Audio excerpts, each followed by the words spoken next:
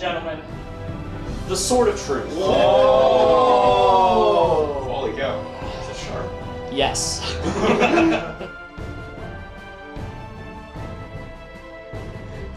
I feel like we're about to get flashed.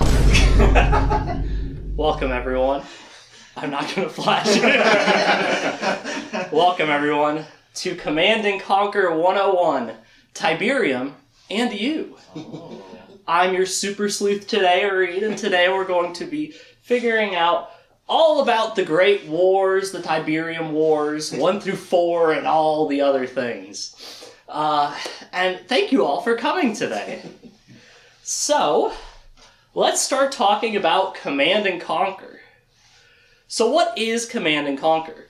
Command and Conquer is a real-time strategy game, RTS, video game franchise, first developed by Westwood Studios. The first game was one of the earliest RTSs in the genre, so this was groundbreaking, except that it was sort of influenced by Dune 2, which they also made, so really that was the groundbreaking one. And then this is just a non-Dune skinned Dune 2. And this is, of course, from Wikipedia, but now I'm quoting it, so now it's a re-quote. Yeah. Like the book series Dune? Yeah. Oh. They made an RTS based on Dune. I guess they made 2 of them, because it was Dune 2, that this is largely taking the technology from, made by the same studio. It's so hot in this jacket already. And it very quickly became a popular franchise that many people, including myself, love today. Maybe Richard too. Yeah. Do you more appreciate the commanding aspect of the games or the conquering aspect? I much prefer the conquering because I'm honestly pretty bad at these games. It's very overwhelming for me. I have to put it on easy mode. I'm more of a story mode Andy, where I just like the cutscenes. So let's talk about what these 3 parts of the lecture are going to be, right? So today we're going to be talking about Command and Conquer 101, Tiberium and You, going over the Tiberium timeline. This is sort of like the main franchise. Although equally, if not more popular, in Command & Conquer 102 that we'll cover tomorrow, we'll talk about the Red Alert franchise, which is a spin-off based on an alternate timeline of Soviet Russia winning. And then finally, in Command & Conquer 103, Richard and You, we're going to talk about the most Richard-y version of Command & Conquer, Generals. The Generals franchise, yes. The middle one looks to be a lot different in tone. It is a lot different in tone. There's a reason a lot of people prefer Red Alert. I can't figure it out. Alright, but let's start talking about Tiberium. We really need to know about Tiberium if we're going to talk about the Tiberium Wars, right? So this is sort of the crux of this whole timeline, is this mineral called Tiberium. It's like a greenish crystal. Here's different ways it's been depicted in the different games. I don't remember which game. That might be 3. I don't know. Sometimes it looks weird. But it's generally a green crystal that it appeared in an asteroid that landed on Earth around the Tiber River. And that's why it's called Tiberium. And people have basically been fighting over this thing ever since it got here, because it is such a good power source and resource. Yeah. When did it get here? When did it get here? We'll talk about that. Okay. We'll get to the timeline a little bit later. I want you to know Tiberium is this crystal. It grows, it spreads. That actually becomes a bit of a problem later. Tiberium. There's another thing we have to talk about too, and that's Cain. We have to talk about Cain if we're going to talk about Command & Conquer. He is the star of the show. He puts everything else in his shadow.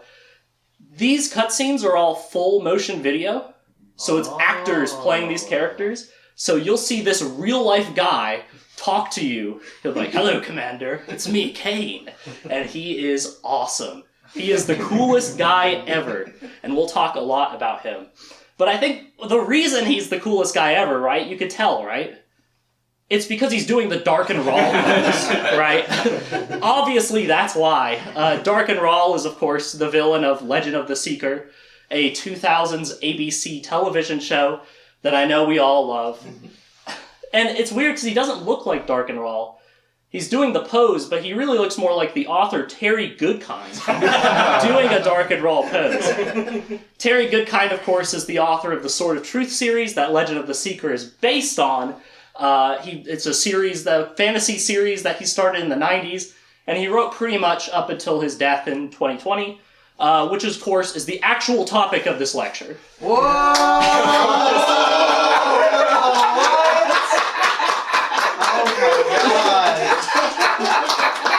That's right! That's right! We're learning about the Seeker today! Sorry, Kane is the coolest guy. Alright, let me get this crap off. Ah! You were like, I'm not very good at these games. Oh, man. I don't know when Tiberium landed on Earth! I don't know!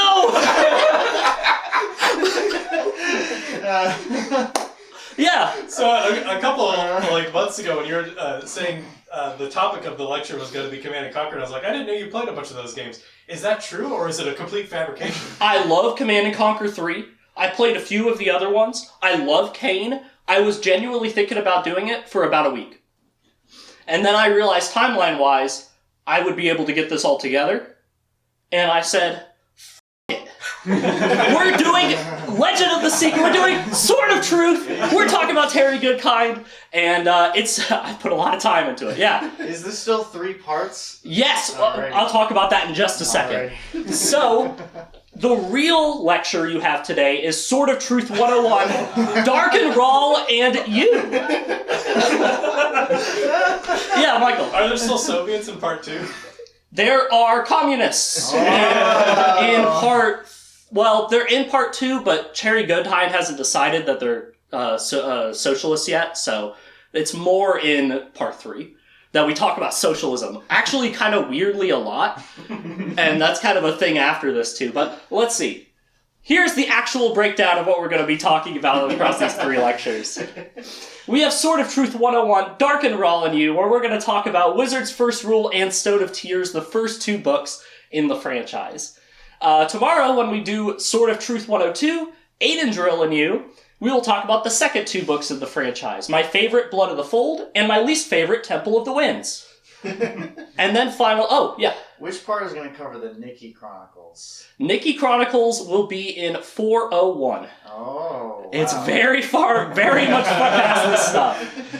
And then finally, Sword of Truth 103, Socialism as You. Here it is, Michael. We will talk about, first, the short novella, Dead of Bones, which is very short. I have 1 slide for it. And then we will talk about the 5th and 6th mainline book in the series, Soul of the Fire and Faith of the Fallen. Michael. How many total lectures do you think it will be for the whole book series? Because it's a long book. I actually planned it out. I have a little slide about it at the end of 103. But it's these 3, and then I have 3 more to finish the main line, and then I have 2 for Richard and Kaylin, and then 1 for Nikki Chronicles and 1 for Children of Dahara, but Nikki Chronicles might end up being 2. So it's going to be a lot. Let's see, it would be 3, 6, 7, 8, 9, 10, or 11 lectures. Oh my goodness. If we are to go through everything. Let's start with this and see how we feel. This gets us, there's 5 more mainline books in the mainline series after this. So we're getting about halfway through it. So that's pretty good progress, yeah. Did you just put their faces over the Command and Conquer people? Yes, I'm glad you recognized that. I absolutely did. Wait, hold on, we'll go back. Yeah, see, there's the Command and Conquer people. But now it's Richard, Cypher, and Kaylin M. now. So that's the plan. But anyway, before we get into the actual books, so something you kind of lose by hearing about them from me is a lot of Goodkindisms. So Terry Goodkind, the way he writes, he has a lot of things he says that's like, no one says that, but he says it a lot. So I want you to know what these are, and I kind of thought it'd be fun for you guys to try to guess what some of these mean, what he means by that. I don't think they're that hard to figure out, but I thought it could be fun. One thing that characters say all the time in these books is, "Dear spirits." What are we thinking? Okay. Any ideas? Any of you? Great Scott. Pretty much. It's basically just like Dear God, but it's referring to the good spirits, which are kind of like angels in the Sword of Truth universe. What do you guys think about Wayward Pine? Michael, again. Isn't that a place you sleep under in the forest? Yes, it is. It's a big pine tree with low-hanging branches, good for camping under. I was This is the first couple chapters. I was doing some research. I don't think this is a real thing. There's a show named it that's like a Twin Peaks inspired thing, but I think it might also be a Terry Goodkind inspired thing. As far as I know, this is not a real term. I could be wrong, but I did some research. I couldn't find anything but the show and people on like the Terry Goodkind subreddit being like, what kind of real pine tree is a whitewood pine most like? Yeah, Andrew. How active is the Terry Goodkind subreddit? I surprisingly see posts on the Sword of Truth subreddit pretty often since I joined it, but it's all people who like barely speak English being like, I really think Richard should end up with Nikki. So it's not super quality content, but we'll talk about Nikki later. What about checking if a sword is clear in its scabbard? People do this pretty much every 5 seconds in Sword of Truth. Cliff. Is that like when you make sure that you can like unclip your sword quickly? Basically, they basically like lift it from the sheath just enough to make sure that nothing like clothes aren't hooked on it, and they drop it and let it go back in. Once in the entire series is it ever not clear in its scabbard. It's pointless. It's always clear in its scabbard. It's always clear.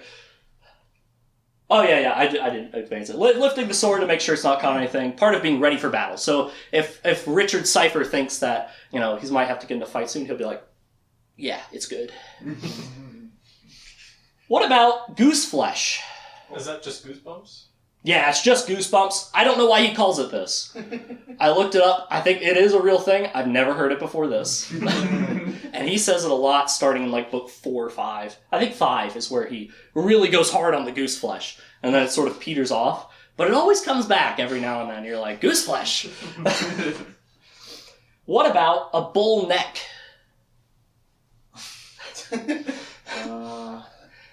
Oh, I see some blank stares on that one. So that's just a really thick neck. Usually attached to a big, beefy dude. So when Daharans, which are kind of like this militaristic country, when they show up, a lot of times they're huge, and Terry Goodkind's always like, and he had a bull neck.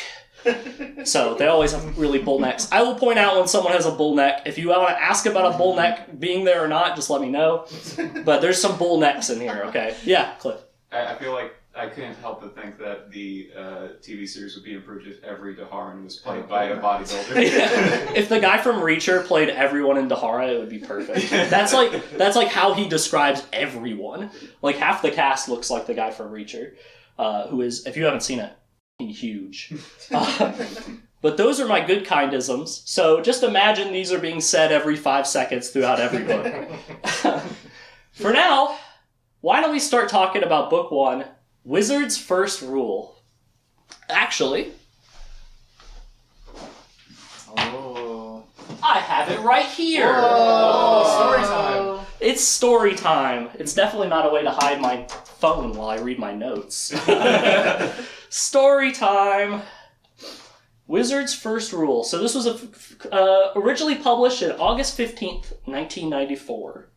So that was 30 years ago. All right. I didn't think about how I juggle all these things. I have more things too later. All right. So because it's a book, there's not like pictures. So I have these out of context spoilers for every slide that I will be referring to, and you guys can ask questions about any of them as we get there. So the story starts with Richard Cypher. He is a woods guide in the land of Heartland, which is, well, hold on. There's more.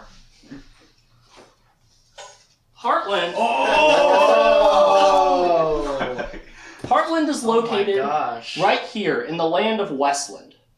So, the land of Westland has no magic. A long time ago, a great wizard erected a barrier going about right here, along this mountain ridge here, that separated the land of Westland from the rest of the Midlands and Dahara and all this stuff that most of the people in this book don't even know exists yet. And this land has no magic because they all wanted to live without magic. This is where Richard is from. There's no magic in his land. He is a simple woods guy living a simple life. So what I mean by a woods guide is when official people come through and want to get from A to B, or they just want to see the woods, he's the one who guides them through. He's an outdoorsman. But he's run into a bit of a pickle recently. You see, his father's been murdered. Sliced open with a strange knife, his guts spilling on the floor. And he's like, this is not good. So now he's tracking and searching for the killer. While searching, he finds this strange vine that comes up and bites him, which I have the rumor read right there. It bites him. He's like, that was a strange vine. And while he's searching around, he's like, I don't know what this vine is. He takes a little sample. He sees something red swooshing through the air. He's like, what the heck's that? So he's like, I gotta get to higher ground to see what that is. And he climbs up to this high spot on top of a hill, and he can't find it anymore, but he spots something else. A woman running from 4 men with bull necks and blonde hair. That's Dolph Lundgren, by the way. He would be a good Daharan. So Richard goes down to help the woman. You know, he's a hero. He helps people in need. He's always had that good heart in him.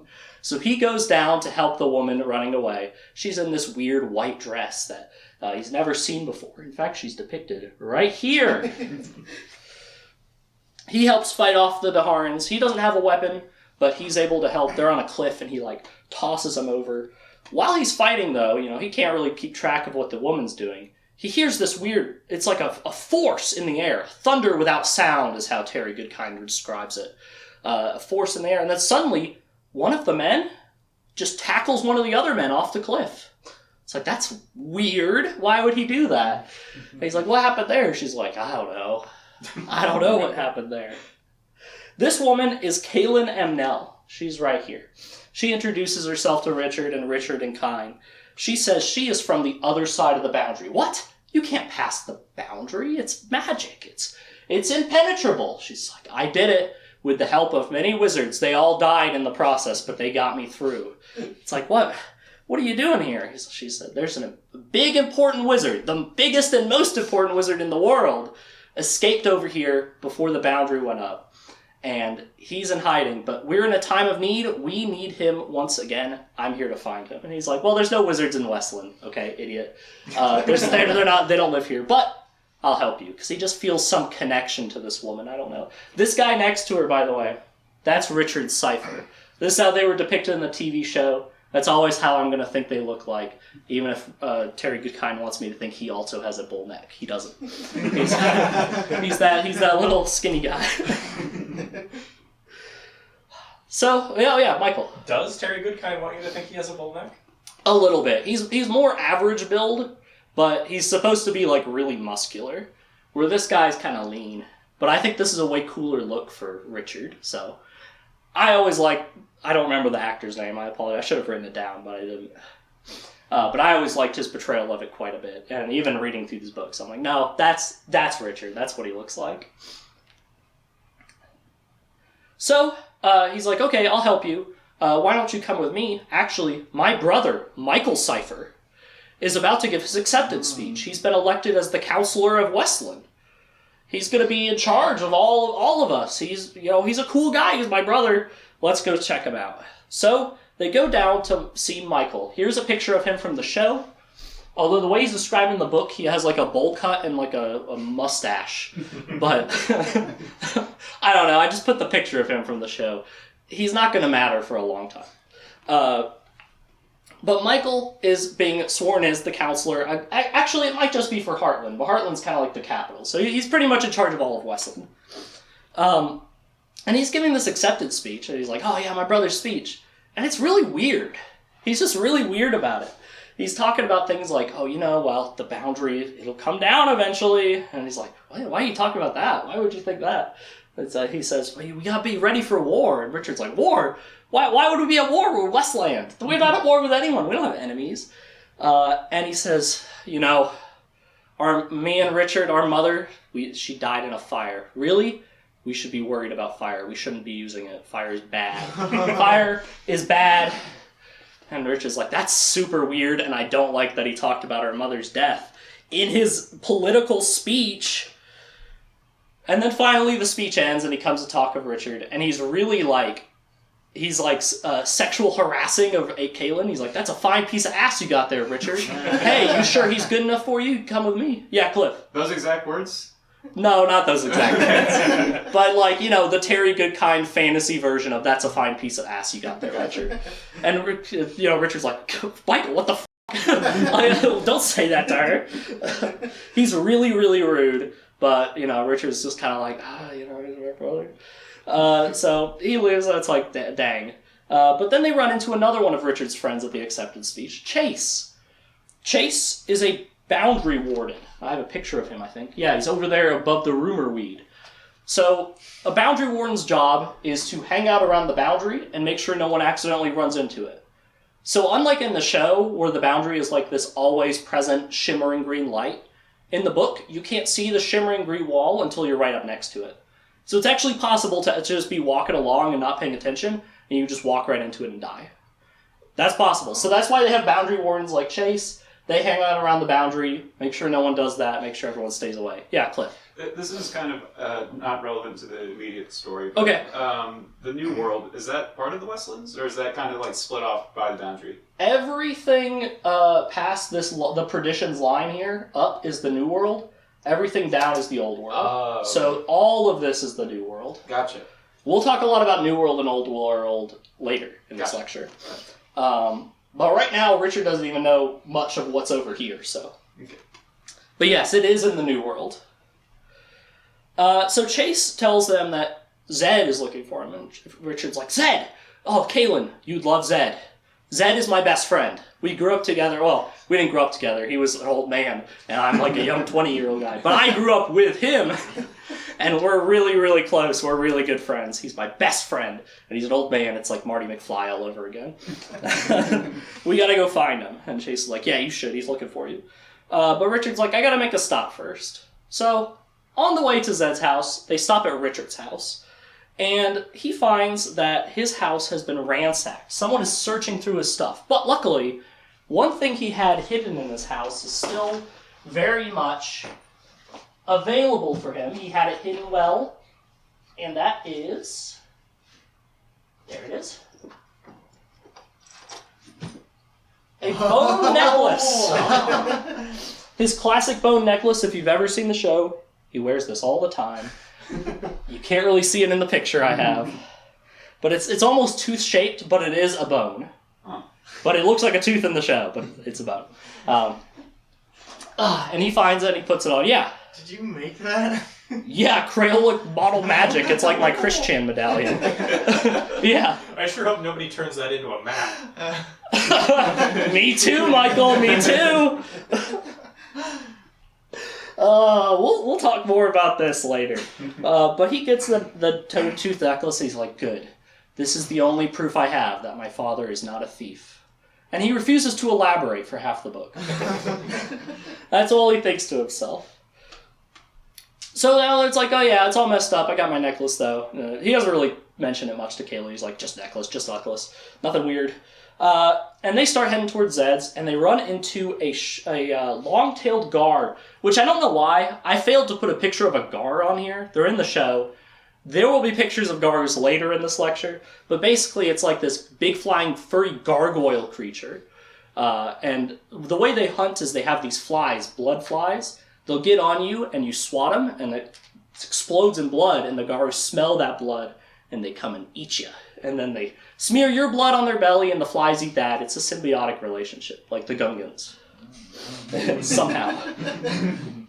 But there's a gar, and the flies are biting, and Kalen's like, do not swat those flies. And they hide, and they see the gar stalk around. And eventually he leaves. So do not swat the blood flies. Yeah. Are the gars native to the Westlands, or do they No. cross the boundary? Kalen tells him they're from Dahara. They got around through the boundary, around the boundary. Someone has brought them here through the boundary.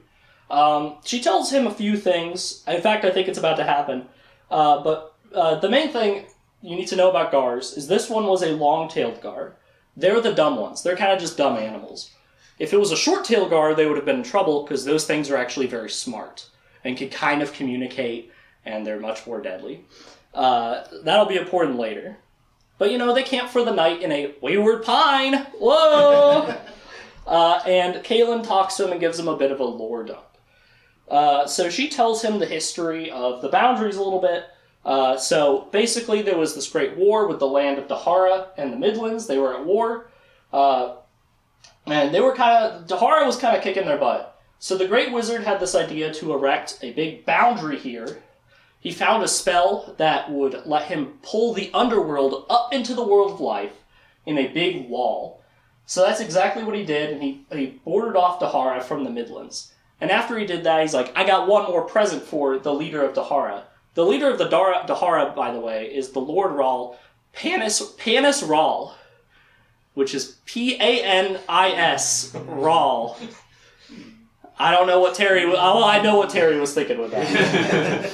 But the Great Wizard creates a giant ball of wizard's fire, which is not like a fireball like you'd think. It's more like napalm. It's like sticky, like fire juice. And it sticks to you and you can't get it off. It's very deadly. And he throws it through the boundary as it's going up. It mixes with the death of the boundary because it is just the underworld in the world of life. And luckily, Panis Rahl was standing on his balcony right where that fireball was going. It nails Panis, and he dies from the wizard's fire. And a little bit of it even springs off, splashes off, and hits his son in the leg right next to him. The wizard then, not wanting to be part of all this and wanting to be done with war, casts a wizard's web, which is just like a spell, what he calls spells a lot of times. If you're casting a spell that affects things, you're throwing a wizard's web. I don't know why he calls it that, but it's pretty cool. The Great Wizard casts a wizard's web to hide his identity from everyone, and he leaves to Westland and puts up another boundary right here. So there's two boundaries, actually. One blocking Westland from the Midland, one blocking the Midlands from Dahara. You'll find this is kind of like a boundary too, so everything's quartered off after this war, yeah. Does the boundary go through the mountain range? Because it kind of looks like there's sort of natural boundaries there already. Does it line up with that? Yeah, it kind of does. So this is like not the most official map or the most detailed. There's little maps at the end of a lot of the books, but this was compiled together by Sean Bachman. I have the little credit here. So this is a compiled map of a lot of different maps. It doesn't include everything. Some things might be a little off. But yeah, I think the idea is that it kind of follows these natural boundaries so it doesn't go through any cities or anything. Oh, I'm gonna need water. So let's see. Yeah, but the reason the wizard sort of concealed himself, he's done with war, but also he got kind of mad at the Midland Council. They're like the government of the Midlands. They started doing things that only a wizard should be doing, making decisions only a wizard should be doing, one of which we'll talk about later. But he's like, you guys suck, you don't listen to me. I'm going to do the worst thing I could possibly do to you and leave you to the results of your own actions. Yeah, Andrew. Are people born as wizards, or can you become a wizard? Both. So, I'll talk about it now. So the way magic works here is there's a thing called the gift. And some people are born with it. It's given to them by the creator, which is just their god. And it gives them the aptitude for magic. They have this magic. Some sects will call it like Han, but it's just the gift. You have that magic in you. Everyone has a little bit of the gift. Every single person. So people who have the calling, they're like, my goal in life is to become a wizard. They can learn enough magic to sort of be helpful. In fact, a lot of the wizards, I think all the wizards that helped Caitlin get through the boundary, they had the calling but not the gift. So they trained a lot to become wizards, but they don't have that inherent like special gift for wizardry. But the Great Wizard does. Yeah. Is the gift in any way like genetic, or is it just like kind of random? It is genetic. Okay. I think you can have random spurts of it, but it does pass on a lot of times for offspring.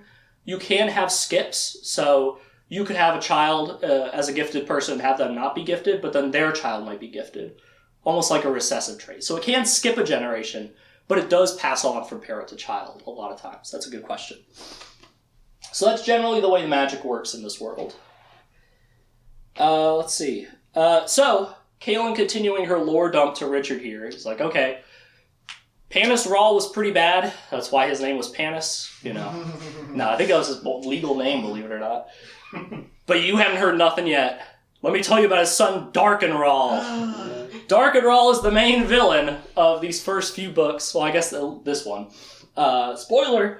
And he has now started his campaign again. The boundary between Dahara and the Midlands has failed. It's down, and he is free to attack once again.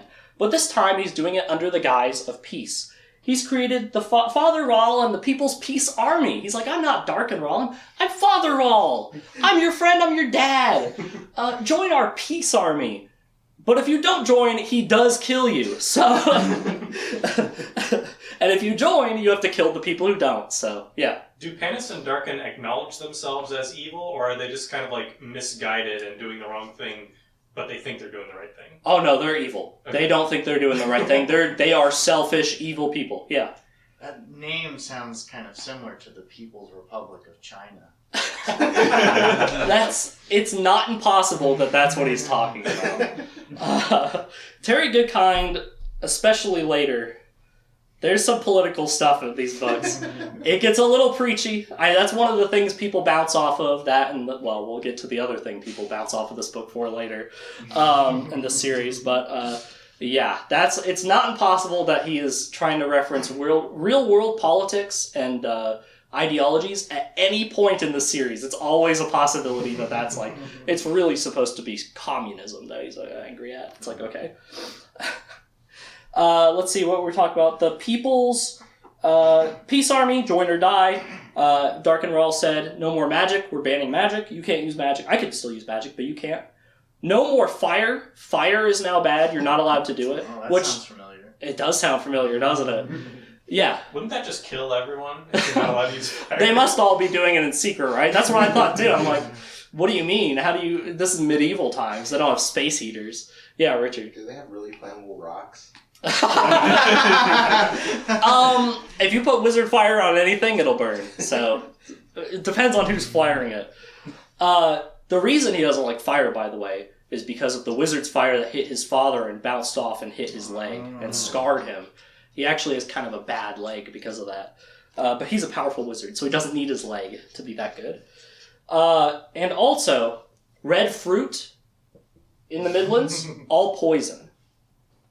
Actually, Panis Rawl did that. I should have mentioned that earlier. I have it here in my notes, though. Yeah. Do you mean that it is literally poison and he made it all poison? He used magic to make all red fruit in the Midlands poison. If a new tree grows with apples, they're also poison. But only in the Midlands. He wanted to fuck over kids. That's literally the explanation. It's like, I want the Midlands children to all die. So I'm poisoning red fruit. He was very evil. Was there another question? That was your question? Okay, why he did it? Yeah, he's evil. He was trying to thin the numbers, destroy morale, win that war. But Darkenrawl didn't do anything to fix it. He didn't care, so. Apples and shit, all evil. In fact, I think when they were at Michael's thing, Richard pulls out an apple and eats it, and Kaelin's like, no! And swats it down. He's like, what are you doing? But yeah, apples, don't eat them in the Midlands. Westland is fine. Probably in Dahara it's fine too, actually. Just Westland, or just the Midlands. And then Kaelin introduces Richard to her friend. She pulls out this little Navi-looking thing and says, this is Shar. She's a night wisp. She helped me get through the boundary. She's my friend, and we're on this journey together. But she is dying, so you're not going to see her much longer. It took a lot of energy to get me through the boundary. And Shar talks to Richard a little bit, and it's like, we must stop Darkenrawl, Richard. He's really evil. We have to beat him by the first day of winter. And Richard's like, okay. And then Richard goes to sleep, and Kaelin talks to Char by herself, and Char's like, Kaelin, use your power. I want to die in love. It's like, what? That's weird. So Kaelin touches Char, and we have that thunder without sound, and it's like, thank you, Kaelin. I love you. And it dies. After doing pretty much nothing. It shows up, says, kill Darkenrawl, please, and it dies, yeah. So she's come over the boundary to retrieve the Great Wizard. Yes. And getting over the boundary took the deaths of multiple wizards and that Night Wisp. How does she plan to get back? She's kind of hoping the wizard would figure that out. Okay. Yeah. Is it just a coincidence that she's talking to Richard, or did she, seek him out?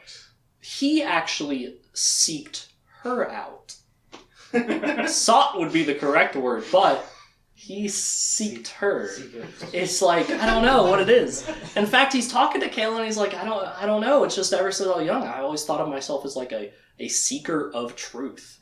And she's like, how do you know that word?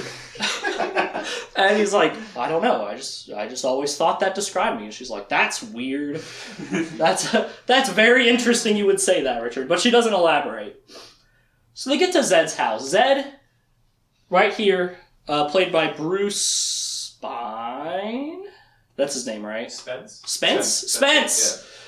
He's actually a kind of notable actor. He's in Lord of the Rings as the Mouth of Sauron. He's in The Matrix as some homeless guy on a train. That's like the third one. Is he really? Yeah. I didn't in the originals. I haven't seen those. Revenge of the Sith. He is. Lower level. Thousands of battle droids. That's him. That's Zed. That's Richard's best friend who helped to raise him is Zed. And they get to Zed, it's like, Zed! And he sees Kaylin, and he's like, boy, has she touched you? And he's like, no. And she's like, I haven't touched him. I haven't touched him, okay? And he clearly knows something's up, but he's freaking out. He's like, do not touch him. Do not touch him. And she's like, oh, I'm not going to. And Richard's like, oh, yeah. She's like, oh. And he gets really sick, and he passes out. The snake vine that bit him earlier, the rumor weed, its poison is coursing through him. And Zed, he sees the vine that Richard has, and he kind of knows what's going on. But while they're treating Richard, Kaylin sort of explains things to Zed. Oh, crap. I dropped my clicker of truth. He explains... I'll just put it in here. He explains things to Zed. She tells him, everything that's happened about meeting Richard and the Gar and Dark and Raw and why she's there and everything. And she says, the boxes of Orden are in play. And, Richard's only half conscious at this point, but he hears this, and he's like, I recognize that name. That's from the Book of Counted Shadows. A book that he was forced to memorize by his father when he was young, over and over again, till he could write it all from scratch. He has it ingrained in his memory, and his father says, now you must burn it. His father has never read it, no one's ever read it. It's all in his brain. That's a picture of it from the show. But he's like, I recognize the name Orden. The boxes of Orden, that's from the Book of Counted Shadows. But he doesn't elaborate on this, why he was forced to do that. He just thinks about his father forcing him. And the Kaylin tells the wizard, she tells Zed, not the wizard, she tells Zed that the wizard must appoint a seeker. It's time, we need a seeker to defeat Dark and Rahl. So Zed's like, okay, let me think about this. And he goes outside, and he pulls out this rock, and it expands into a giant rock. And he sits on it, and he meditates, and at this point it's pretty obvious he's a wizard. But no one's watching right now, so... and he communes with his parents in the underworld. And he's like, don't make me do it, parents. And they're like, come on, Zed! Make Richard the Seeker! You know he's the Seeker! He's clearly the Seeker! He's like, I don't want him to get hurt! He's family to me! And it's like, oh, Zed... He's family to him. Oh yeah, they grew up together. He basically raised Richard. They're best friends. Okay. They are best friends. They're super good friends like Marty McFly and Doc Brown. That's his name. He's like, he's so close. We're so close. I don't want him to get hurt. It's like, but he's the Seeker. Come on, just name him. And Zed, it's not that bad. Dark and Rahl only has 2 boxes right now. He's like, what? Only 2? Not the third? He doesn't have the third one? It's like, nope. He only has 2. So it's still time. There's still time to stop him before the first day of winter. And he's like, okay. So he stops talking to his parents. He gets his big rock and puts it back in his pocket. And he goes back inside. And Richard's awake now. And he's like, Zed, I figured it out. You're the great wizard. And Zed and Kaylin are both like, oh, how'd you know that? As if it wasn't super duper obvious. But they're really, really impressed by this. And he's like, yeah, it's clear, you're old and you're doing this mysterious stuff and you're a cloud reader. So you can look at the clouds and know what's going on, and that's basically magic. He's like, fuck, that is magic. I am using magic when I do that. And he's like, oh, bags, Richard! You're the Seeker of Truth! And he's like, what? What's a Seeker? Zed reveals to him something he has in his back room. Ladies and gentlemen, the Sword of Truth. Whoa! Holy cow. Is that sharp? Yes. This is a real sword. An ancient weapon forged 3,000 years ago by wizards in a great war. This is the ancestral weapon of the Seeker. Zed has it in his closet. So I can't put the clicker there anymore. I have a sword now. Yeah, Is it clear that it's scattered?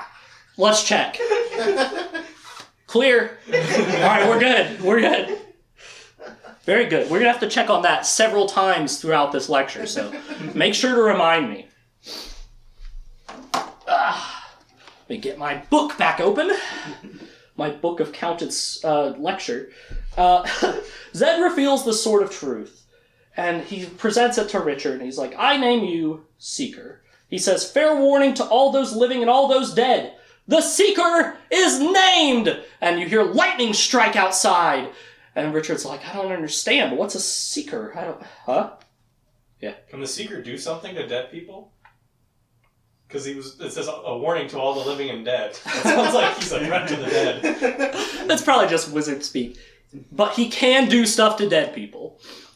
But not for a long time. No, he'll do it in the next book.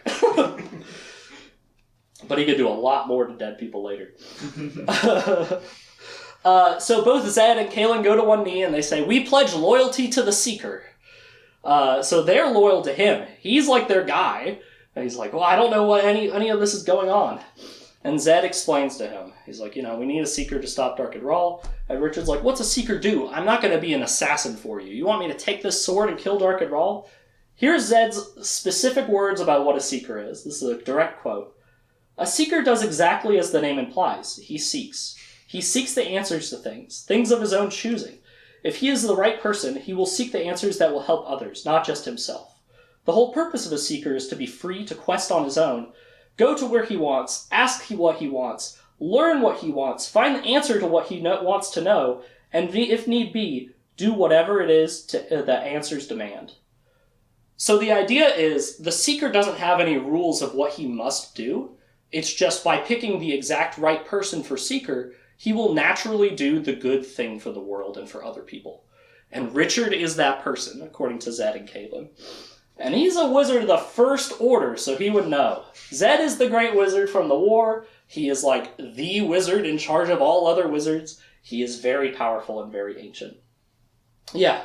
What is different, I guess, between a Seeker doing whatever he wants and just someone else deciding to do whatever he wants? So the Seeker does have some inherent, abilities that, once you find them, it's like, oh, you're the Seeker, I could tell. The Seeker can also harness the magic of the Sword of Truth correctly, without it really messing them up, as we might see later.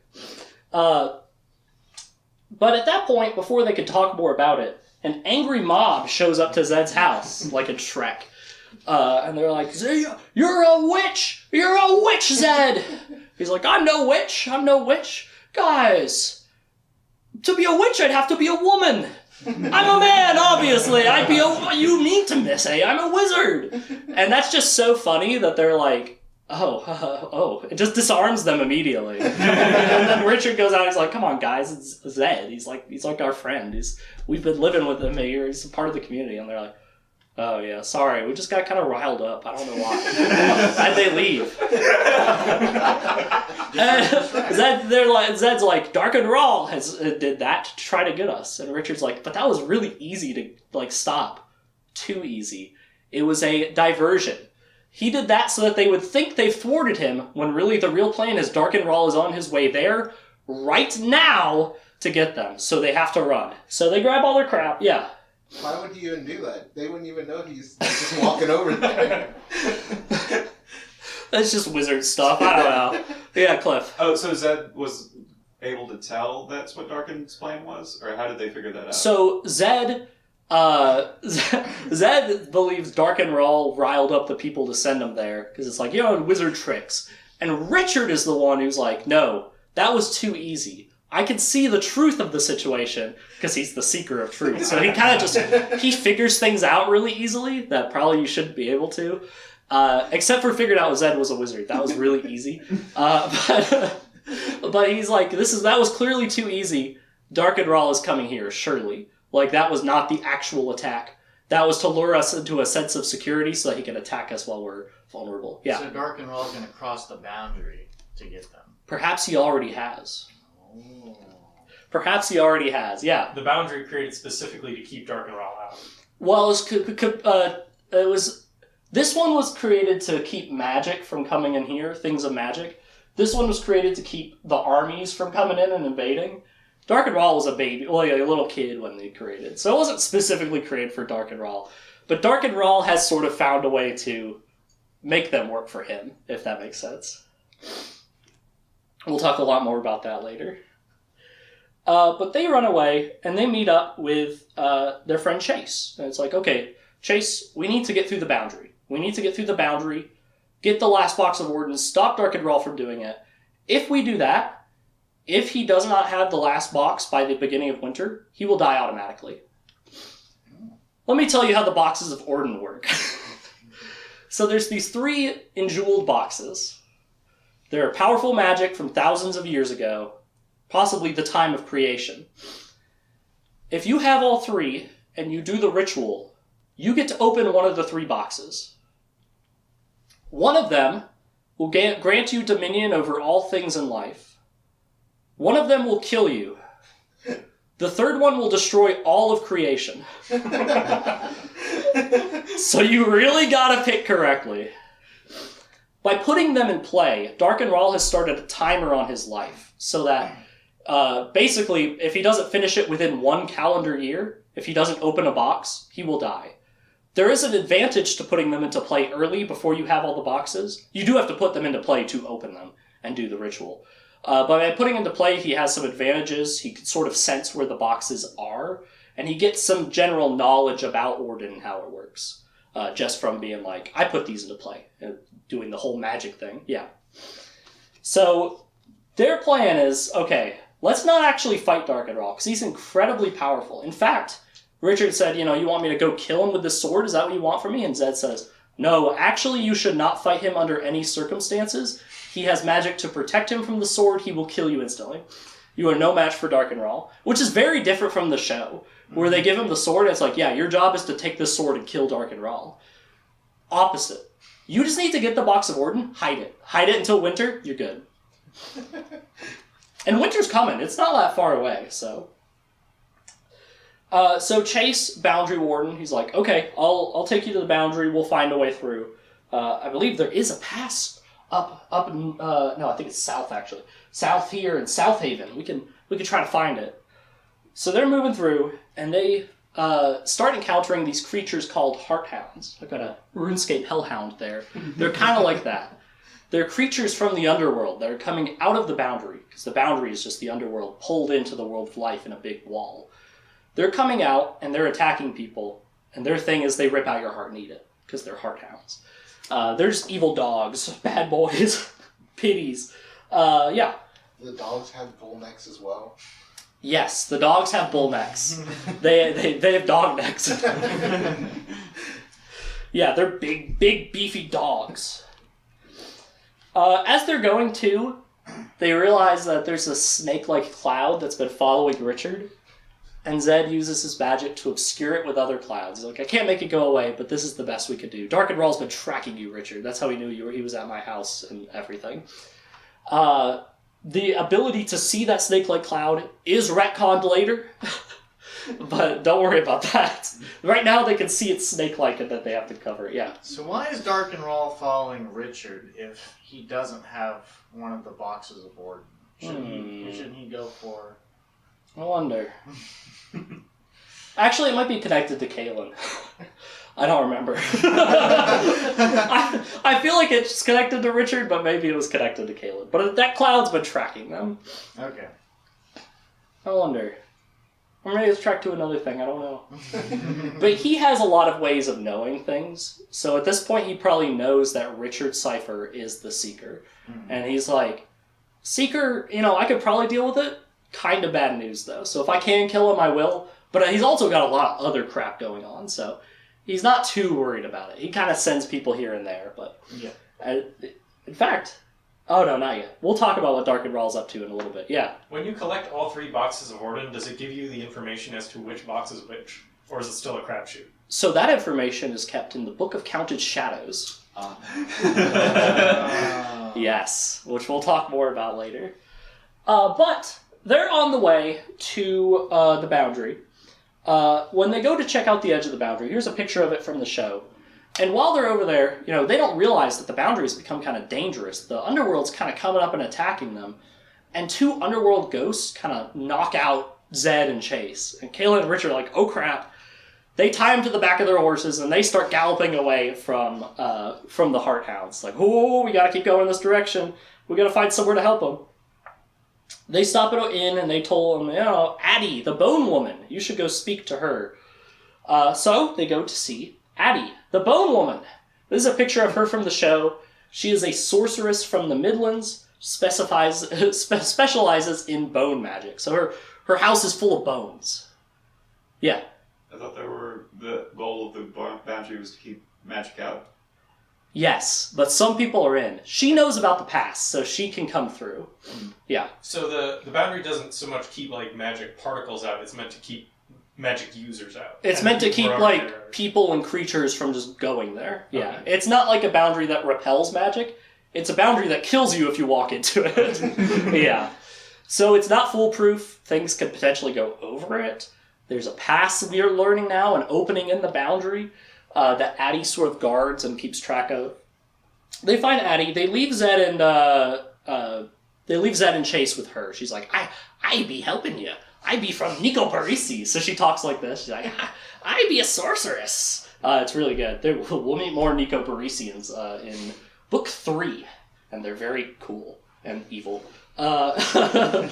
So Addie gives them a couple things. First, she gives Kaylin a bone necklace like this to help her get through the boundary, but she doesn't give one to Richard. She says, I see you be already having one. And he's like, yeah, I guess I do. She also gives them a Nightstone, which I realize I never bothered to make a prop for, which I'm a little sad about. But a Nightstone is pure black stone. It's in this little sack. And she's like, you would be using this to see when you're in the pass. And she doesn't tell him much. She's kind of cryptic. And Richard's like, God, I hate riddles. Just tell me things. And she's like, oh, like telling him riddles. So,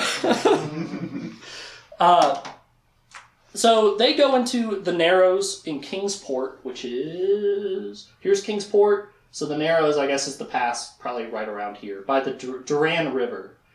Who's this? So they're going over to the pass. There's only a few steps of clearance on either side. It's a very narrow opening in the boundary. There's lots of dangers in the pass, too. There's these creatures called grippers, which are like rock crabs from RuneScape. There's a lot of RuneScape. Oh, this is my idea of a Nightstone. It's a pure black stone. There's also shadow people, which are kind of just shadowy people from they're underworld creatures. And they're like kind of out in spades. It's like, what's going on? It's almost like Darkenrall has sent them from the underworld to come get us. It's like they're really not on our side right now. So Richard realizes that by taking out the Nightstone to see, it draws the shadow people to them. They start walking, they can find them. So he has to very sparingly pull it out to see, and then just walk a little bit, and then yeah. It's very dangerous. But enough about that. While they're getting through the pass, let's talk about Darkenrall and what he's up to. I gotta tell you, he's not up to good things. So Darkenrall, this man on the left that you already saw when I was still pretending to be a Command & Conquer lecturer, he is the Lord Rall of Dahara. Father Rall, if you will. He's a nice guy. This is his second command, Demon Nas. He is a child diddler and a very evil guy. Demon Nas brings Darkenrall this child. His name is Carl. That's just a picture of a kid. Carl. It's like, here's Carl. And Darkenrall's like, thank you. You didn't touch him, did you? He's like, no, not this one.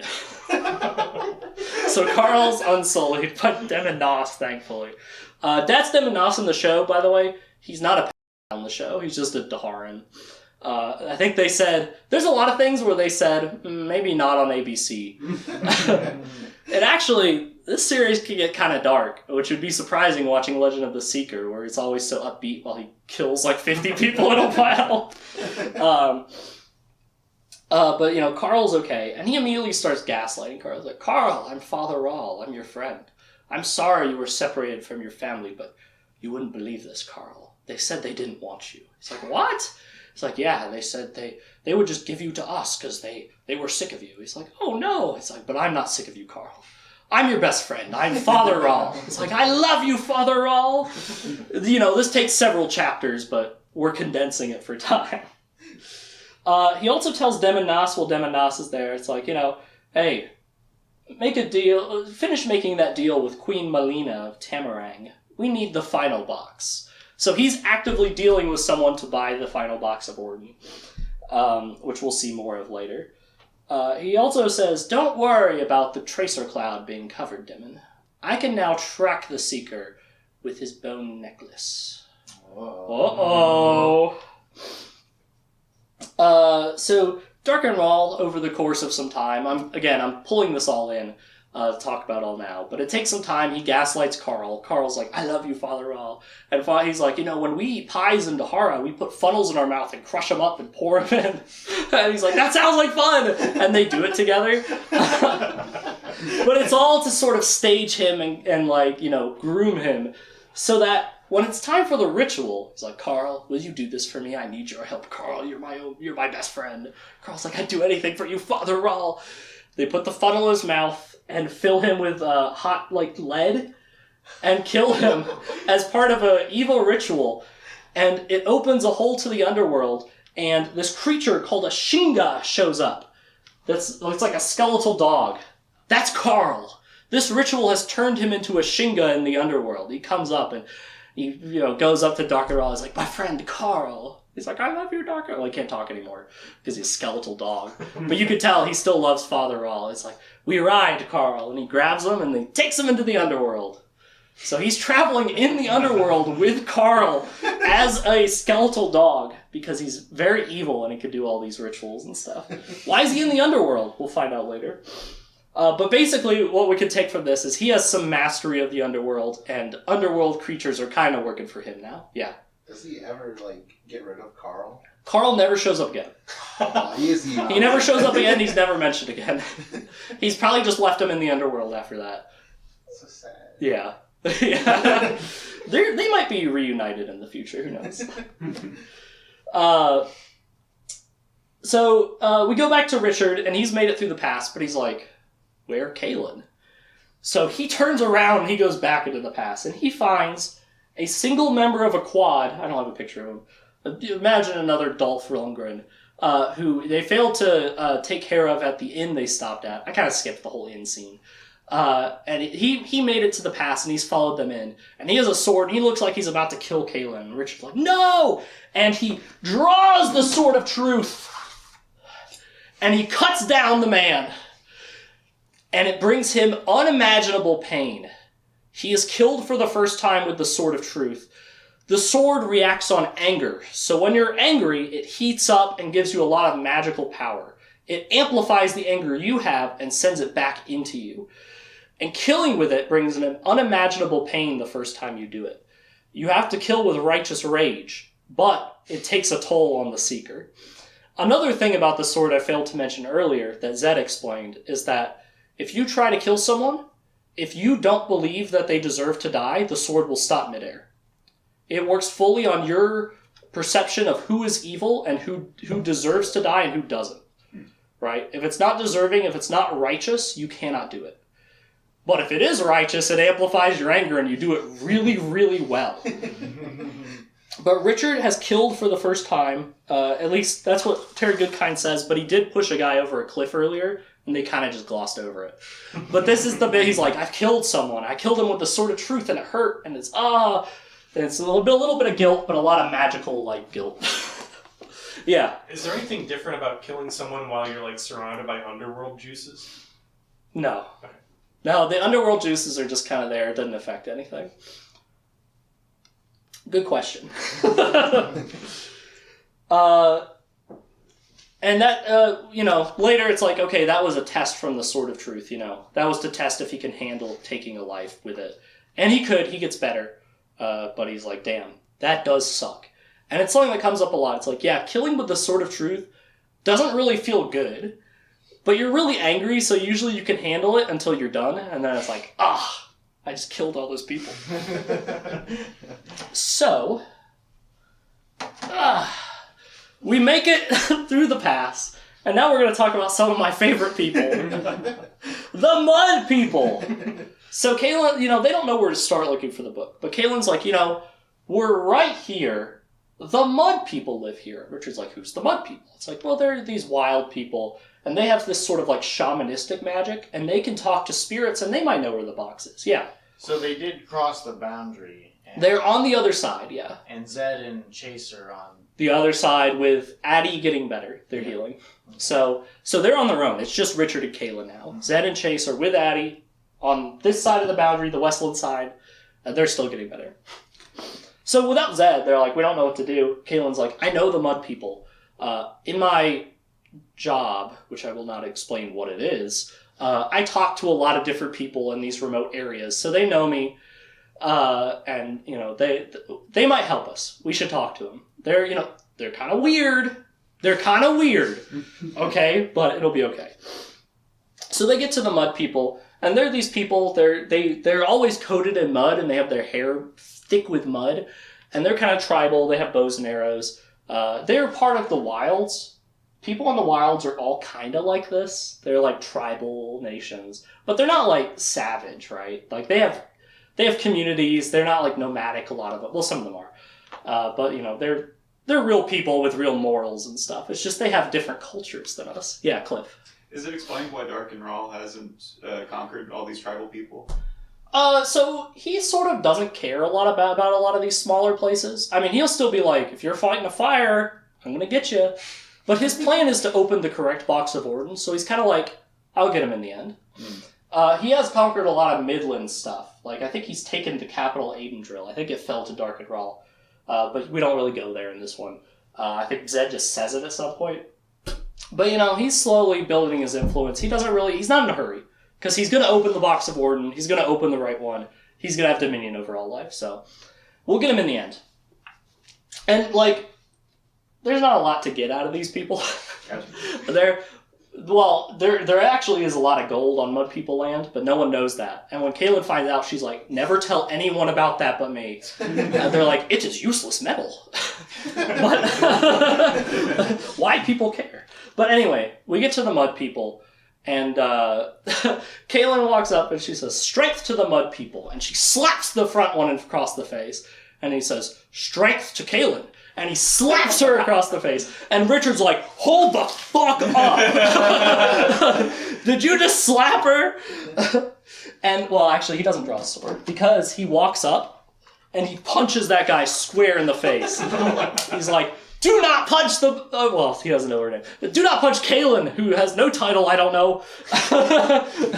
And the guy, pinches him back, and he's like, I am honored you honor my strength so much with such a strong hit. You are angry. We will call you Richard with the Temper. So that's what they call him. But Kaylin has to translate, because they're all speaking in Mud People he doesn't understand. So Kaylin translates this, and they're really happy that you honored their strength so much to punch him so hard. So he's Richard with the Temper. They all really like him, actually. They don't usually like outsiders, but they're like, this guy's got gusto. They get to the Mud People, and they talk to the Mud People. Like I said, Kaylin knows these people. So even though they're not usually happy about outsiders, they know Kaylin, and Richard was a badass, so they're like, come on in. They talk to the elders, and they're like, we need to do a seeing of your ancestors' spirits. We need to commune with them to know where the box of Orden is. And they say, no. The communion with the ancestors' spirits is for Mud People. You are not Mud People. It is a meeting of our ancestors' spirits, not yours. You can't do it. It's like, okay, what if you make us Mud People? It's like, I don't know. But afterwards, Richard's like, I realized there was this other guy, not in the council, who really seemed like he was in charge. So they go up to him, and he is the Birdman. That's from the movie Birdman. But he looks more like one of these guys. He has like bird whistles around his neck, and he communes with birds and stuff. But he's actually in charge of the Mud People. He's like the big elder, but they kind of make a show of him not being. But Richard figures it out because he's the seeker of truth. He kind of just noticed and figured it out because he's the seeker. So they talk to the Birdman, and Kaylin, she's in good terms with the Birdman, and he says, if you have any hopes of becoming Mud People, you must do something with our people with no expectation of a return. Like, you must do something out of the goodness of your heart, not expecting to get anything out of it. Yeah. By saying that, isn't he setting him up to expect becoming a Mudman out of it? Yeah. But it's like, you have to not expect it, but the only reason you're doing it is because you're hoping. But you have to understand that it might not happen even if you do this. And they're like, oh, okay, well, hey, I noticed your roofs are all like thatched straw. We have this thing in Westland, they're called shingles. They're really, really good for roofs. It's not like these shingles, it's like clay shingles. But he teaches them to make shingles. And, they're here for like a week or two, like helping. Like, they're here for a while. Yeah, Cliff? It seems odd that the Mud People wouldn't already know how to make clay shingles. They just never bothered to learn, yeah. Do they talk about how to turn mud into clay? You have to use fire. No, that doesn't come up. Maybe they, just soft mold them.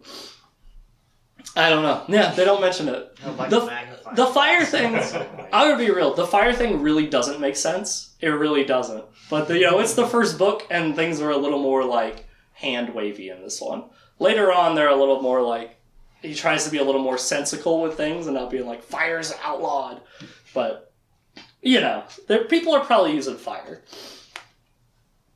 So he teaches them to make shingles. While they're there, they stay with Kaylin's friends, Savidlin, who's actually the man that Richard punched at the beginning, his wife Westland, and their son Sadine. Sadine is a little boy. He'll be important later. Yeah. Was there a resolution to Michael, or are we gonna... Michael is he's still the counselor of Westland, and they kind of just left him behind. We might come back to Michael. Okay. But right now he's just kind of booling, and he doesn't like fire, and he's like, we need to be ready for war. And it's still weird, but we'll come back to him. Yes, okay. So, they make all these shingles, and they're like, all right, ancestors, we did something for the Mud People. You want to make us Mud People? And they say, no. We gave you no promises. You did this out of the goodness of your heart, and now we say, thanks. Whatever. And Richard's like, well, we just wasted a fuck ton of time. We gotta go somewhere else. Obviously, this isn't working. So, Richard and Kaylin pack up to leave, and they're like, where's the Nightstone?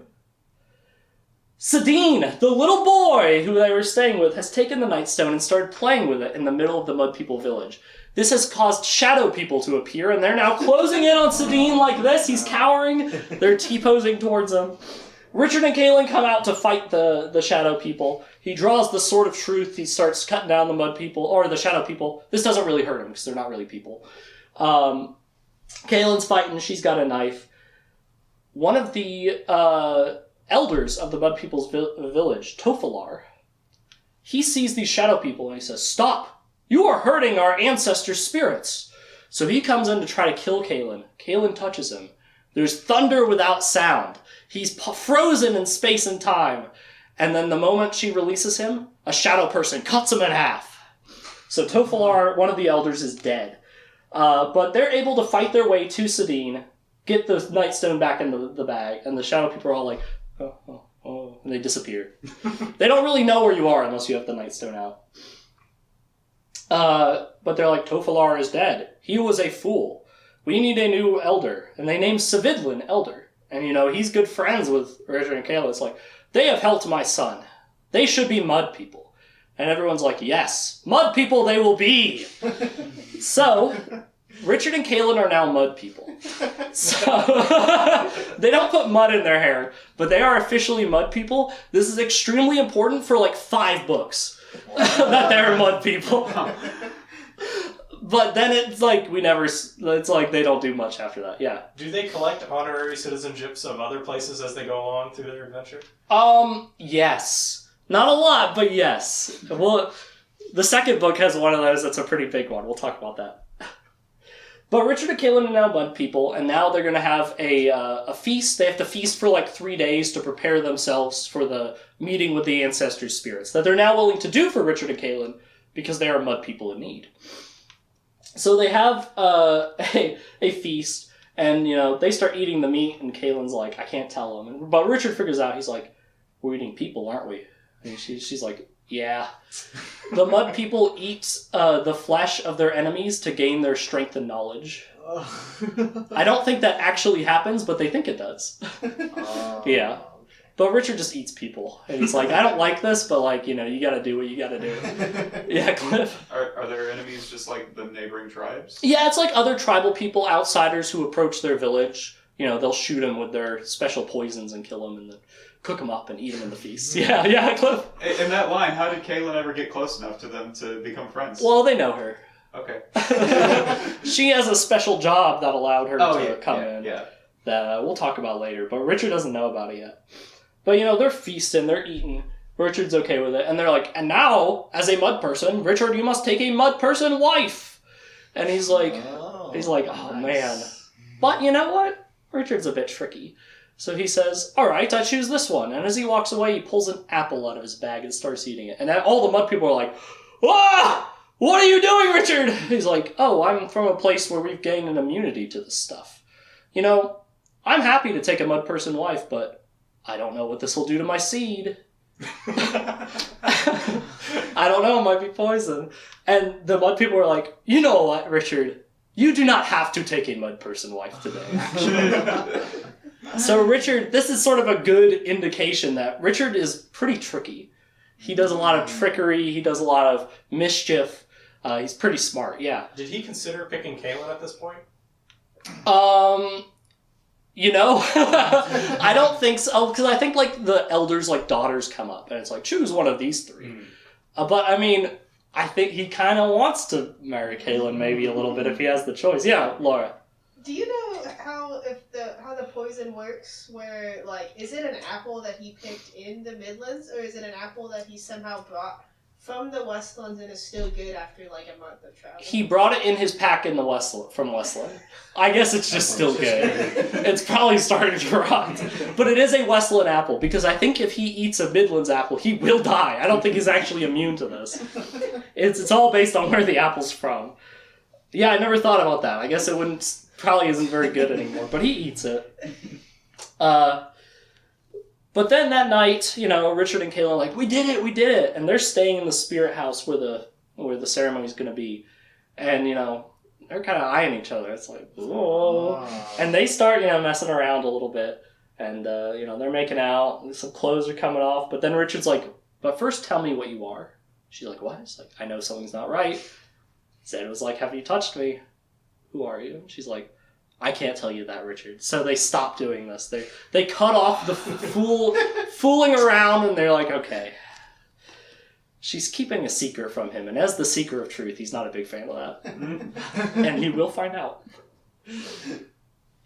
So the next day, they have their muddy gathering. They have to get naked and slather themselves in mud with the ancestors.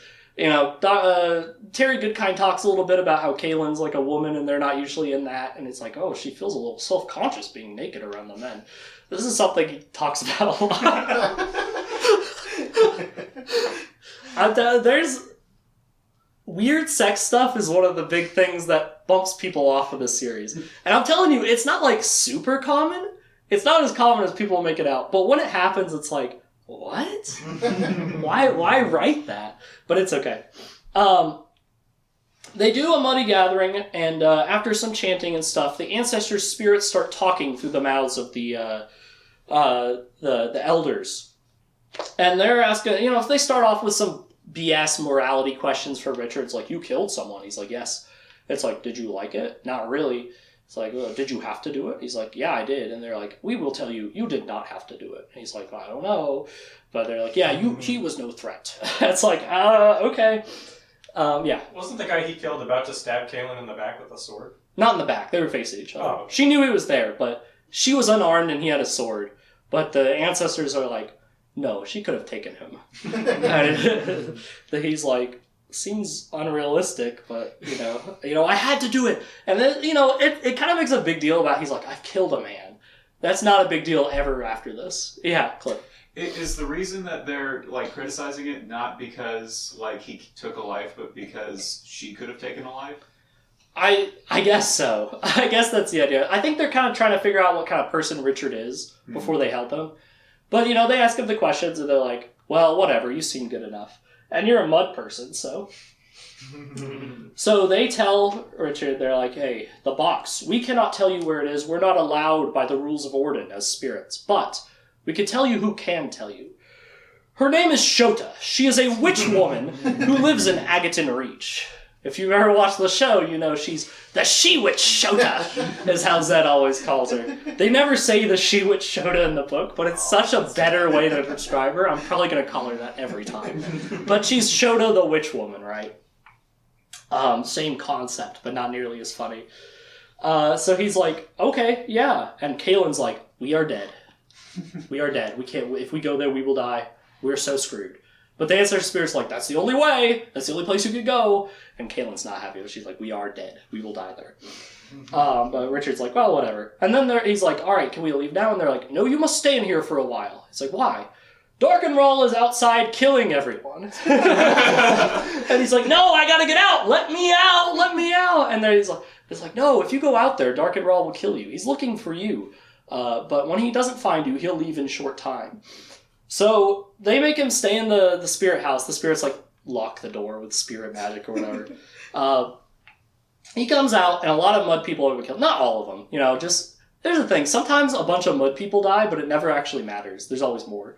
That's actually the case of a lot of groups of people in this book. It's like and they killed 1,000 people, but it's okay. There's like an undefined infinite amount more for like it never really matters. But Richard's like, no. But worst of all, Darkenrall picked up Sadine, the little boy, and he says, "This is a gift for a friend of mine." Oh no! Oh no! He has taken Sadine for Dem and Nas, and Kaelen hears this, and she's like, she's not happy about this. But they're gone.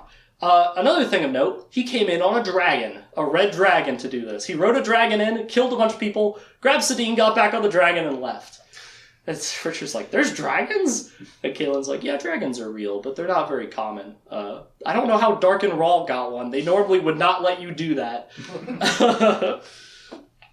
So they're going to Agaton Reach, and it's our only chance. But Kalen's not happy about it. But the Birdman says, Richard with the temper, wait. I have something that may help you on your journey. And he gives Richard a bird whistle from his collection. So Richard to add to his net collection. This collection will grow exponentially over the course of the lecture.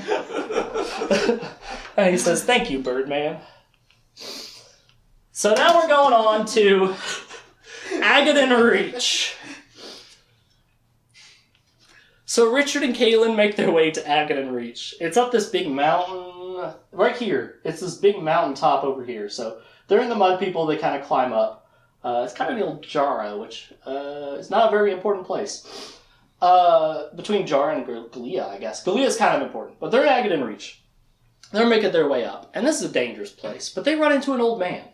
He's like, I'm old John! Hey! I'm here to help you guys! And Richard says, oh, are you friends with Zed? He says, yes, I'm friends with Zed. I'm old John. I'll show you where to go. Zed's okay, and we found the box, so come with me. So they start following old John, and then Richard notices that as old John walks through like branches and stuff, normally, because he tracks things a lot, so he understands this, it's not breaking anything off. He's just going right through it. And he's like, he realizes, I said Zed first, and then he just agreed with me. This guy doesn't know Zed. So he draws his sword. This man transforms into a big beast that they don't describe super thoroughly, but he's like a big bear guy. He's a Calthrop. That's the name of the creature. These never appear again. But Richard fights the Calthrop, and he eventually kills it. But in the confusion of the fight, this little gremlin-looking guy, he actually looks like he's described very much like Gollum from Lord of the Rings. In fact, I would go as far as say it's probably a ripoff of Gollum, based on when these were the genre of this and when these were published compared to each other. A real Gollum guy is like, "My sword, get me!" And he tries to take the Sword of Truth, but Richard's not going to lose a fight to this guy. So he pins him to the ground, and he still has the sword. And he realizes, "Where's Kaylin?" He says, "Master Shota has Caitlin. I take you to her. She wants to see you." So Shota has taken Kaylin, and now Samuel, that's the name of this boy, this disgusting man, his name's Samuel, and it's like, "All right, Samuel, lead the way." And he's threatening with the sword. He's like, "That's my sword." And it's like, "No, it's not, Samuel. It's mine. I'm the seeker." So they continue on up to the top. And Richard, when he gets there, he sees someone he recognizes. It's his mother. His mother's at the top, and she's like, "Mom, you died in a fire." She's like, "It's me, Richard." And he's like, "No, it's not.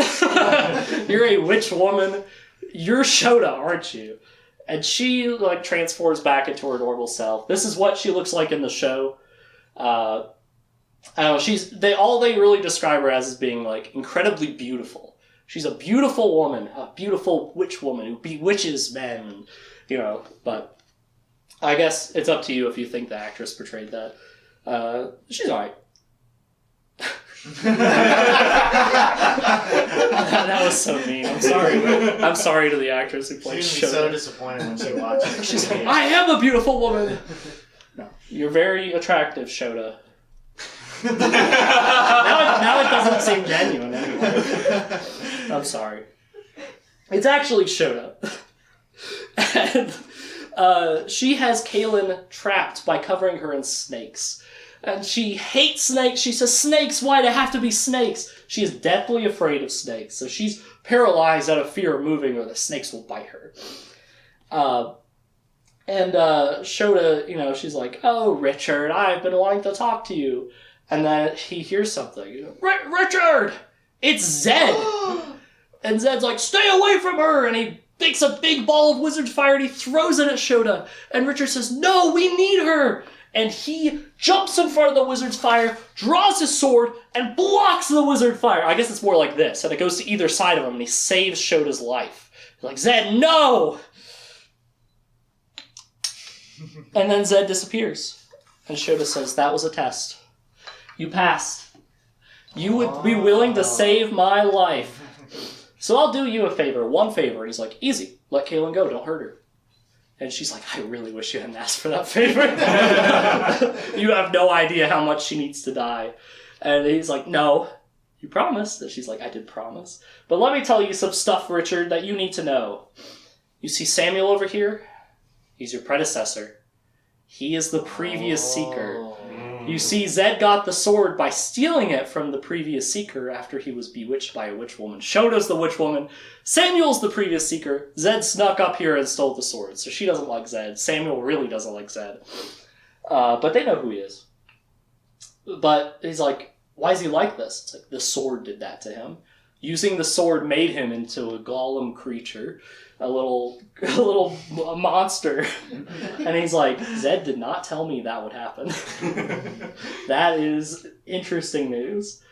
Shota is like, alright, as a witch woman, I can see into the flow of time. So she can see a little bit of prophecy. It's kind of vague, but she knows things that'll happen. She's like, 1, I saw in the future that Zed will shoot wizard's fire at you, for real.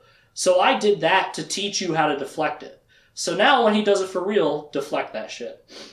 However, I also saw that Kaylin will use her power on you. You have no chance to escape this. This will happen. In fact, she almost did already. He's like, what power?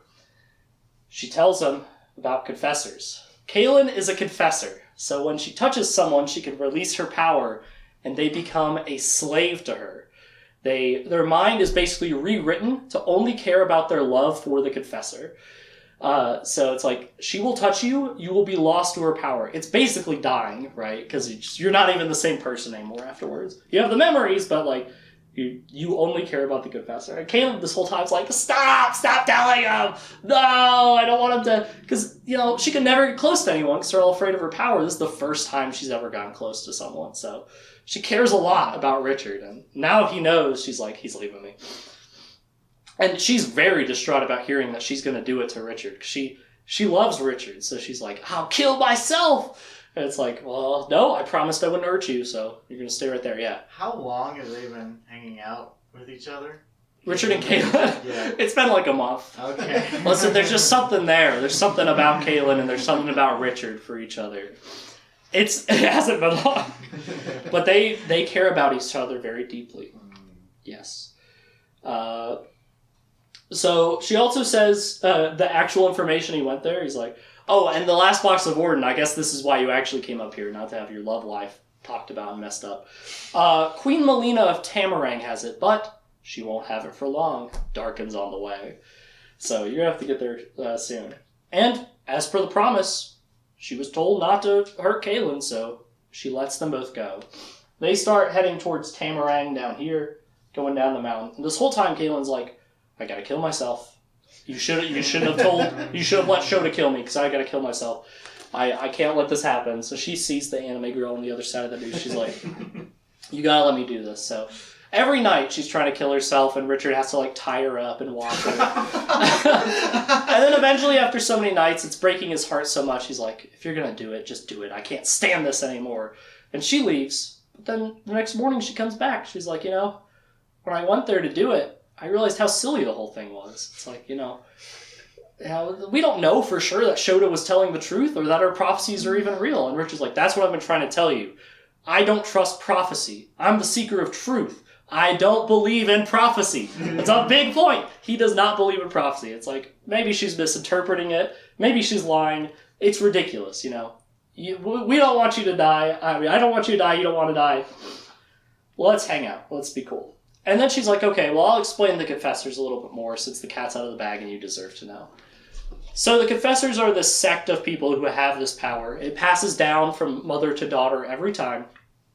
And it's been this way for thousands of years. These Confessors have existed. The most powerful among the Confessors is always labeled the Mother Confessor. She's like the leader of the Confessor. She's the one that gets to wear the white. All other Confessors wear black, which is not an aspect of the show. It doesn't matter at all either in the book, because every other Confessor is dead. Kaylin's the last one. Oh. There are no other Confessors. They all died fighting Darkenrahl. He's been trying to kill him. He's been trying to wipe him out. So Kaylin is the last one. Even before that, though, she was the Mother Confessor, because her power is more strong than everyone else. She has a lower refractory period on her confess. That's because the confessing power works just as strong every time, but it's how well you can recover from it. I know who's first. We'll just go down the line. Michael. During the times when there were more confessors, does the Mother Confessor have authority over the others, or is it just a trophy to say you're the best one? Mother Confessor has authority over the entire land. Oh, okay. The Mother Confessor has authority over the Midland Council. She is the sort of authority over the entire government. She represents smaller people like the Mud People and their interests and protections in the Midland Council in Aidendrill, where they meet. And she is above a queen. And Richard's like, oh, I've been traveling with someone who's more than a queen? And she's like, yeah, but I liked when you didn't know that. The Mother Confessor is an extremely important figure and is known by everyone. So the fact that Richard didn't know her was very refreshing. Yeah, Andrew. So there's no subplot with her sister or anything in the book? She very briefly mentions her sister, but they're not even real sisters in the book. And she's just like, I miss her. She's dead. And it never comes up again. Okay. So No, there's no confessors in the rest of the... Nope. Okay. Just Kaylin. And there's, I guess, a part 2. Does she have domain over the old world as well? Or No. People in the New World kind of don't even know if this place exists right now. Okay. It's like, maybe there's something out there. But we'll talk about it in the second book. This Perdition's line is they're like, that's the edge of the world. But we'll talk about it more later. Yeah, Cliff. So I actually had 2 questions that one developed after hearing a little bit. But is it ever explained, I guess, why the Confessors have such authority? Is it because the threat of their power is so great? Yes. So the idea is, one, they were sort of created to have this authority. They were created by a wizard in 3,000 years ago, like made the first confessor, and then it passed down. But the whole purpose of creating the Fessers is to have authority and find the truth over, like, to get rid of despots and traitors and stuff like that. So it's just kind of a tradition. Okay. If they wanted to, they could say, nah, f*** the confessors, and just kill them. Like, it's just they haven't. Gotcha. Yet. It's a tradition thing, yeah. And the other one is, so it is the strongest one. Is that something that can be developed, or is that, like, as soon as Kaylin was born, she was the mother confessor? It was kind of an innate thing. It wasn't as soon as she was born, because it was kind of a while before they let her confess people.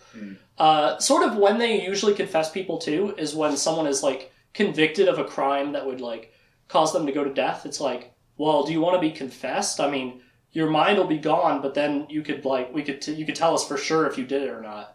Usually people say no, sometimes they say yes. And a lot of times if they say yes, it's like, well, this is probably an innocent person, but we'll find out. Yeah. Can confessors confess each other? Never mentioned. It never comes up because Kaylin's the only one since the books. So, yeah.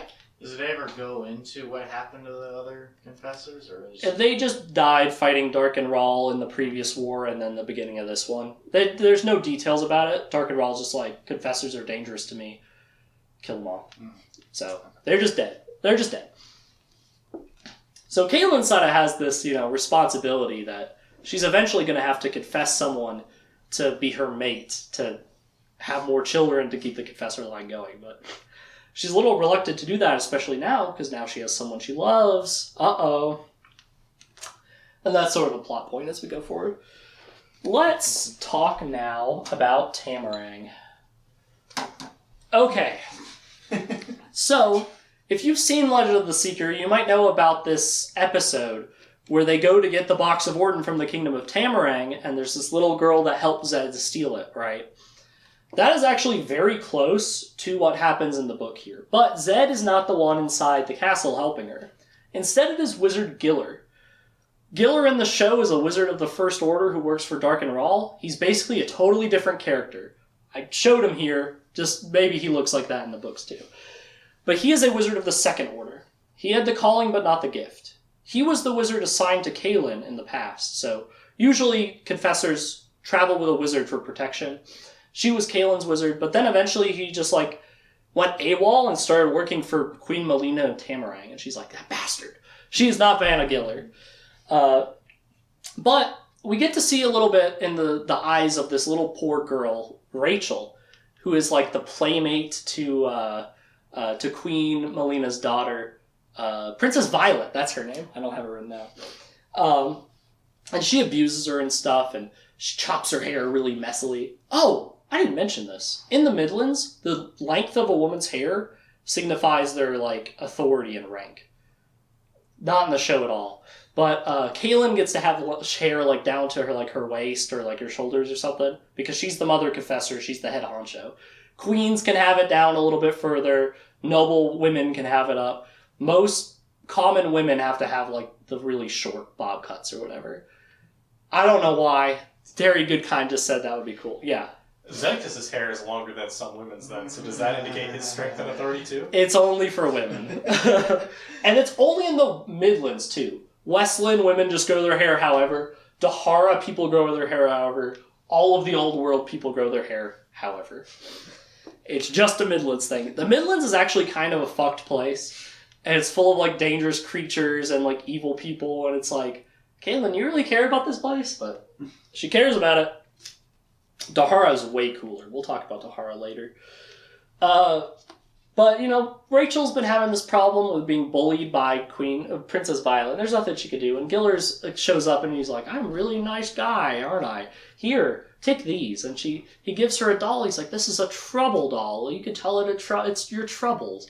This happens in the show, too. But he also gives her a stick, and he's like, this is a fire stick. Say ignite, and it'll go, psh. And it's like, fire. It's like, don't tell anyone. Don't tell anyone I gave you these. So, at night, she'll tell her trouble to the trouble doll, and the trouble doll will say, I love you, Rachel. But then one day she says her troubles, and she talks about Giller, and the doll says, you should help Giller. you should do what Giller says. It's a little bit like, this is a little groomy, but we know Giller's, you could sort of tell he's a good guy at this point. And that's a thing about Terry Goodkind's writing is the good guys are all good. Like, they're not, like, confused, like, anti-heroes or anything. If you're a good guy, you're not gonna, like, mess with children. You're not gonna kill innocent people. Like, they are pure good. They're heroes. And the bad guys, on the other hand, do every evil thing you could possibly imagine to make them as evil as possible so the people as good as possible can kill them. And it's like, yay. But that's why it's so dark, is the bad guys do really bad things. It's not the good guys being dark. Like, it's not like a Game of Thrones type thing. It's more like Power Rangers.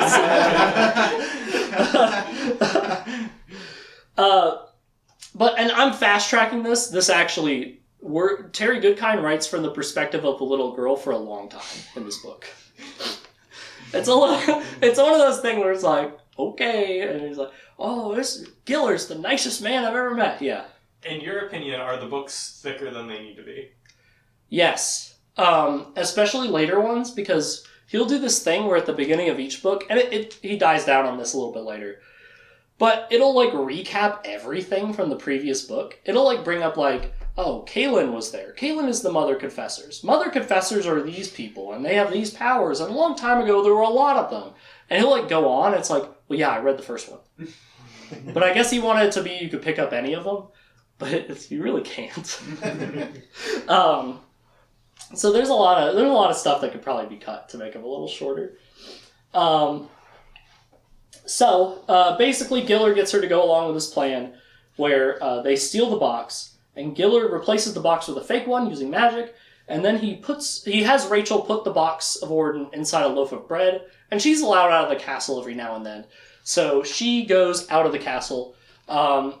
When she leaves the castle, when she sneaks out, she's stopped by a pikeman guarding it, and, she's like, oh, I'm just going out. And he's like, okay. I only bring it up, that guy's name is Pikeman Reed. So that was pretty cool. My name's actually in the books. And he's actually a character in the show, but he's not named in the show. But that's Pikeman Reed. I love how they use real, just people's names. Like, it's not some of them are fantasy names like Kaelin, and then it's like, and then Michael is his brother. And his name's Richard. As Rachel escapes, she runs into two people camping in a wayward pine. It's Richard and Kaelin on the way to Tamarang. Oh. And we're still in the mind of the little girl at this point. Terry Goodkind's writing for first book. It's like, I love Richard. Richard gives the warmest hugs, and he's so nice.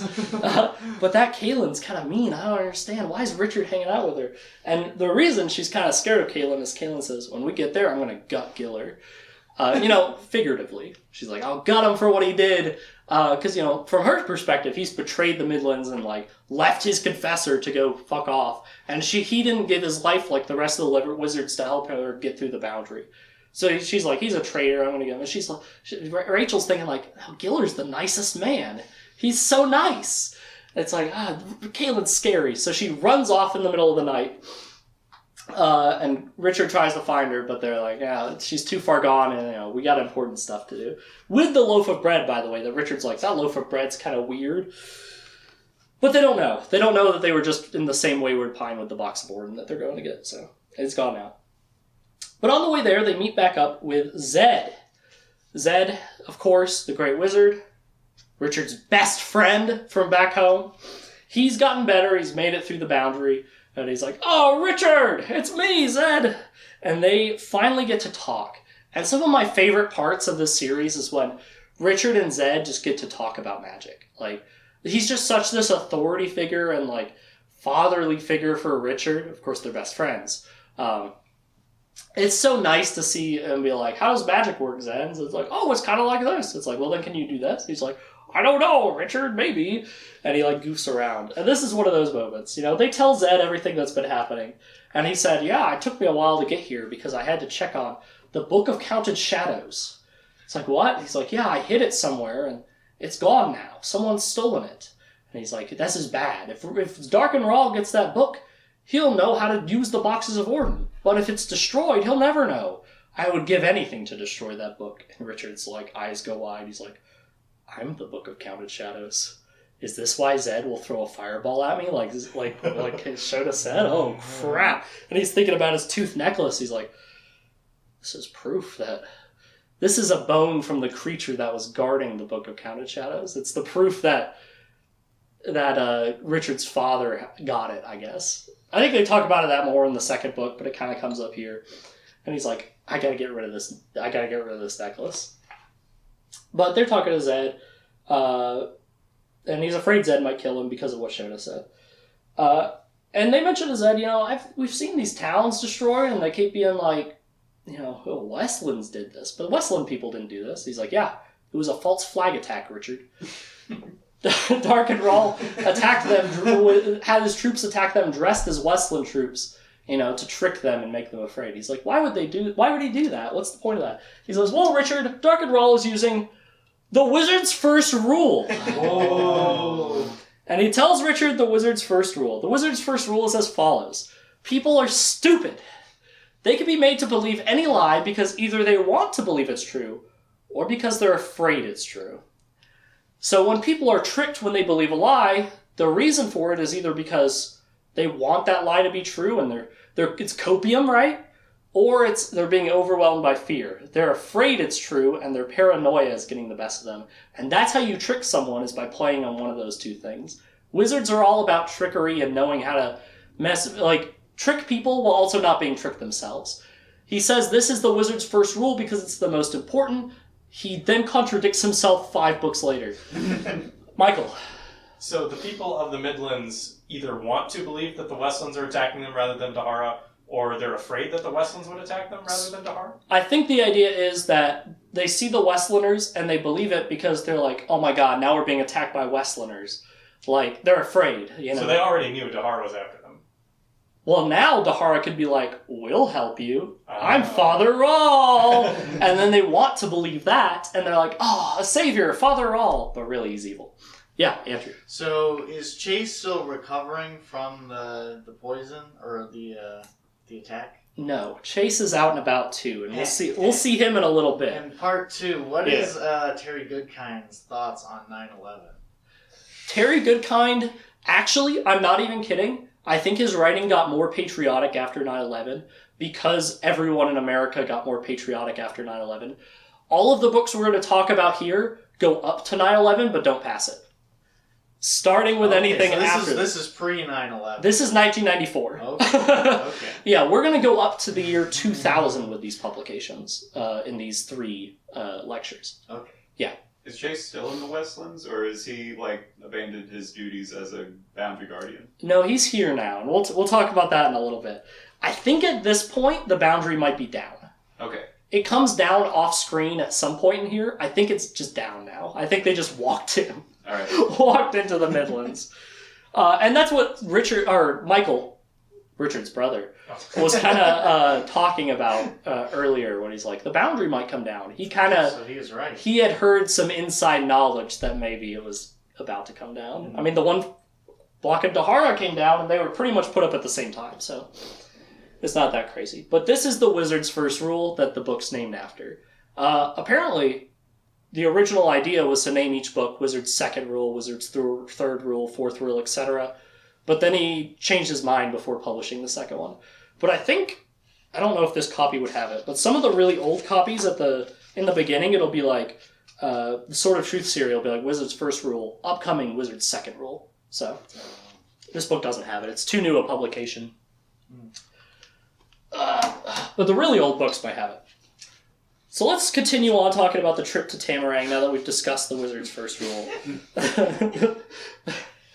Hey, girl.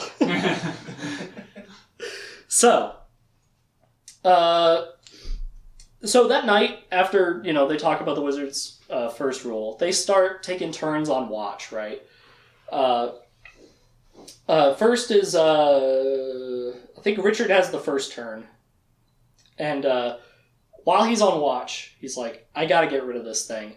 He takes off the necklace. Oh, we should have taken off the Birdman's necklace first. Ugh.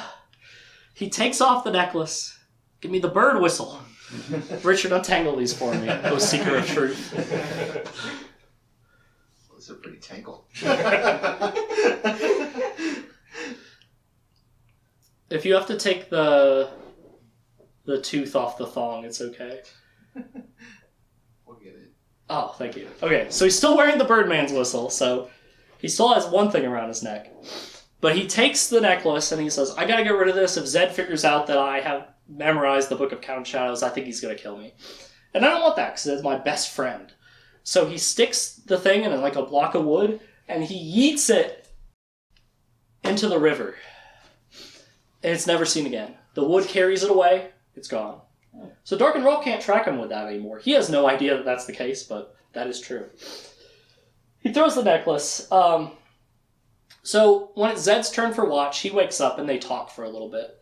And he says, Zed, will I end up like Samuel from using the Sword of Truth? And he says, I don't know, boy. I really don't know. It's said that a true seeker who's able to turn the magic of the Sword of Truth white, usually it's orange or yellow glow on the sword when he uses the magic, a true seeker can make the magic turn white. He doesn't know how, he doesn't know what it signifies, but it does mean that that's a true seeker, and that magic won't corrupt him and turn him into Samuel, if he could do that. It's like, I don't know how to do that. It's like, yeah, it just might happen. Yeah. So Samuel was a false seeker in that he was named a seeker, but he didn't have the innate aptitude to do it correctly. Yes. In fact, the main thing that Zed left the Midlands for, where he's like the Midlands Council are doing wizard business, is just giving out the sword to whoever and naming Seeker. He's like, wizards name Seekers. They're like, no, this guy can have it. And he's like, this place blows. And that's why he left. So Samuel was not a true seeker. He just kind of got the sword somehow, stole it, bought it, whatever. It just kind of started being an item that floated around, instead of being an ancient artifact for wizards to give to true heroes. So the idea is if Richard's a true seeker and can somehow figure out how to turn the blade of the sword white, that means he won't be corrupted by the magic, right? But that's what he tells them. He's like, that's what prophecy says. I don't know how to do it. It's just, sorry, we need a seeker. I didn't want to do it, but my parents told me to. So Richard goes to bed and Zed does his watch. And then when it's Kaylin's turn to watch, she also sits with Zed and has a heart-to-heart talk with him. And she tells him about the prophecy that Shota says. Richard refused to tell him, but he sort of convinced Kaylin to do it. She's like, Richard might find out, I tell you. And he's like, no, it'll be okay. And he tells her she was good for not listening to the prophecy. He says prophecy could be misleading, and even sometimes being told a prophecy can be what triggers the prophecy to fulfill itself. So she might have confessed Richard just because Shota told her she will. It's like that sort of thing can happen. They can be self-fulfilling. Don't listen to him. He says prophecies should be taken to mind, but not to heart. Keep them in your mind, but don't follow your life based on them. And that's kind of what Richard always says too. He's like, I don't listen to prophecy. I don't care. And she's like, okay, I feel better. And then, they're talking a little bit, and Kaylin asks, she's like, oh, I love Richard so much, but we can't be together. And he's like, I know, child, I'm sorry. And she says, Zed, what was it like having a wife that you love and being with the person you were meant to be with? And he gets all wistful. He says, it was like finding the other half of myself, feeling complete, whole for the first time in my life. Which I only bring up because I plagiarized this line for my wedding vows. About 30 years after Terry Goodkind wrote them. And Kaylin's like, oh, that would be nice, but I can't. So the next morning, they wake up and Richard over breakfast is like, Kaylin told me she told you about the prophecy. And he says, Richard, you did! Kaylin, why would you do that? And she's like, I didn't do that. He's like, she didn't, but you just told me. And Zed's like flabbergasted. He's like, Richard, you have the gift. He's like, what? You have the gift for magic. It's like, what do you mean? I just tricked you. He's like, that's magic. A trick, if done well, is magic. Which is why I pretended this was about Command and Conquer. Because a trick, if done well, is a kind of magic. And this is enough for Zed to be like, yes, you have the gift for magic. He's like, I don't want to be a wizard. I don't like magic. We're going to take care of Dark and Rawl. I'm going right back to Westland to go back to my life as a woods guide. I'm a woods guide. I'm not a wizard. He says, no, Richard. You have the gift. I could teach you. He's like, well, if you're a great wizard, Zed, where's your wizard's beard? And he shakes out his hand, And he moves his hand down and grows a big wizard's beard. He's like, you like this, Richard? How do you like that shit? It's like, all right. That's pretty funny. He's like, all right, now, Richard, hand me my razor so I can shave this off. And it's like, just use magic to get rid of it. I can't, Richard. That's not how magic works. You see, magic, as Zed explains, there's two types.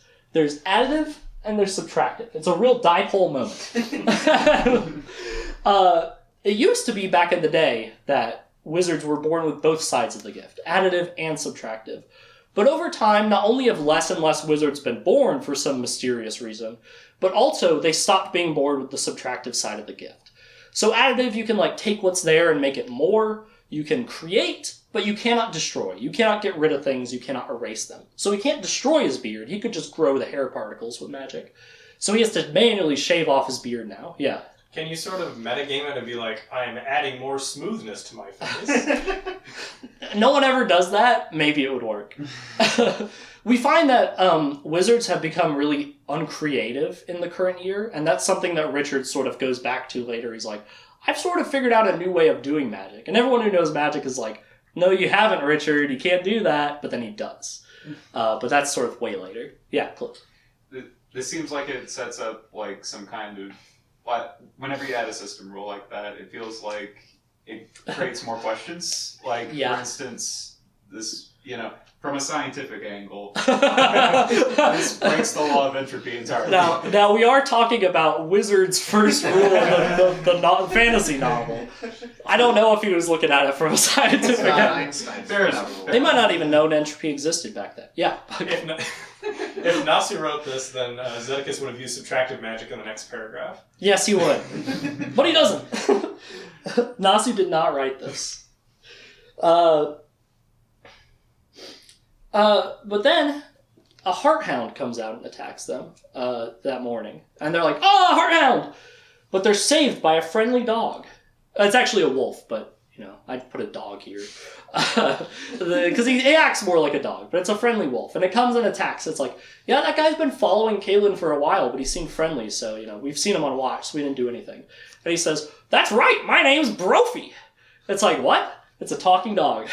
Talking wolf. Why wasn't that in the show? Well, let's talk about why he's a talking wolf. Okay.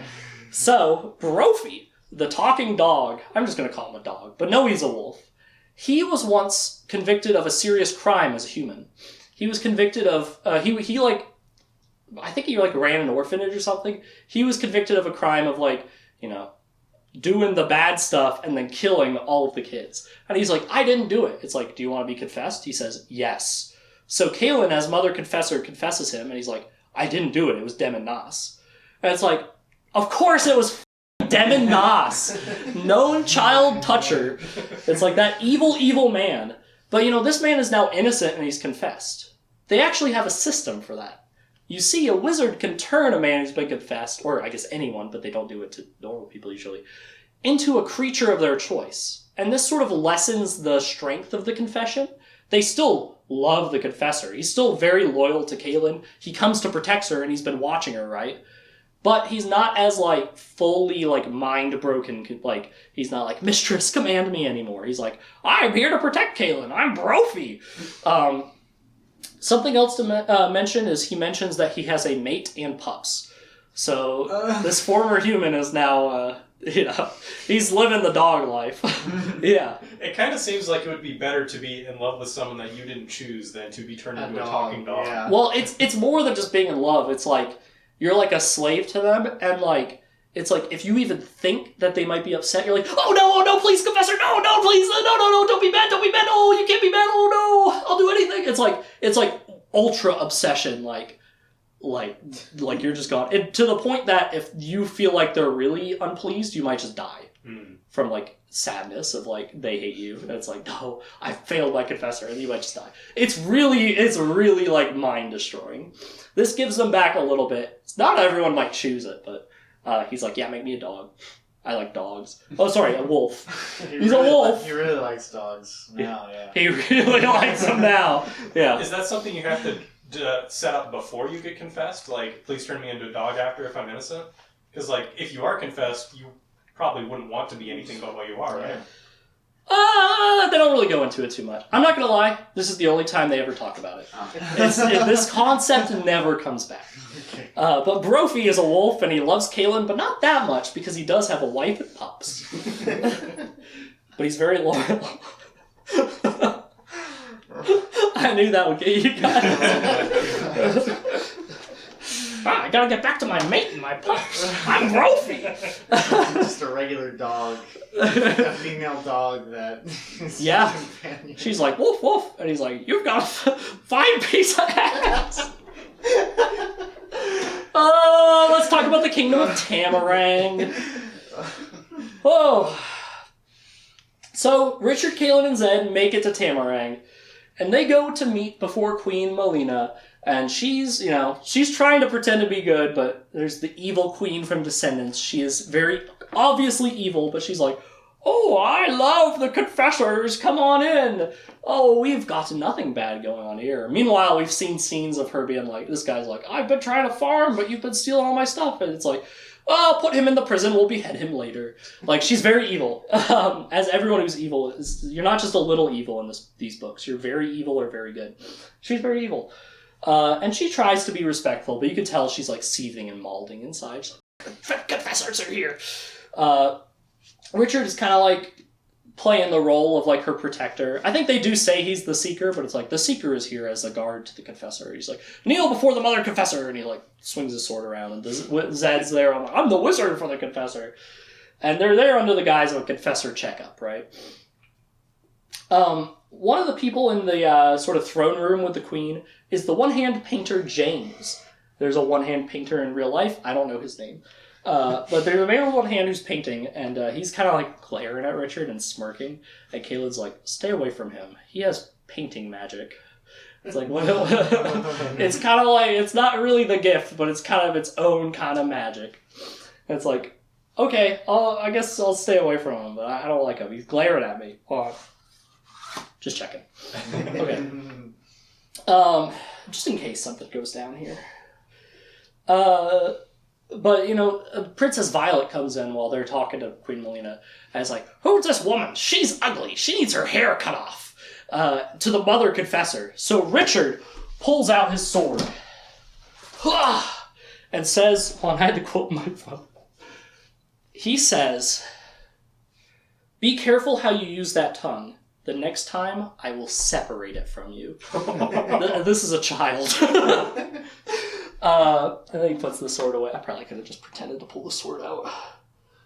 It's more dramatic that way, that you actually. That's true. I pointed it. Yeah. Does he grab his tongue like in the SpongeBob reach down there? That's, metaphorically, that's what he does. Like, be careful where you use that tongue, or I'll separate it from you.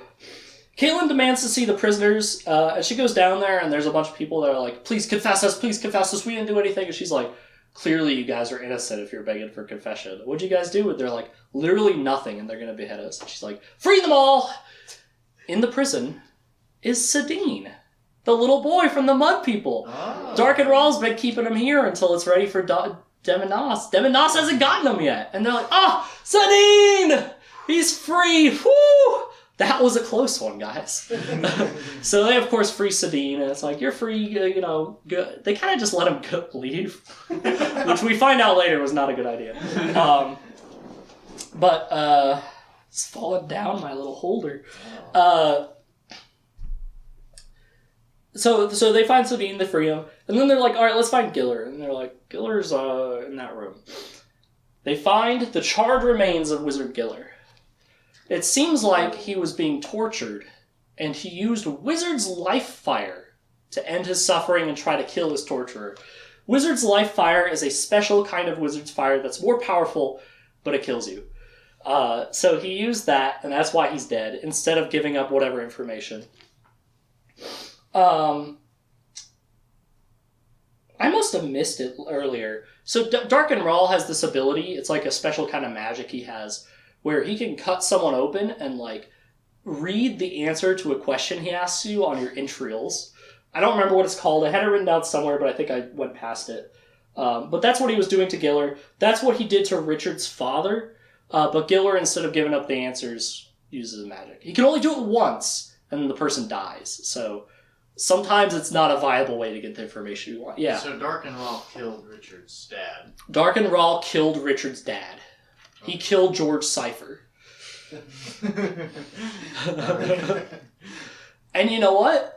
That's probably why he was tracking Richard, because he'd probably find out from George Cypher's entrails that Richard knows the Book of Counted Shadows.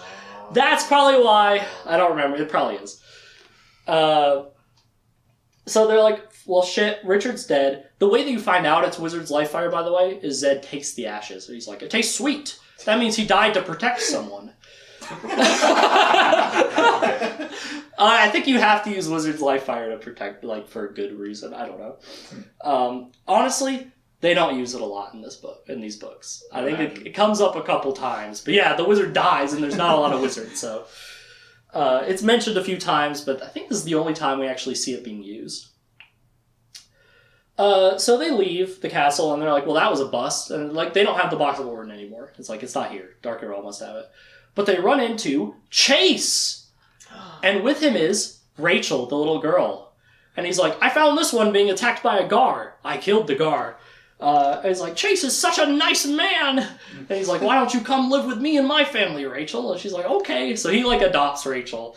And he's like, check this shit out. Inside the loaf of bread, Box of Warden. And they're like, whoa, we got the Box of Warden. We just need to keep this away from Dark and Raw and we win. And they're like, you know the safest place? With my brother, Michael, in Westland. It's so far away, they have an art... Why are you guys not knowing? He gets fired. He's obviously been compromised. This is Richard's brother. There's no way he did anything bad. So they're like, let's take it there. And yeah. Why don't they just keep it in the bread? No one gets They should put it back in the bread. Yeah, Michael. Are the boxes destroyable? Not by normal means, as we'll find out way later. Yeah. Does Chase still have a daughter? Like a biological daughter in this? I think he has like 4. Oh, wow. His wife is taking care of like 3 or 4 kids back in Westland. He's like, come back and live with me and my family. Yeah. That's basically what he says. He's like, I already have some daughters, but you're going to have to grow out that hair. I want my daughters to have long hair. And she's like, yay, that means something in the Midlands.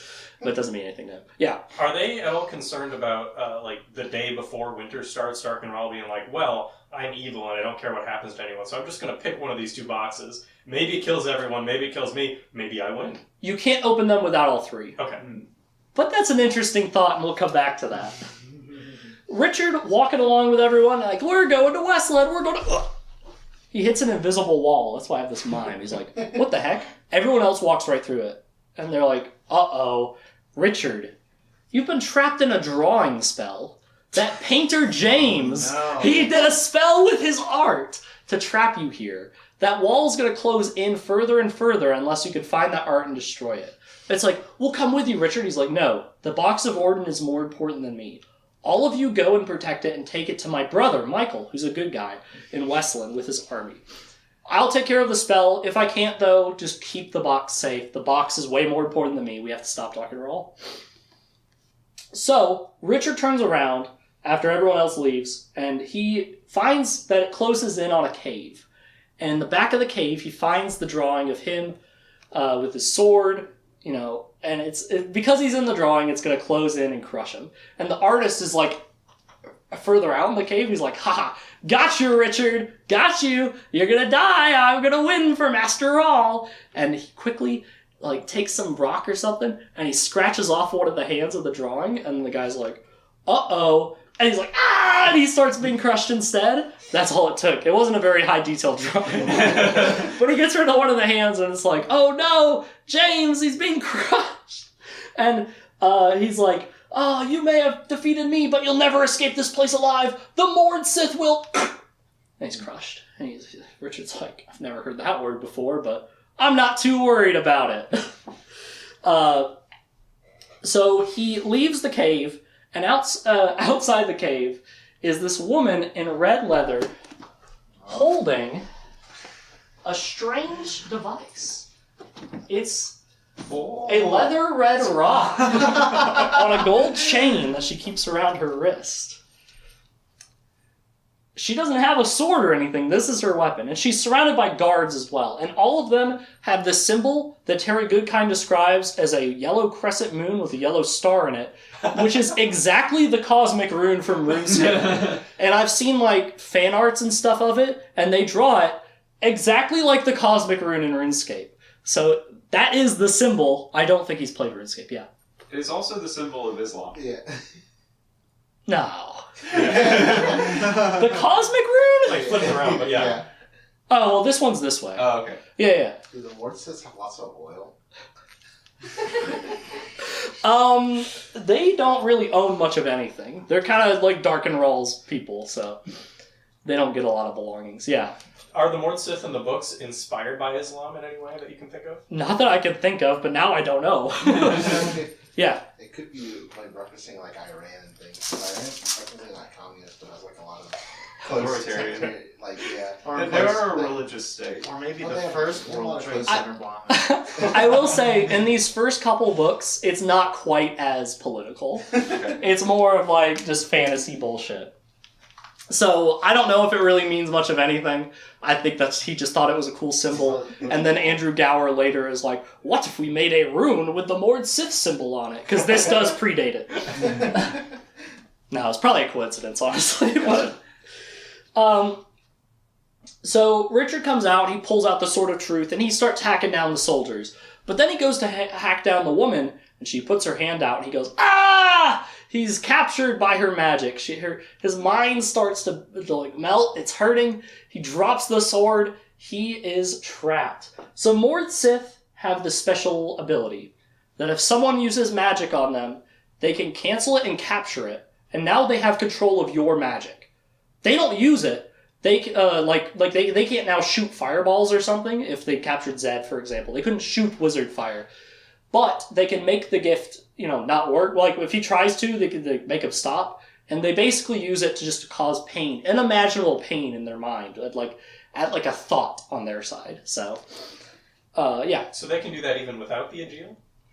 Yes, the Aegil is not what makes that happen. That's an ability that's sort of been, magically ingrained by them, by the evil of, Darken Rawl and Panis Rawl and the Rawl line before. I think they predate Darken. I don't think he created them.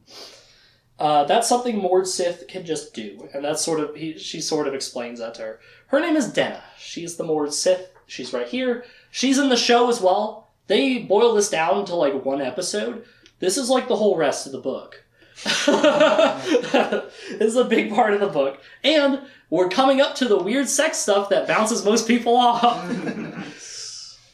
As you can see, the Mord Sith are in full leather bodysuits, red leather bodysuits. Mm-hmm. And they're kind of dominatrix-y, and Terry Goodkind goes into a little too much detail about the torture, and it becomes a little sexual too, and I'm going to skip a lot of that, but know that happens, and kind of a lot for a while. It doesn't really come up to this degree ever again, but it's just the very first book. He's like, let's put all the kink shit right in here. But they're still at the castle, and he's been captured, and she starts training him as a slave for Darken Rawl, getting him ready to be serving Master Rawl. He's made to wear a collar, and he's kind of treated like an animal at they bring him to the dinner table, and it's here, you get slop while everyone else eats. And they do it in front of, the Queen and, Princess Violet, and they're like, ha ha ha, f*** you, seeker. And he's, humiliated. He has to call her Mistress Denna, and she calls him my pet. Which will be important later. But he's, yeah, it's... yeah. She could sort of, read his mind a little bit, too. Not to, a super extent, but she could sort of tell what he's thinking about because of the, And, he's, trying to think of Kaelin and stuff. But, he's like, just think of Kaelin, just think of Kaelin. She's like, no, if you think of Kaelin, I'll hurt you. So he has this scene where he's like, I'm going to take all my happy thoughts of everything I love, everyone I love, I'm going to lock it away in a deep, dark place. And one day, if this nightmare ever ends, I'll unlock it and get those thoughts back. So he goes kind of full Mord Sith slave for a while. With those thoughts locked away, his thoughts are all replaced with thoughts of Mistress Denna. he's forced to think about positive things about her, so he focuses on her brain. It's like, she has a beautiful brain. I can't deny that. I'll think about that. And it turns into like, yeah, she is beautiful. And like, I do kind of love Mistress Denna. He's treated like a dog at dinner, which is why I have a picture of a dog somewhere. Oh. I haven't marked like I have a picture for it, but I don't see him being treated like a dog. Oh well. Is it on the next slide? No. Yeah, I think it is on the next slide, actually. Slave to the Mord Sith. Yeah, so he locks away all his great thoughts. And he's treated like a dog at dinner with the collar and everything.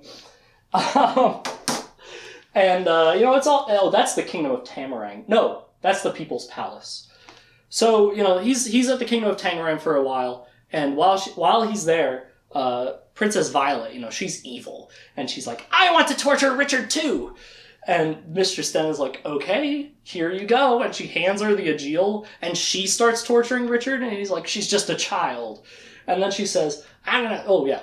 Doesn't, at least in the show, holding an Ageal hurts the wielder as well as the person being attacked by it. So, who is and isn't hurt by an Ageal is very, like... It's retconned over and over again, right? Mm-hmm. So, sort of the idea is it only hurts people who are trained with it. So, the Mord Sith are trained to be Mord Sith with their own Ageal, so it hurts them to hold it. And now Richard's been trained with it, so now it'll hurt him to hold it. But sometimes I feel like this is kind of retconned, and sometimes even that seems like it's not hurting the people it should. We'll talk about it. It's very hand-wavy. The Ageal kind of makes no sense, the rules of who it hurts and who it doesn't, when it hurts and when it doesn't. We'll talk about it. I'll point it out when it happens, and it's like, that doesn't make sense. By the way, they don't take his whistle or his sword. The whole idea is you get to keep everything you have, because with the Mord Sith magic, it's useless to you. It's a sign of you have no hope. Even holding a sword and like having the Birdman's one, this isn't as important. But it's like, yeah, you have the sword, but good luck using it. If you try to touch it, it'll just be like, because she decided that's how his magic is going to work now. So she can make him like stand on a spot. It's like, stand there all night. If you move, you'll have unbearable pain. So you just stand. It's torture. I'm not going to go too far into it. Violet's torturing him, and he's like, this is bad. You shouldn't let a kid do this. And then she says, and then we're going to capture that mother confessor too, Kaylin, and we're going to bring her in. I'm going to let all my men have their way with her, and then I'm going to kill her myself. And Richard, he hears Kaylin's, he goes into a blood rage, and he kicks up as hard as he can while she's like sneering at him, and it kicks her right in the jaw, cuts off her tongue with her own teeth, and breaks her jaw. And he says, promise made, promise kept. He separated her tongue from her jaw. Right after he's like, don't make a kid do this, and he's like, F the kids. He kicks it. And Denna's like, you shouldn't have been able to do that. And she's so impressed, she says, you're gonna be my Mord Sith mate. Which all that means is you're still a slave, but now she's gonna, sleep with you too. Yeah. Doesn't Dark and Rawl want him as a slave? Why does she get to keep him? It's just kind of her job.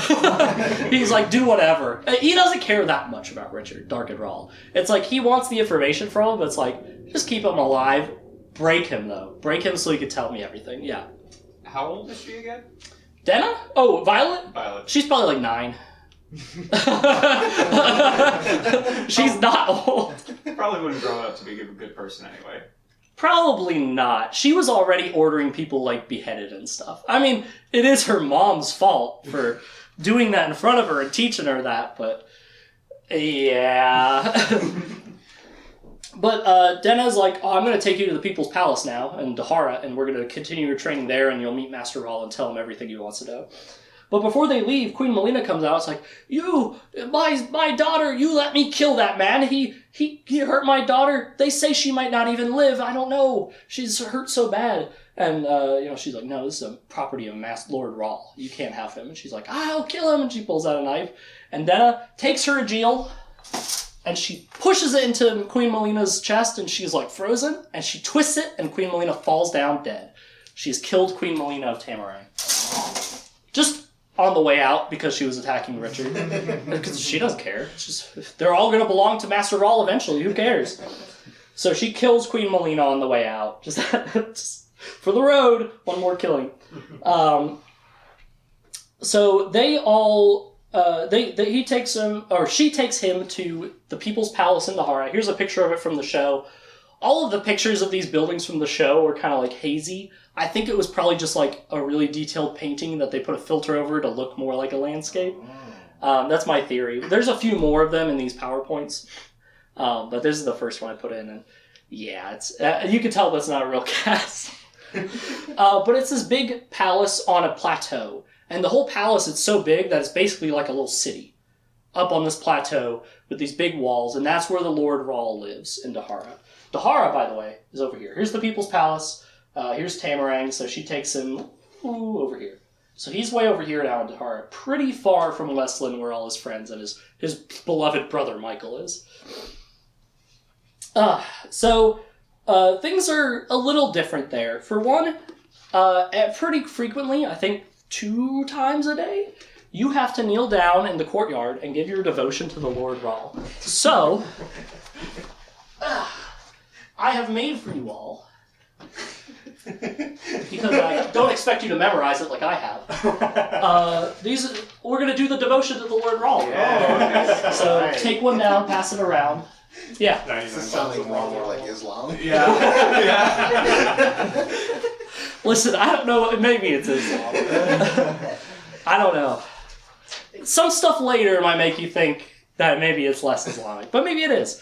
So everyone must. Well, you guys don't have to, because there's not that much room. But you go down to one knee and you recite the chant. You put your head down. Master Rawl, guide us. Master Rawl, protect us. Master Rawl, protect us. In your light we thrive. In your mercy we are sheltered. In your wisdom we are humble. Our lives we live only to serve. Our lives are yours. I should have taken a page. I thought I knew it. Here's the thing about the devotion. It feels really good to give the devotion. It does feel really good. There's like something about it that when you do it, it like clears your mind. You're like, We'll talk about that later. But it is like, there's a noticeable effect of giving the devotion of being like, that just felt right. Like, I feel better now. So he kind of likes it. But he's forced to do it, I think twice a day they're doing it right now. You go down, you recite it 3 times. We're not going to have to recite it 3 times. But you'll probably have to recite that again in the future, so don't lose that.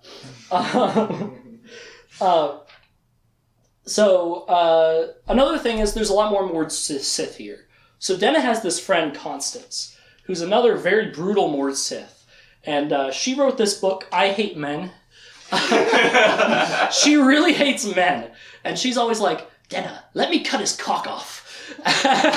And she's like, no, he's my mate and also belongs to Lord Rawl, and he's mine. And I said no, so no. But she's like, come on, let me do it. She really hates men, yeah. Isn't Dark and Rawl a man? Yeah, but she doesn't have a choice there. The reason she hates men is they were trained by the same man that men train Mord Sith. Because that way it could be, sexual torture and stuff and be awful and evil. They don't bring that up in the show, believe it or not. But yeah, very evil men train Mord Sith and make them Mord Sith. But the man was especially bad to Constance, and she and Denna plotted and succeeded in killing him. And Dark and Rawl was just kind of impressed by this. They got some punishment, but they got to live and keep being Mord Sith.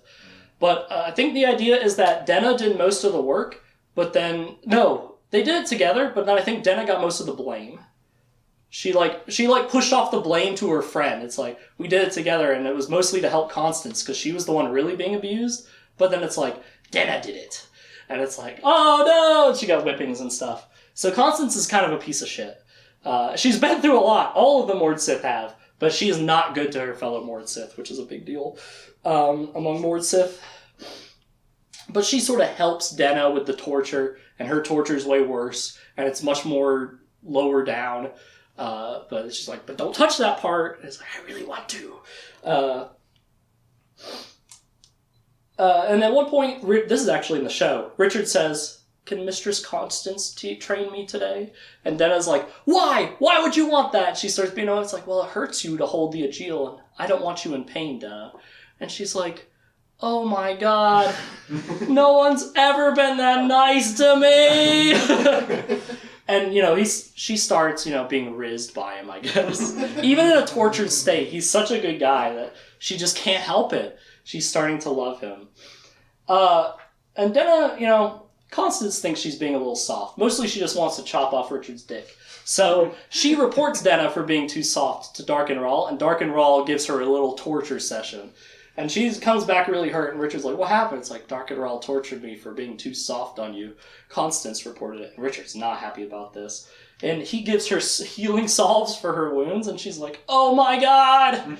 Again! No one's ever been this nice to me, I'm a Mord Sith! So, at this point in the book, we haven't been talking about it that long, but it's legit 3 super long chapters. It's probably this much. Probably this much of the book is Mord Sith torture. So you understand why it bounces people off to have that much in the first book. Weird torture sex stuff in the first book. But it really doesn't happen that much after this. That much. There's still some weird Terry Goodkind sex stuff later. But at this point, Denna's, she's like, ooh. But it's time to meet with Master Rahl. Father Rahl. There he is! I'll explain the other stuff in a minute. They meet with Darkenrahl, and he gets right to business. Denna's there and some guards, too. And he says, tell me about the Book of Counted Shadows. He's like, I memorized it. I memorized it as a kid. It's destroyed. It's only in me. He's like, start reciting it. So he says the first line of the Book of Counted Shadows. He says, verification of the truth of the words of the Book of Counted Shadows, if spoken by another rather than read by the one who commands the boxes, which is the situation here, can only be ensured by the use of a confessor. And then he thinks, confessor? Kaelin!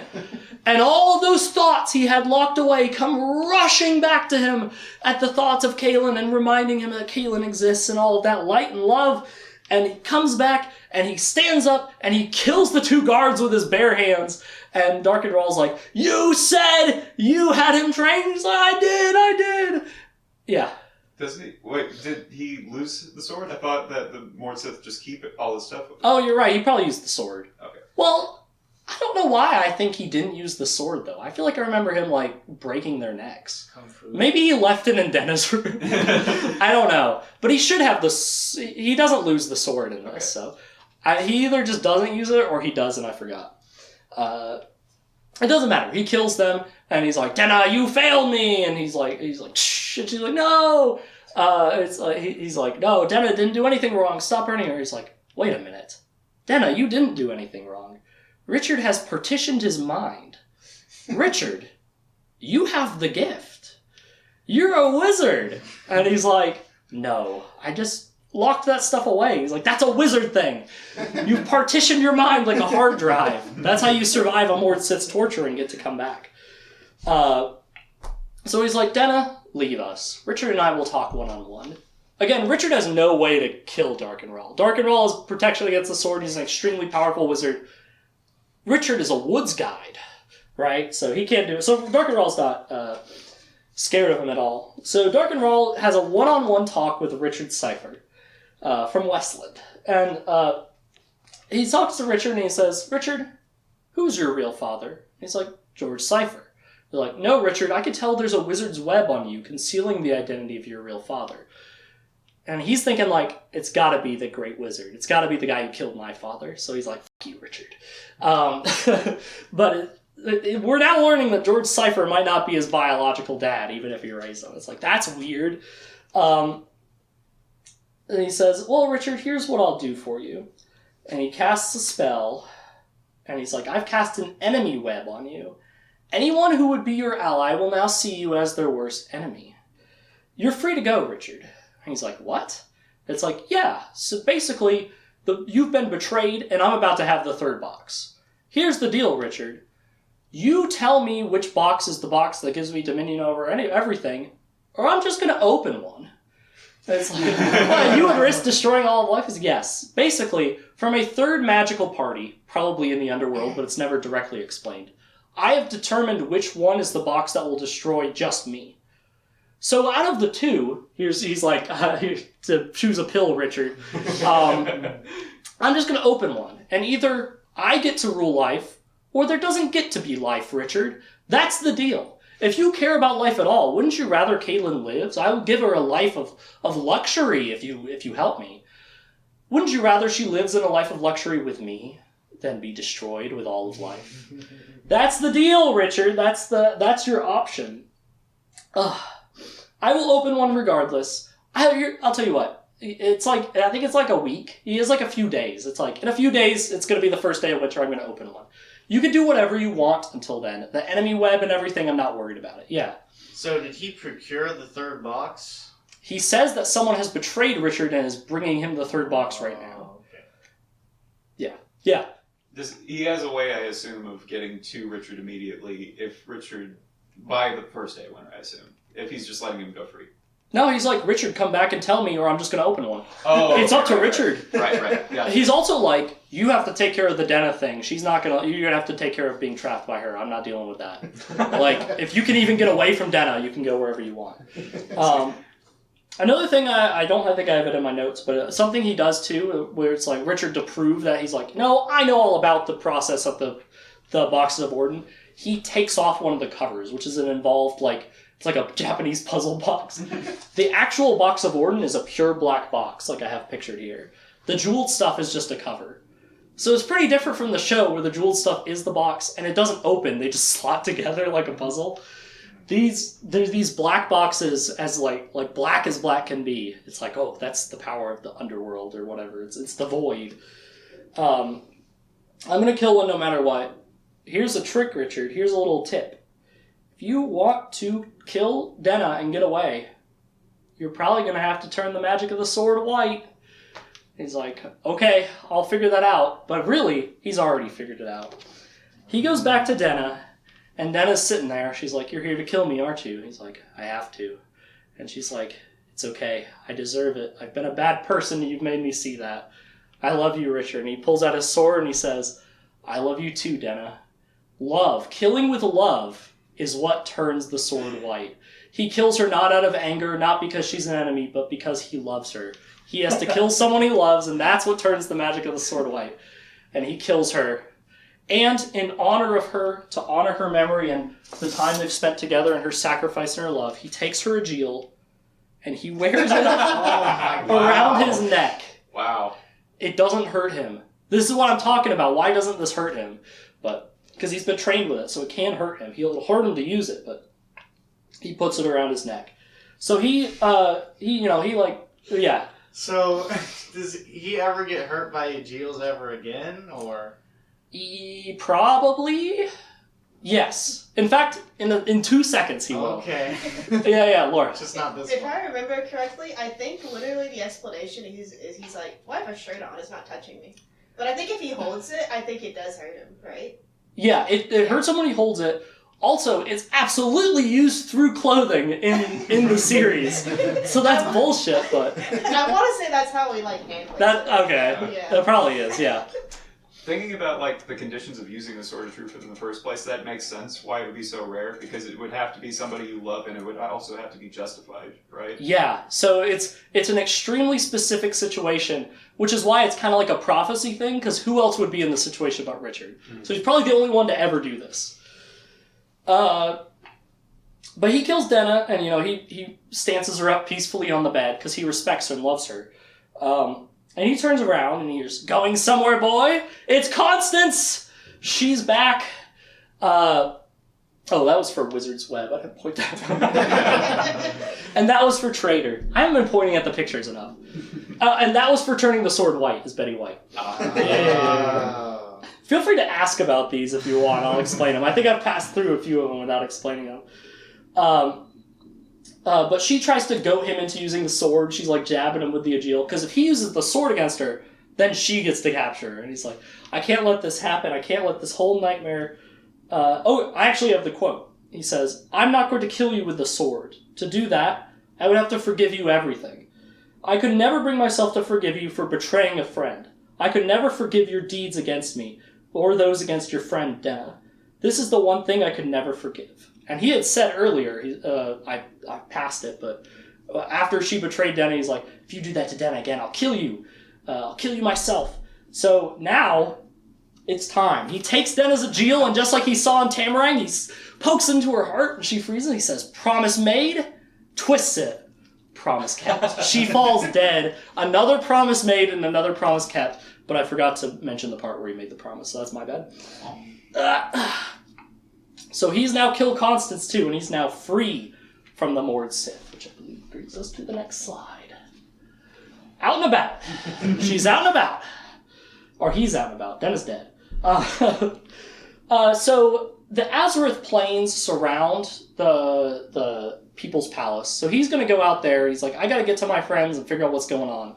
And the soldiers have all been told, like, yeah, Richard's free to go. And they're like, you want a horse? He's like, yeah, I guess. He's like, well, where can you give me directions? And he's like, yeah, you can go that way. That way goes to Westland. But be careful not to go down that one path. A dragon lives there, Darkenrall's dragon. He's like, interesting. So Richard goes directly to that path because he realizes the only chance he's going to have is if he could ride a dragon like Darkenrall.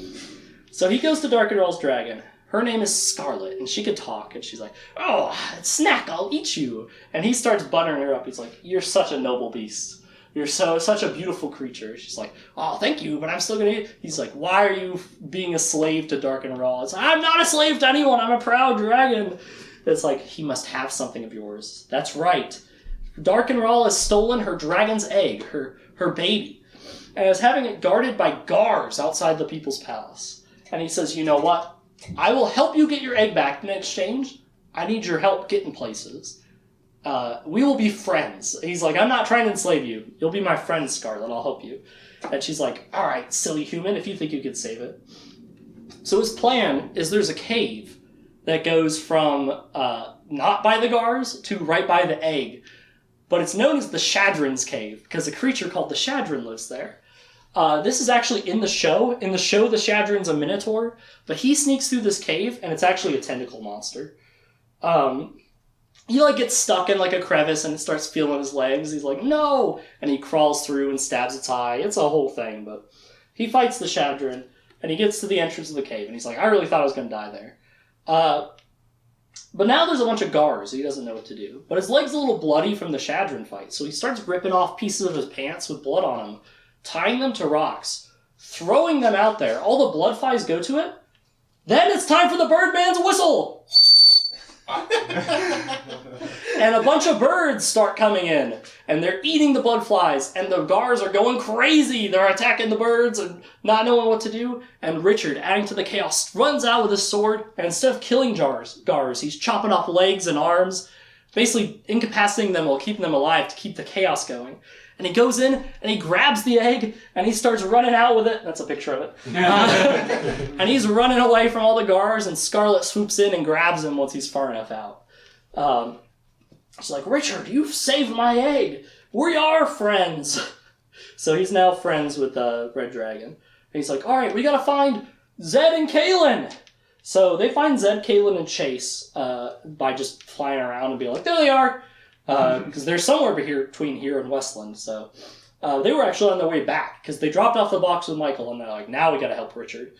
I don't think they know he's captured by a Mord Sith yet. But he shows up and he gets off the dragon and they're like, oh my god, it's Darkenrall! Because of the enemy's web. Richard forgot about it.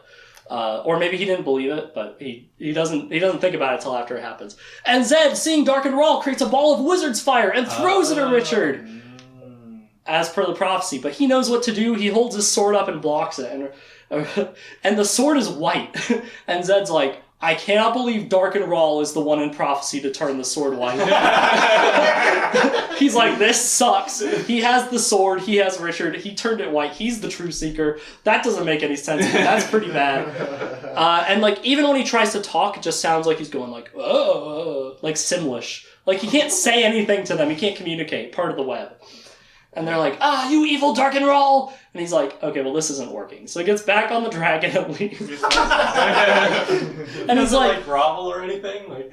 No, he's like, I'll figure something out. So he leaves on the dragon, and he's like, you know what? I need to see my brother, Michael. He has the box. I need to make sure the box is still safe. So he goes to the Westland Army camp, which is actually on its way to Dahara, so he doesn't have to go far. They're making it to Dahara. It's like, they're bringing the army to help free me and stop Darkenrall.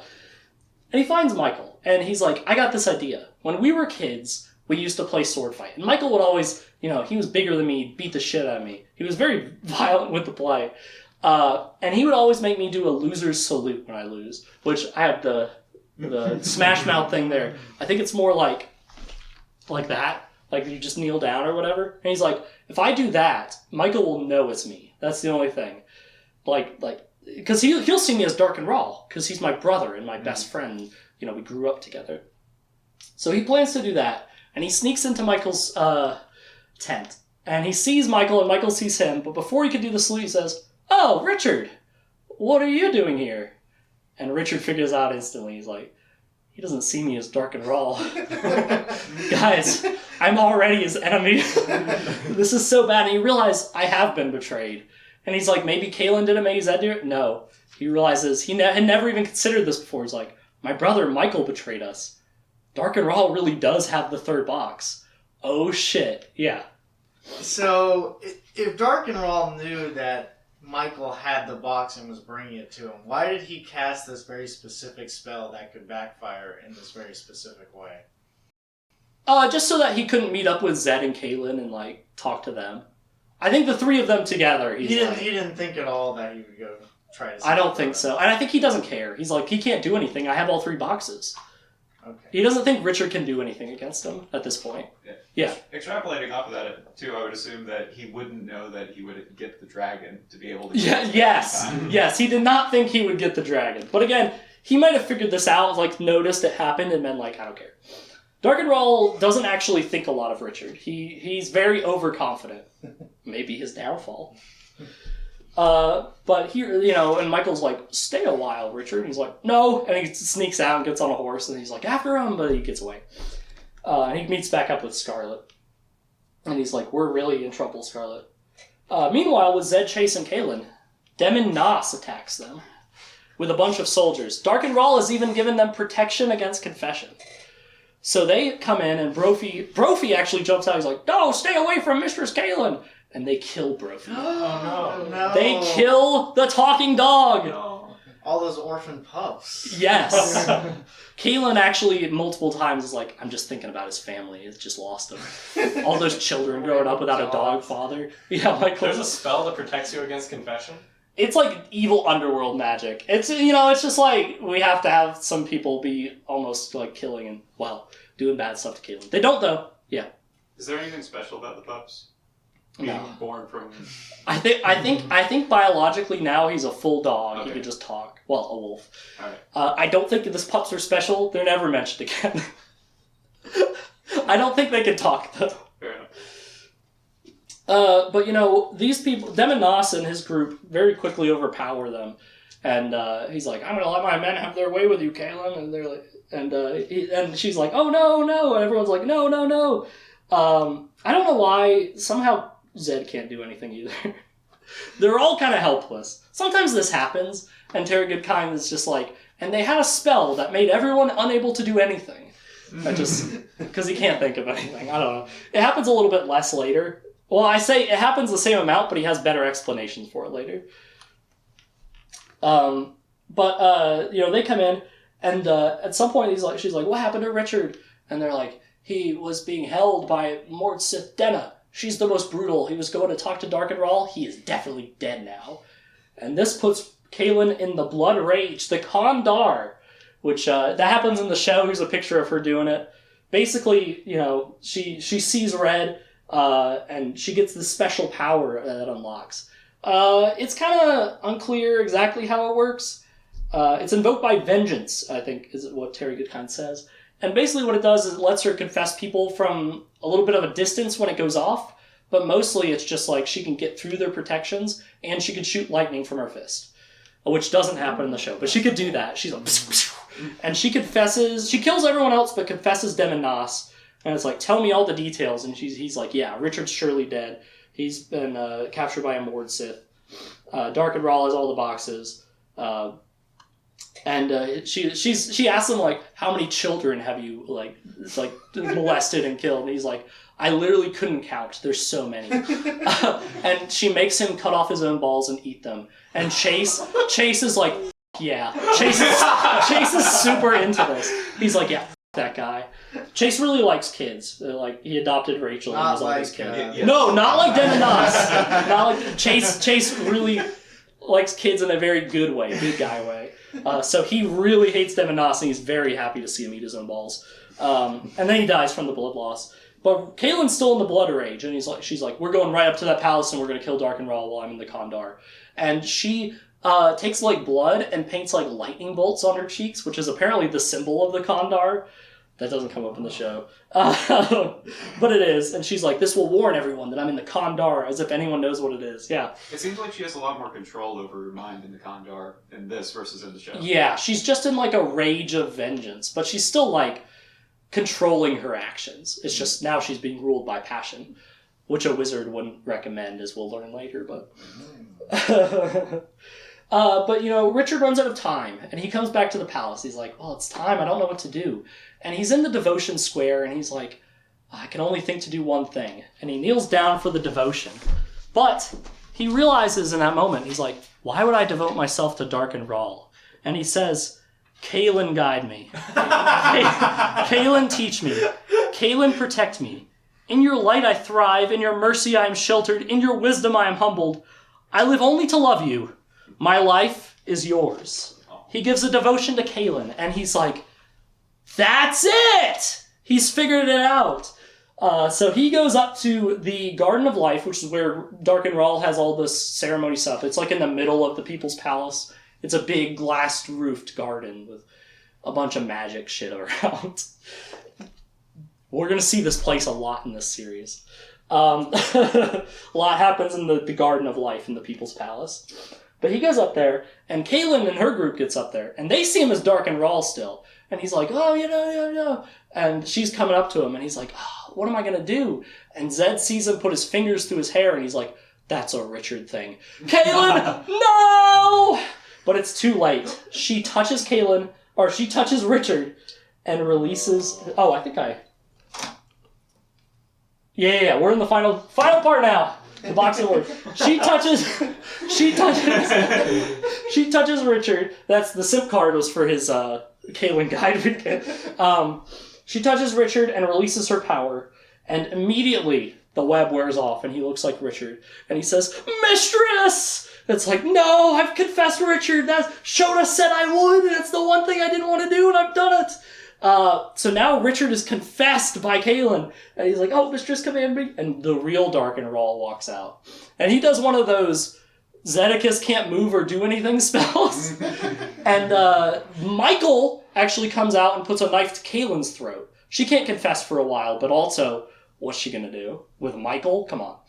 And there's guards in, and they capture Chase and everything. And Dark and Rawl is now here with the audience of all the good guys. They're like, aha! You've confessed to Richard. Richard, I've got a deal for you. Tell me exactly what the Book of Counted Shadows says, or I will kill Kaylin. And he's like, no, don't kill the mistress. I'll tell you everything. So he can't even make that decision to have them all die for the cause anymore, because he's so focused on Kaylin surviving, because he's confessed. It's all he can think about. It's his only prerogative. So he starts telling Dark and Rawl the entirety of the Book of Counted Shadows. And he could start doing the ritual now based on what it's saying. And it's a very long ritual. It takes all night. He pours out a lot of this sand and says, that's sorcerer's sand. It's used in magical spells, and it's really powerful. There it is. It's kinetic sand. And usually it's pretty hard to get, and Dark and Rawl has just tons of it, and he's using it in this huge ritual. And Richard's just rattling off whatever, because Michael has a knife to Kayla's throat. He's like, no, mistress, but no. As Dark and Rawl's doing the ritual, he has the 3 boxes on 3 pedestals, and as the ritual goes on, Richard notices that one box has 1 shadow, one box has 2 shadows, and one box has 3, and that's why it's called the Book of Counted Shadows. Oh. Yeah! Still a dumb name. And it gets to the end, and it's kind of like a puzzle where it's keeps shuffling around which box is the one in the directions, and we're on the middle one right now, and Richard gets to the end of directions, and it just says, "Rule as you have chosen." And Dark and Rawl's like, "What's after that?" And he's like, "There's nothing after that. It's the end of the book." It's like, well, no, hold on, Richard. I know from my third-party source the middle one's the one that kills just me. And he's like, I swear, that's all I know. And it's like threatening Kaylin, so he's like, I just had to be sure, Richard. You know, Richard, when you have Book of Magical Instructions, you always follow the proper one instead of third-party ones when there's a conflict. So he's like, if the Book of Counted Shadows says the middle one, even if my source said that's the one that destroys me, that can't be right, because the Book of Counted Shadows is the real direction. So he opens it, and he starts being flooded in this whirlpool of magic, and he's floating, and the Sorcerer's Sands floating around. He's like, ha ha, we've done it, Richard! And then it all turns green, dark. He's like, what's going on? Richard, what have you done? And Richard smirks and stands up. Wizard's first rule. You've been tricked, Dark and Rawl, by the wizard's first rule. You see, the real end of the book says, I think it's like left and to control all, and right to destroy all. But he left that part out and left him just in the middle as the box. And it's like, how could you do that? You were confessed. And he says, Was I confessed? You see, Dark and Rawl, I realized just a moment ago, I could never love Kaylin more than I already could. So the confession would do nothing to me. He was pretending the whole time. He used wizard's trickery to destroy Dark and Rawl. He used his gift to kill Dark and Rawl. And he's like, sorry, Darken, I gotta go. I trust you can die on your own. And he chases off Michael, who's running off, and everyone basically chases off everyone because they're like, Dark and Rawl's dying, except for Zed. Zed stays, and he's like, yeah. Going off of that, like, wouldn't, if he was actually confessed, choose the same thing? Because that way Dark and Rawl would die and everybody else would do the same thing? He might have. But you see, Dark and Rawl, he believed what he wanted to believe. And he believed that Richard was confessed and was telling him the correct directions because he was so hungry for power and so overconfident that he believed a lie. And that's the one thing wizards aren't supposed to do. It's the first rule, so it's the most important. Except for the other one that's the most important that we'll talk about later. So it's now just Zed and Dark and Rawl being swirled around in the magic. And he's like, Zed, tell me, Great Wizard. And he knows that Zed's the one who killed his father, so he hates this guy. He's like, he's your son, isn't he? He's your son. I know you've concealed his patronage. He's like, no, he's my grandson. It's like, what? Yes, he's the son of my daughter. The one you raped. It's like, what?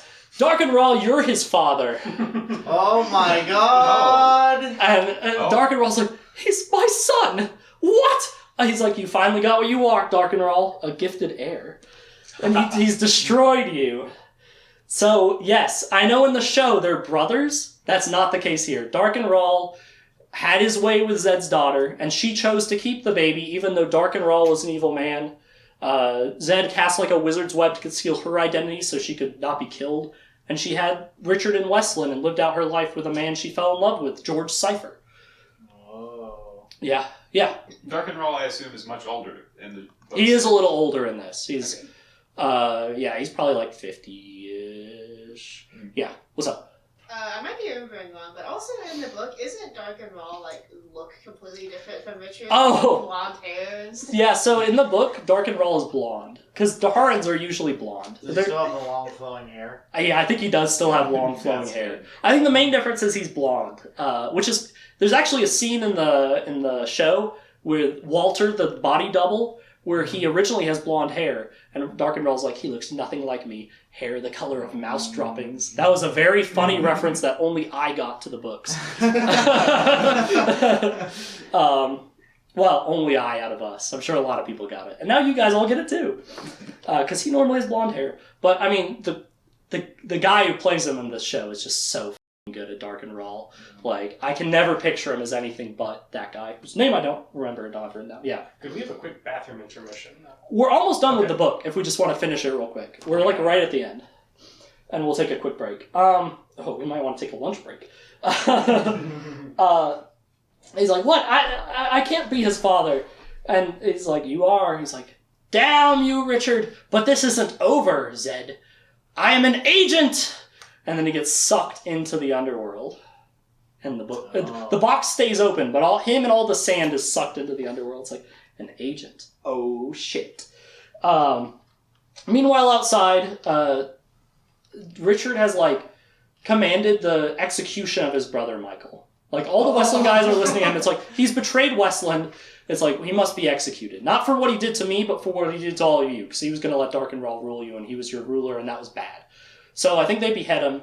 And I think they might actually do that before he gets out there. And he's like, he should be executed, but get his head down off of that, you know. They had it on like a spike or whatever. He's like, get that off of there. He's still my brother. But he was evil. Richard's not happy about that. But he's like, yeah, that was the right thing to do. And all the people of Dahara are honestly really happy that Darkenrall's dead. He's like, yeah, he was evil and really bad to us. Like, I'm really glad you killed him. And they're all kind of listening to Richard now. And he's like, I'm just a woods guide. But he does start giving directions to everyone immediately. He's like, destroy all of the Aegials. No more Mordsith. Give them their lives back. They shouldn't be forced to do that anymore. I'm just a woods guide, though. And Zed, after Darkenrall dies, like, I'm releasing the Wizard's Web so all may know who Richard really is. And suddenly the Daharans start calling him Master Rawl. And he's like, he doesn't notice at first, and then he leaves and he's like, they're probably just used to saying that, right? But Scarlet comes in and he's like, Richard, my egg hatched, let's go! And Sadine's here too, I guess he got recaptured, but he's here, and he's like, yes, Kaelin, Richard, and Sadine, let's get on here, let's go see the egg, let's go to the Mud People and return Sadine right away, and Richard, we still haven't finished our night in the Spirit House. He's like, oh boy! So they fly off, and Zed, before they leave, he says, Richard, when you're done with that, meet me in Aidendrill. There's much we must discuss. And then Zed's talking to Chase. He's like, what do you do now, Zed? And Zed's like, I must find Addie, the Bone Woman. She might be the only one alive who knows enough about the underworld for what's to come. So a little sequel hook. And that is the end of the book. That's the end of Wizard's First Rule. Wow. Yeah, question. Does this mean we're not going to have to do the Master Rawl prayer anymore? Maybe you will. Maybe hold on to those just in case. Any other questions about Wizard's First Rule? Yeah. How would you rate it? I think this is one of the best ones. Michael really has to go to the bathroom. Sorry. You want to go ahead and go? We'll Please, keep talking. thank you. Okay. I think this is one of the best ones. I mean, it's the first one. There's the weird sex stuff in it. But the fact that this one is just such a pure fantasy adventure, I feel like that's something that's, it's a little more lost in the later ones, where it becomes more political and even darker things happen. The fact that this has a happy ending where he's like, let's go, Sadine, let's go back to the house, and everyone's like, yeah! Like, that doesn't always happen, so it's kind of nice. It's not my favorite one. My favorite one's the third book, which we'll talk about another time. But it's really good. This is a really good book. You just have to get past the, 100 pages of Mordsith torture. But it's all character building. Any other questions? All right, let's take a recess, maybe eat something. And this took a lot longer than I thought it would. We'll come back and we'll maybe a little bit quicker talk about Stone of Tears. All right, everyone. We're back from our lunch intermission after defeating Darkenrall, banishing him to the underworld, and saving the people of the Dahara and the Midlands and the Westland. Westlands. Wesselin is Savidlin's wife, and the Mud People. Sadine's mom. Does anyone have any questions or something before we move on to the second book, Stone of Tears? All right, well then, let's start talking about Stone of Tears by Terry Goodkind. So this was published in September 15th, 1995. You'll see for the first 4 or 5-ish, they're always published on the 15th of some month. I don't know why, and that pattern goes away and never comes back pretty soon. But for some reason, he had a pattern for a while, always publishing on the 15th. Let me get my notes back up. All right. So, if you remember where we left off, Richard has defeated Darkenrall. Zed has learned that Darkenrall is... Or Zed knew, but he told Darkenrall, and we learned that Darkenrall was Richard's father. He actually, forced himself on Richard's mother, and he was raised by George Cypher, but he is Darkenrall's son. But Richard doesn't know that yet. And he's gone off on the back of Scarlet to spend time with the Mud People, because of course he is. So, let's pick up right where we left off with a Screeling attack! Uh-oh! So, this is actually how the second season of the show starts, too. is this, everyone's happy and having a good time, and this creature, this underworld creature called the Skreeling, this is the best picture I got of it. It's kind of like, it's almost like Gollum if he was a zombie, is like what I can describe it. First, one attacks Zed in the People's Palace. So Zed and Chase are still in the People's Palace. And Rachel's there too, but she's not doing much about in the conversation. They're talking about everything that's happened, and Zed's like, yeah, it's underworld stuff, it's crazy. And Skreeling comes out and attacks them. Rachel sees it, she's like, Chase, there's a creature. And he's like, shut up, child. But then he learns he should have listened to her. It's immune to magic and resistant to physical weapons. So you could chop it, and it doesn't really feel pain, but you can actually chop it down a little bit. But magic, fireballs and stuff, nothing. Not doing anything to it. So it's very strong. They do find out, though, if you sort of walk, you don't run and you don't stand still. If you just walk, it won't be able to see you. I know it doesn't make sense, but that's the rule of the Skreelings. The Skreelings' first rule. But they beat it the same way they beat it in the show, where Zed freezes it when it gets into a pond, or I guess it's a fountain because they're inside, and the soldiers all chop it down. Richard's not there to destroy it with his Seeker Strike where he does the jump, which is not in the books, by the way. It's really sad. No Seeker. He doesn't do his jump in the air where he slashes down. I mean, maybe he does, but they don't describe it as such. And they're like, what was that? And Zed's like, it's a creature from the underworld. It's called a Skreeling. And they're like, oh my god. And he starts talking to Commander General Trimac, who was actually in the show. He's this guy right here. He's the guy in the show in Season 2 where he's like, you're the Lord Rahl. Darken Rahl is dead. We follow you now. But, in the show, there was only a small sect of people like that, and they all kind of got killed. But he is the general of the First File, which is sort of like the Palace Guard. They're the elite guards of the People's Palace, and by extension, of the Lord Rahl. And he brings up this idea of steel against steel. So this is an important doctrine to the Daharans, is that we are the steel against steel, so the Lord Rahl can be the magic against magic. So they sort of protect each other, right? If there's a magical threat, Lord Rahl will deal with it. If there's a steel threat, like an army, the Daharan people, the soldiers, will deal with it. So it's more of like a mutual respect sort of situation. And Darken Rahl and Panis and the Rahl line at some point became evil and stopped respecting this, but he's like, I hope Richard Rahl will be the magic against magic for us and actually protect us. Because Darken Rahl was working with the Keeper, and he was, he wasn't helping us, he was evil. And I'm glad he's dead. It's like, good, well said, Commander Trimac, yeah. Who is the Keeper? That's a great question. So, I've mentioned the underworld a little bit, and I've mentioned the Creator. So, sort of the theology of this world is, there's the Creator, he created all of life, so there's the world of life, and then there's also the world of death. When you die, you go to the underworld, and that has its own sort of warden, and that's the Keeper. He's like the king of the underworld, he's a divine being like the Creator, but he's like the evil one. And he's sort of, he would love nothing more than to get out and kill everyone in the world of life and make the Lord of life also the world of death. But the Creator is like, no. So there's stuff in place to keep him from coming through.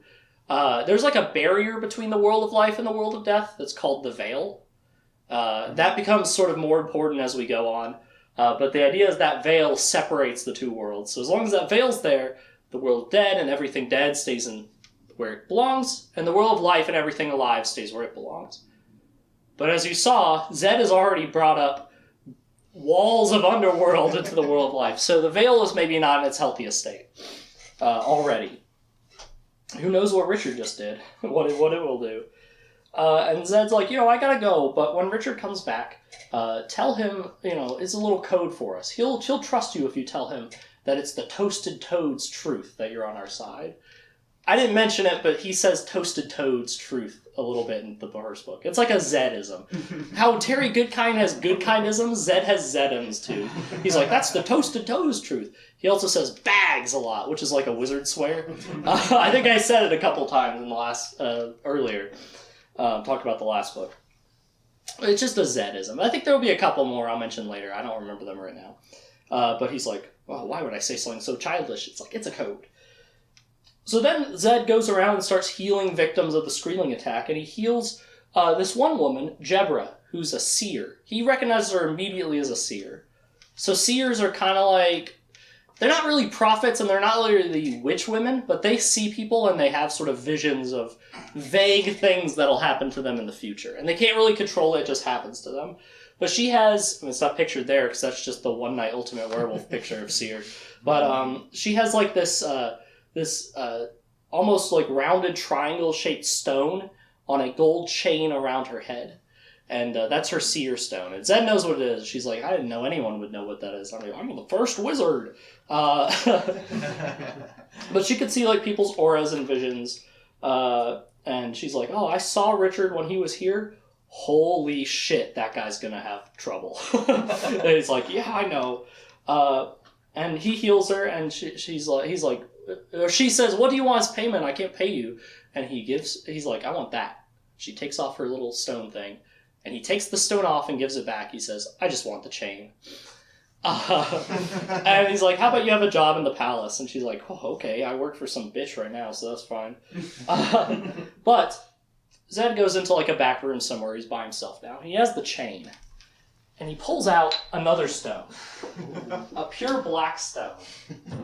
He thinks about his dead wife and he cries a little bit. And lets a tear drop on the stone. And it turns the color of amber. This is a marker. He cries on it, it turns amber, and he says, dear spirits, it's the Stone of Tears. I don't think he says that, but it's very obvious because that's what the book is called. He don't wear it. Yeah. So in the book, he just makes the Stone of Tears. No. So off screen, he found it in the People's Palace in the Garden of Life. So it ended up there after what Richard did with the boxes of Orden and everything. He found it and he's like, this couldn't be. And it turns amber under a wizard's tears. Mm-hmm. That also stops the keeper, we don't learn this for a while, it stops the keeper from being able to track it. So it had a practical purpose of him doing that. But he attaches it to the chain he got from Jebra. He really did just want the chain to carry it. And he's like, Rachel, come here. And he's like, I trust you with this. You had the box of Orden. You did a good job. Here, Rachel. Wear that for me. And Chase is like, Zed, is that dangerous? What are you doing? He's like, trust me, Chase. Yes, it is dangerous for her to have that. But he puts a spell on it, so no one will recognize it but... Oops. No one will recognize it but Richard. So he's like, when Richard at some point Richard's going to see that, and he's going to ask you for it. You got to give it to him. Until then, keep it safe, okay? She's like, okay. And then she's like, Chase, you and Rachel need to go find Richard with the mud people. I'm going to go find Addie. So, while he goes off to do that, we now move over to this place we've never seen before. In a distant land, a place called the Palace of the Prophets. We meet a prophet named Nathan. And Nathan's like, oh, I need to see the prelate. But he's locked up in his little room. And someone called a Sister of the Light comes in. And is like, you will not see the prelate. What's your problem? And he's like, I've had an important vision. He says, the pebble's in the pond. And she's like, okay. And he's like, listen. Normally, the way prophecy works, it comes to me in a vision. I write something down, but what's written isn't the actual prophecy. It's just a trigger for other prophets to have the vision. And so you wouldn't understand it. She's like, I studied prophecy my whole life. I live in the Palace of the Prophets. He's like, check this shit out. And he puts his hands on her head, and he actually lets her see the vision. The fact that this is possible is insane for the lore and never happens again. Because prophets are the only ones who are supposed to be able to see these, and he just lets her see it.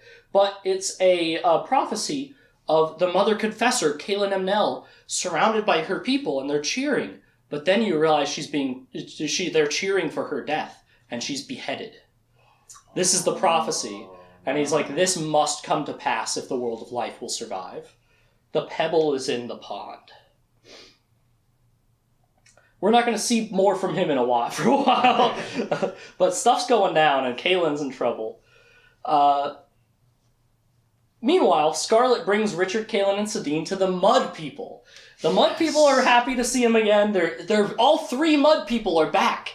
And they're happy to have Sedine back. He lets Birdman fly around on Scarlet. It's like, don't you want to try being a bird? And he's like, that was scary, but this is a friend. They're all like, oh, Scarlet's a friend. You're right, he's not a pet, it's a friend. So Richard has this. He has the bird whistle.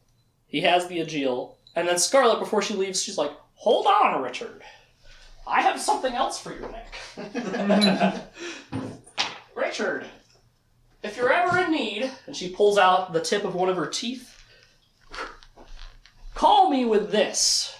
It's my tooth, Richard. If you use your gift on it, it will call me, but only once, so use it in great need. And he says, Scarlet, I don't have the gift, but thank you. I'm not a wizard, I'm just a woods guide. And he puts it around his neck. Look at all this crap he has around his neck. So Scarlet leaves. We're now introduced to a new mud person that wasn't really referenced before. His name is Chandelin. Chandelin is probably the most important mud person in this franchise. So he was Tofalar's nephew. Remember the guy Kaelin killed? Well, the Shadow People kind of killed him, but he tried to kill Kaelin. Kaelin killed him and confessed him, and he died. He's not very happy about this. So while everyone else is like, Richard and Kaelin are mud people and awesome, he's like, nah, they bitches. Nah, she a bitch. And he kind of causes trouble with them. There's a lot of book of him just like being like, I don't respect them, and then being like, but you could, and then he doesn't. I'm going to gloss over it. Know that Chandelin kind of doesn't like them. He has some personal reasons, but he is a good mud person who really cares about protecting the mud people. He just doesn't fully recognize them as mud people. While here, Richard actually proposes to Kaelin. It's like, listen, I want to marry you. We should get married. And she's like, yeah, of course I'll do that. And Savidlin makes a special bow and arrow for Richard as a gift, and his wife Wesselin makes Kaelin a blue dress for her wedding. It's like, oh my gosh, I usually wear white. This is pretty cool. They're all really happy, yeah.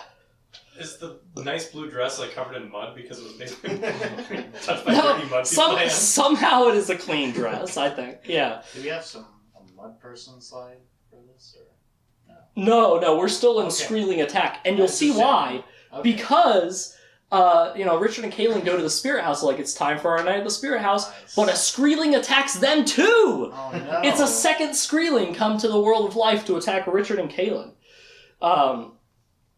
Another thing that's happening here, I'll talk about the Screeling first. So they destroy the Screeling, it doesn't take as long as Zed.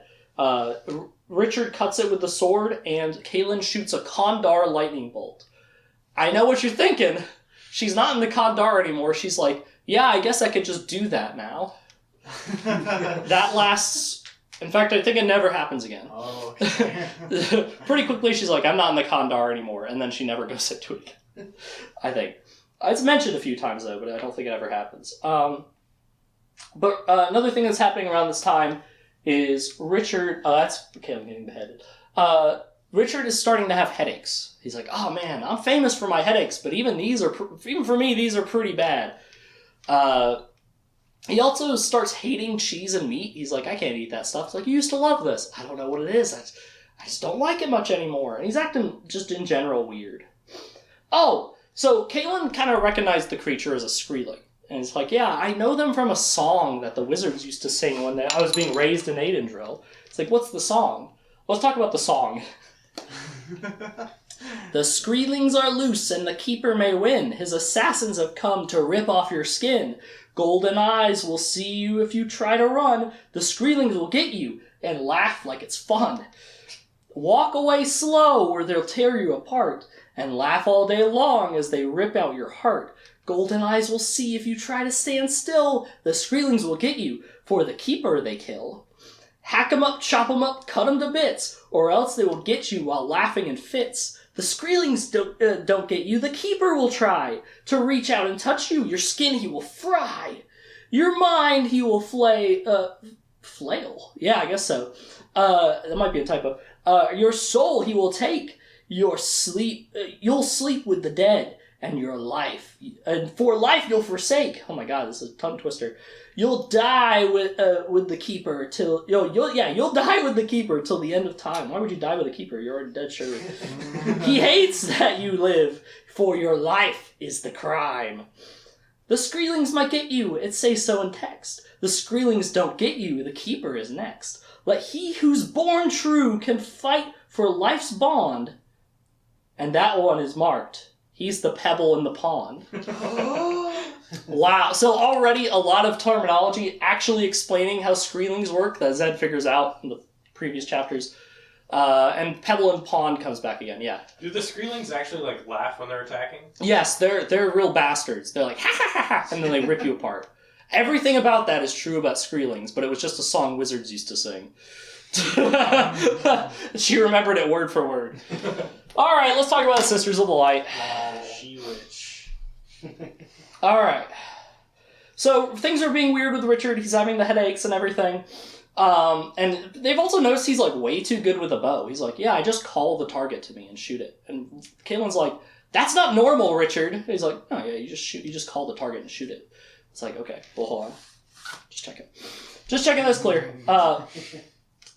And then the Sisters of the Light arrive. So 3 women dressed kind of like this with their little shawls and everything. Very, like, I don't want to say priestly. It's more like, I don't know. They look like this. It's kind of like a religious garb. They're the Sisters of the Light. Sisters Verna, Grace, and Elizabeth. This is Verna from the show right there.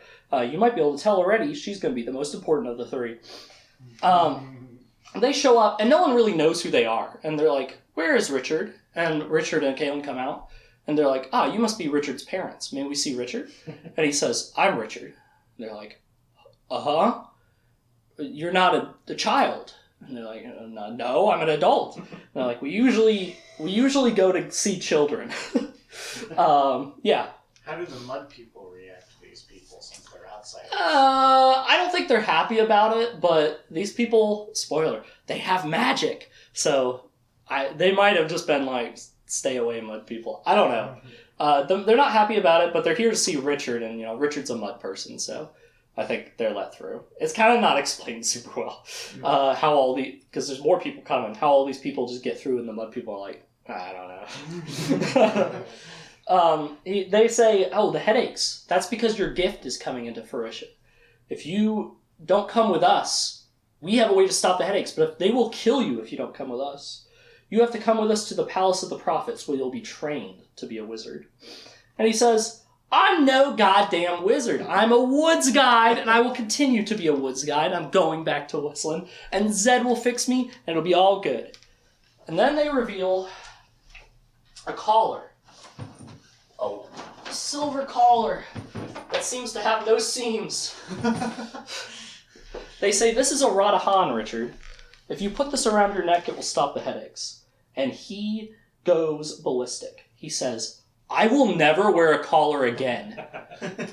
Part of the Mord Sith PTSD. He's like, I would rather die than wear a collar. I'm not wearing this. So he denies it. They say, well, here's the thing. The way we work is we come in, and we will give you 3 reasons to wear a collar. Each day we'll give you a new reason. And you have 3 chances to accept the collar. Otherwise, you're going to die. Reason 1, I think Sister Elizabeth walks up. She says, reason 1 to wear the collar, to control the headaches and allow you to learn to use the gift. Richard says, no, I refuse. Sister Elizabeth's like, good luck, sisters. And she pulls out a small dagger and kills herself. And the Verna and Grace say, listen, you're going to have to take her body and go bury it yourself, or you're going to have nightmares for the rest of your life. It's magic. To this day, I don't know if that's true or if they're fucking with him to try to make him feel guilty. But he's like, why would you do that? Why'd you let her do that? It's like, Richard, you got to accept the collar, man. So he goes and buries her.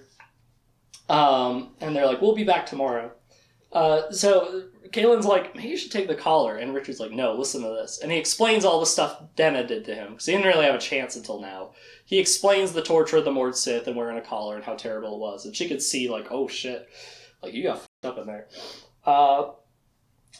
But before the next day can come and the sisters can come back, the she-witch Shota appears. She's like, Richard, you fool, what have you done? She's very mad. She's holding Richard and Kaelin up against the wall in the spirit house. Again, the blood people, they don't do anything about Shota being there. They couldn't, though. They really couldn't. She's very, very angry. She gives a little bit of a lore dump. Basically, she's like, Richard, you idiot. Now I know, everyone knows your father wasn't Michael Cypher. No, not Michael Cypher, that's his brother. George Cypher. It was Dark and Rawl. And he's like, what? And Zed's your grandpa. So she tells him, and Kaelin's like, that can't be true. And Richard's like, somehow I know it is. Just seeker. He's just he sought the truth. He's like, I just feel it's right, and that sucks, but it's whatever. He takes it actually kind of well. He's like, Richard, you fool, what have you done? You can't be with this woman. He's like, why not? It's Kaelin. I love Kaelin. It's like, if you two have a son, or if you two have a kid, I can see it'll be a son, and a confessor's son always becomes a monster. They can't control their powers, and because you're not confessed, you won't be able to go through with killing it, and they'll become a monster. You can't have a child with this woman. And he's like, well, fuck you. He kind of like, I don't care about prophecy. I'm not doing anything about that. She's like, okay, but the real reason I'm here, those two were just I was just telling you.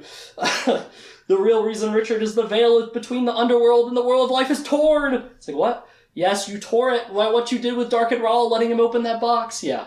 Haven't all the prophecies around Richard come true? Like him blocking the fire and getting confessed? They've come true, but not in the way you'd think. But they have come true. But they have all come true so far, yes. Yes, they have. That's very interesting. But that's something she sees in the flow of time. It's a possibility. He's like, Richard, only you can fix it. I can see only you can fix the veil. He's like, how? She's like, I don't know. All I know is that I see you trapped in time. This is a vision she sees. And Jebra, the seer, actually describes the same vision to Zed. It's him stuck in an hourglass with time falling down. It won't literally happen to him like that. But the idea is he's trapped in time somehow. It's like, Richard, you fool. You've really screwed us over by doing that. He's like, I had to defeat Dark and Rawl. But he might have been breaking a wizard rule by doing that. Well, we'll see later. It's like, Shota, why are you even here? She's like, the Skreelings and a wizard came and pushed me out of Agadan Reach. It's like, okay, what are you going to do now? I'm going to go back and I'm going to skin the wizard alive and make his hide into my throne. It's like, how'd you get pushed out if you could do that? But that's what she said. I just came to talk to you. And then she leaves. She's like, yes, just don't get trapped in time and fix the veil, please. Because the Keeper really tortures witch women in the underworld. They don't like him. He doesn't like him. So she's like, I really don't want the Keeper to win. Bye, Richard, and she leaves. She doesn't kill Kaelin or anything, even though she thinks that their son will be a monster. Yeah, that's honestly not even relevant for so long, but she brings it up anyway. Meanwhile, back at the Palace of the Prophets, yeah. So does everyone who dies go to the underworld with the Keeper, or is there like a heaven? So the way it works is there's one underworld everyone goes to, but it's sort of like tiered. It's not like this uniform throughout. So Dante's Inferno. Basically, there's like a higher level of the underworld. The higher up in the underworld you are, the more of the Keeper or the Creator's light reaches you, and that's where the good spirits live. Those are like angels. Good people who die, they get to be higher up in the underworld where they could basically just be there for eternity with their loved ones and be happy. But the further down you go, you get closer to the Keeper and less of the Creator's light gets you. And that's where like the hell like tortures and the Keeper might like naked people. The pile of naked people from the show. The Keeper might like fuck with you some and Do she-witches like Shota automatically go to the Keeper, or is it like only if she's also evil? No, I think they automatically go to the Keeper. I think the Keeper just doesn't like witch women. They don't explain why. They just don't. He just doesn't like them, so they really don't want to die. But meanwhile, at the Palace of the Prophets, the Sisters of the Dark are scheming. I know what you're thinking. What's the Sisters of the Dark? We've only talked about Sisters of the Light. Well, turns out at the Palace of the Prophets, there's a secret group of sisters who secretly don't follow the Creator like the others. They follow the Keeper. Why? It eternal life. They want to live forever in a world that doesn't have death because the Keeper rules it, so they're basically already dead. Yeah. Wouldn't they be alive as, like, skeletons or zombies or something, though? That seems kind of like the Keeper's aesthetic. It's not very fully thought out. It's not logical to be evil. It's kind of like a thing here. Or a she-witch, apparently. Well, they can't really control that. It's like being born with the gift. You're born as a witch, yeah. So it's a pretty bad lot to pull. I'm not gonna lie. But we get to see them, sort of corrupting some people. They're talking, and we don't get any names because it's supposed to be a mystery who the Sisters of the Dark are once we get to see more of the sisters. So none of them are named at this point. Yeah. Isn't it just all of them going by the show? It is a staggering amount of them. It is, and that's the same in the book. There's a lot of Sisters of the Dark. They also kind of don't all know who each other are to keep it secret, but the higher ups know. And it's like, oh no, Richard refused the Radahan. It's like, what? Yes, Sister Grace was I guess Grace was the one that killed, but she killed herself. And it's like, that was one of ours. She was a Sister of the Dark. It's like, oh no, there's only one more Sister of the Dark with them. It's like, is it Verna or Elizabeth? I can't tell you. You'll just have to guess. But Grace was a Sister of the Dark, and one of the other sisters there is also a Sister of the Dark, and one's a real Sister of the Light. So they're like, hopefully the Sister of the Light asks the next question and dies or something. We also see the leader of the Sister of the Dark start to corrupt a young sister named Pasha, who will be important later. There's a whole thing I'm not going to talk about. And then we also see them dealing with two little wizards, Sam and Neville. And they get Neville to betray Sam so that he can join with the Keeper. So there's wizards that are evil at the Palace of the Prophets too, yeah. Why didn't the two Sisters of the Dark kill the one Sister of the Light and then sabotage the plan to get Richard to train so he'll die and the veil will get torn? So, well, for one, I don't know if they have enough information to realize that's a good idea. And two, they're still trying to be like, there's no such things as Sisters of the Dark. Like, most Sisters of the Light don't think they exist. They're like, that's a myth, and you're making that shit up. And it's really it's a pretty big deal. You don't want to accuse someone of being a Sister of the Dark. But why the Neville and Sam thing is important is Neville, is like, I'll serve the Keeper, I'll kill Sam, and we see the Quillion. This is a device. That's it in the show. It lets you transfer magic from one person to another. Or Han, as they call it in the Palace of the Prophets with the sisters. That's their term for it. But it's just a gift. But the way you do it is very different. You have to skin the person alive, and then it sucks the magic out of them. But you also don't have to. I think it just makes it a lot easier. Okay. So they skin Sam, and Neville takes his power. And now he's a Wizard of the Dark. Yeah. You said he skinned him alive. Does he stay alive, or does the skinning eventually kill him? Eventually he dies, but the Quillion keeps him alive long enough to get all his magic juice, and then I guess he just dies. So, all this evil stuff's happening, but back at the Mud People, Richard's dealing with his headaches, and the sisters come back. First he's like, well, we need a gathering of the ancestors' spirits so I can figure out what to do, just like last time. And an owl swoops in and runs into his head and dies. And the Birdman's like, this is a bad omen, Richard, you don't want this. And he's like, I don't have any other ideas, so let's do it anyway. But before they could do the gathering, the sisters come back and they say, we will now give you the second reason for wearing the Radahan. It is so that we may control you. And Richard says, no. And Elizabeth kills herself, and he has to bury her. Yeah. Why did they think, even for a moment, that was a good reason to convince him? Them's the rules. They just have to do it. I don't know who came up with it. They didn't come up with it. But yeah, it didn't work, I believe. The first one's like a good reason. You'll see what the third reason is later. But that bought them enough time for the gathering. So they have the money gathering. They do it a little quicker this time because they're running out of time.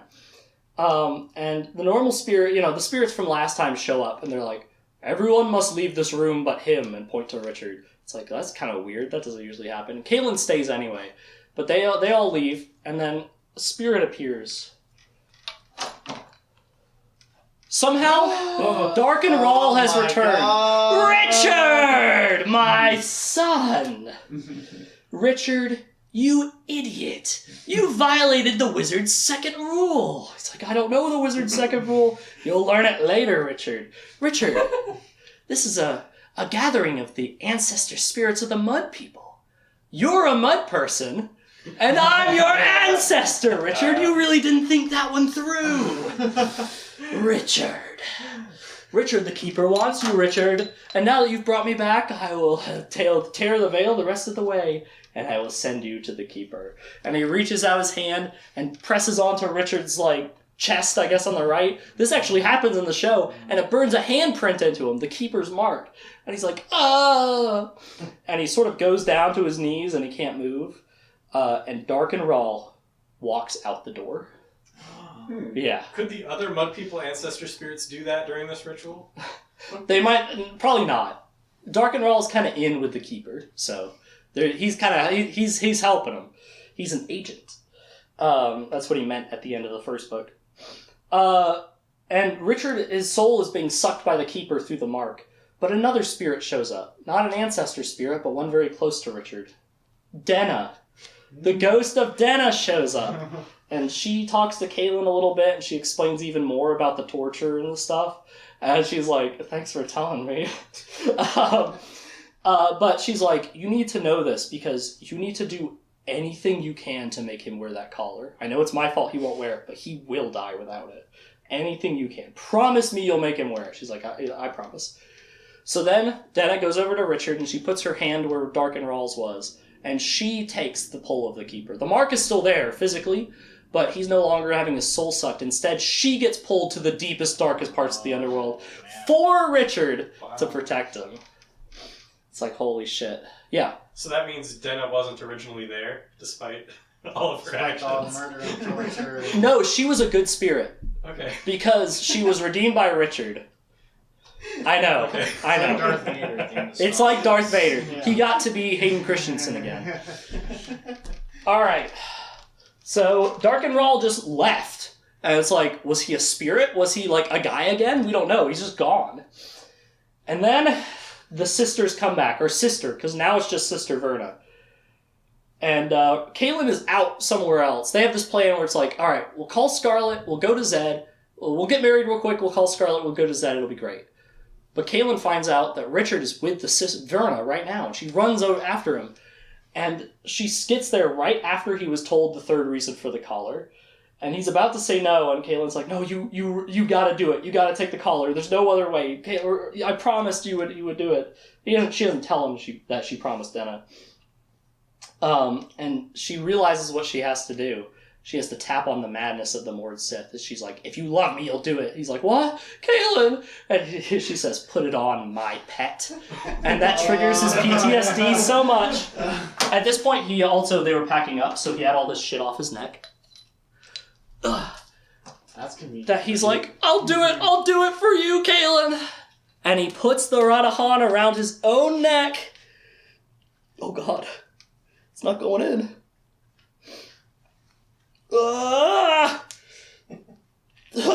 A prisoner once again. He puts the Radahan around his own neck, and Verna's like, you come with me now. And he's like, okay. And he grabs all his crap and puts it back on. So now he has the Radahan, the Birdman's whistle, the Scarlet's tooth, and the Denna's Aegil all around his neck at the same goddamn time. And Richard's like, or Kaylin's like, wait, what was the last reason? What was the last reason? He's like, it was to bring me pain. And Kaylin's like, oh, I did something really bad to Richard. He's like, Richard, I'm so sorry. But he's so broken. But she's like, wait, Richard. And she takes a knife and cuts off a lock of her hair, which is in here somewhere. A lock of her hair. Which cutting your own hair actually hurts for a confessor. I don't know why. It's just part of the magic. I guess so that they don't ever try to be less than they are. But she cuts off a lock of her hair. She's like, take this. I promise I'll always love you. But he feels betrayed. He feels hurt. He thinks Kaylin doesn't actually love him anymore. But he takes it anyway. Because part of him... Not yet. He doesn't have any more places to put it. So he just puts it like in his pocket.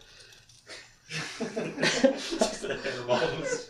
Jeez, fuck. I can't open it. I'm just gonna put it in my real pocket. So that's there now. So she leaves with Richard. So you can see, like, you know, he's emotionally distraught. My pet, he remembers being a dog. And now he's very much like sad Gosling. And they leave, and Caitlin's like, we must go to Aidendrill and find Zed. I need the mud people. I need Chandelin and Prindin and Tosslin. So Chandelin is, you know, the guy who doesn't like them, but she said, Richard always said that, you know, if he could pick any mud person to fight with him, it'd be you, because he knows you actually care about the mud people and, like, are a good fighter and will fight to the death for them. So I choose you. And it's like, and if you refuse, they will think you're a bad mud person, they'll probably kill you. And he's like, fuck. And Prindin and Tosslin are brothers, and they work with Chandelin as protectors. So he's like, those two can come too. So Chandelin, the kind of jerk guy, and then Prindin and Tosslin, who are two brothers, they're just mud people. They all leave for Aidendrill together. So Richard and Caitlin are now separated once again. This is so unruly. Let's talk about the road to the old world. So Richard is very punished on his journey with Verna, and they're on their way to the old world where... So, the Palace of the Prophets, it's in Tanimura. It's an island right off the coast of Tanimura, but it's basically part of the city. So they have to go through the wilds, and then there's a pass through Perdition's line that we'll talk about later, and then come back through Tanimura. So it's kind of an arduous journey because there's dangerous people in the wilds, and then there's dangerous people in the Valley of the Lost, and there's dangerous people on the other side of the line too. But you know, Richard's very punished, and he tries to explain things to Verna. It's like, you know, listen, the veil's torn, the Keeper's trying to get out. And she's like, the Nameless One? She's like, what? We call him the Nameless One, not the Keeper. It's like he who should not be named. It's like, whatever, okay? Whatever. But he's trying to get out, and she's like, no, he's not, Richard. No, he's not. Gaslight. No, he's not. She's like, you imagined all that. And he's like, what? He's like, listen, you were taking drugs in the mud person's house. There was smoke. You do take, like, there's, like, incense and stuff. So it's like, you imagined you saw Darkenrel, your father. He tells her about that, What too. about the hand? You did that to yourself, Richard. It's really like, it's like Wizard's first rule. She doesn't want to believe it, so. But she kind of half convinces him. He's like, well, maybe that's possible, but I really do think the Keeper's trying to get loose. But she doesn't take the threat seriously. It's like, the Nameless One can't get loose, Richard. But they do not get along super well. They're very different people. And Richard is very difficult with it, too. He's like, I refuse to shave. She's like, why? Prisoners don't shave. It's like, it's fine. Lots of wizards have beards, so I don't care. But he's making a big deal, like, I'm your prisoner. You're keeping me captive. And she's like, no, we're trying to help you, Richard. It's like, but what about this? It's like, well, okay. 2 of the 3 reasons were to fuck you over. So I guess that's kind of... but he's really upset. And he's like, it doesn't matter. I just bring death to everyone I come around anyway. I'm just the bringer of death. And she goes, Richard, how do you know that term? And he's like, what do you mean? I just every time I go somewhere, people die. And she's like, you named yourself the bringer of death? It's like, yeah. It's like, that's a prophecy, Richard. What? He is the bringer of death, and he shall so name himself. That's a really important prophecy. It's part of prophecy. He's like, I don't know what to tell you. I came up with it. So she's like, this guy's important. Holy shit. If he's really the bringer of death. But he's like, you know what? Oh, yeah. Does she know that he's the Seeker? Yes. And has that title?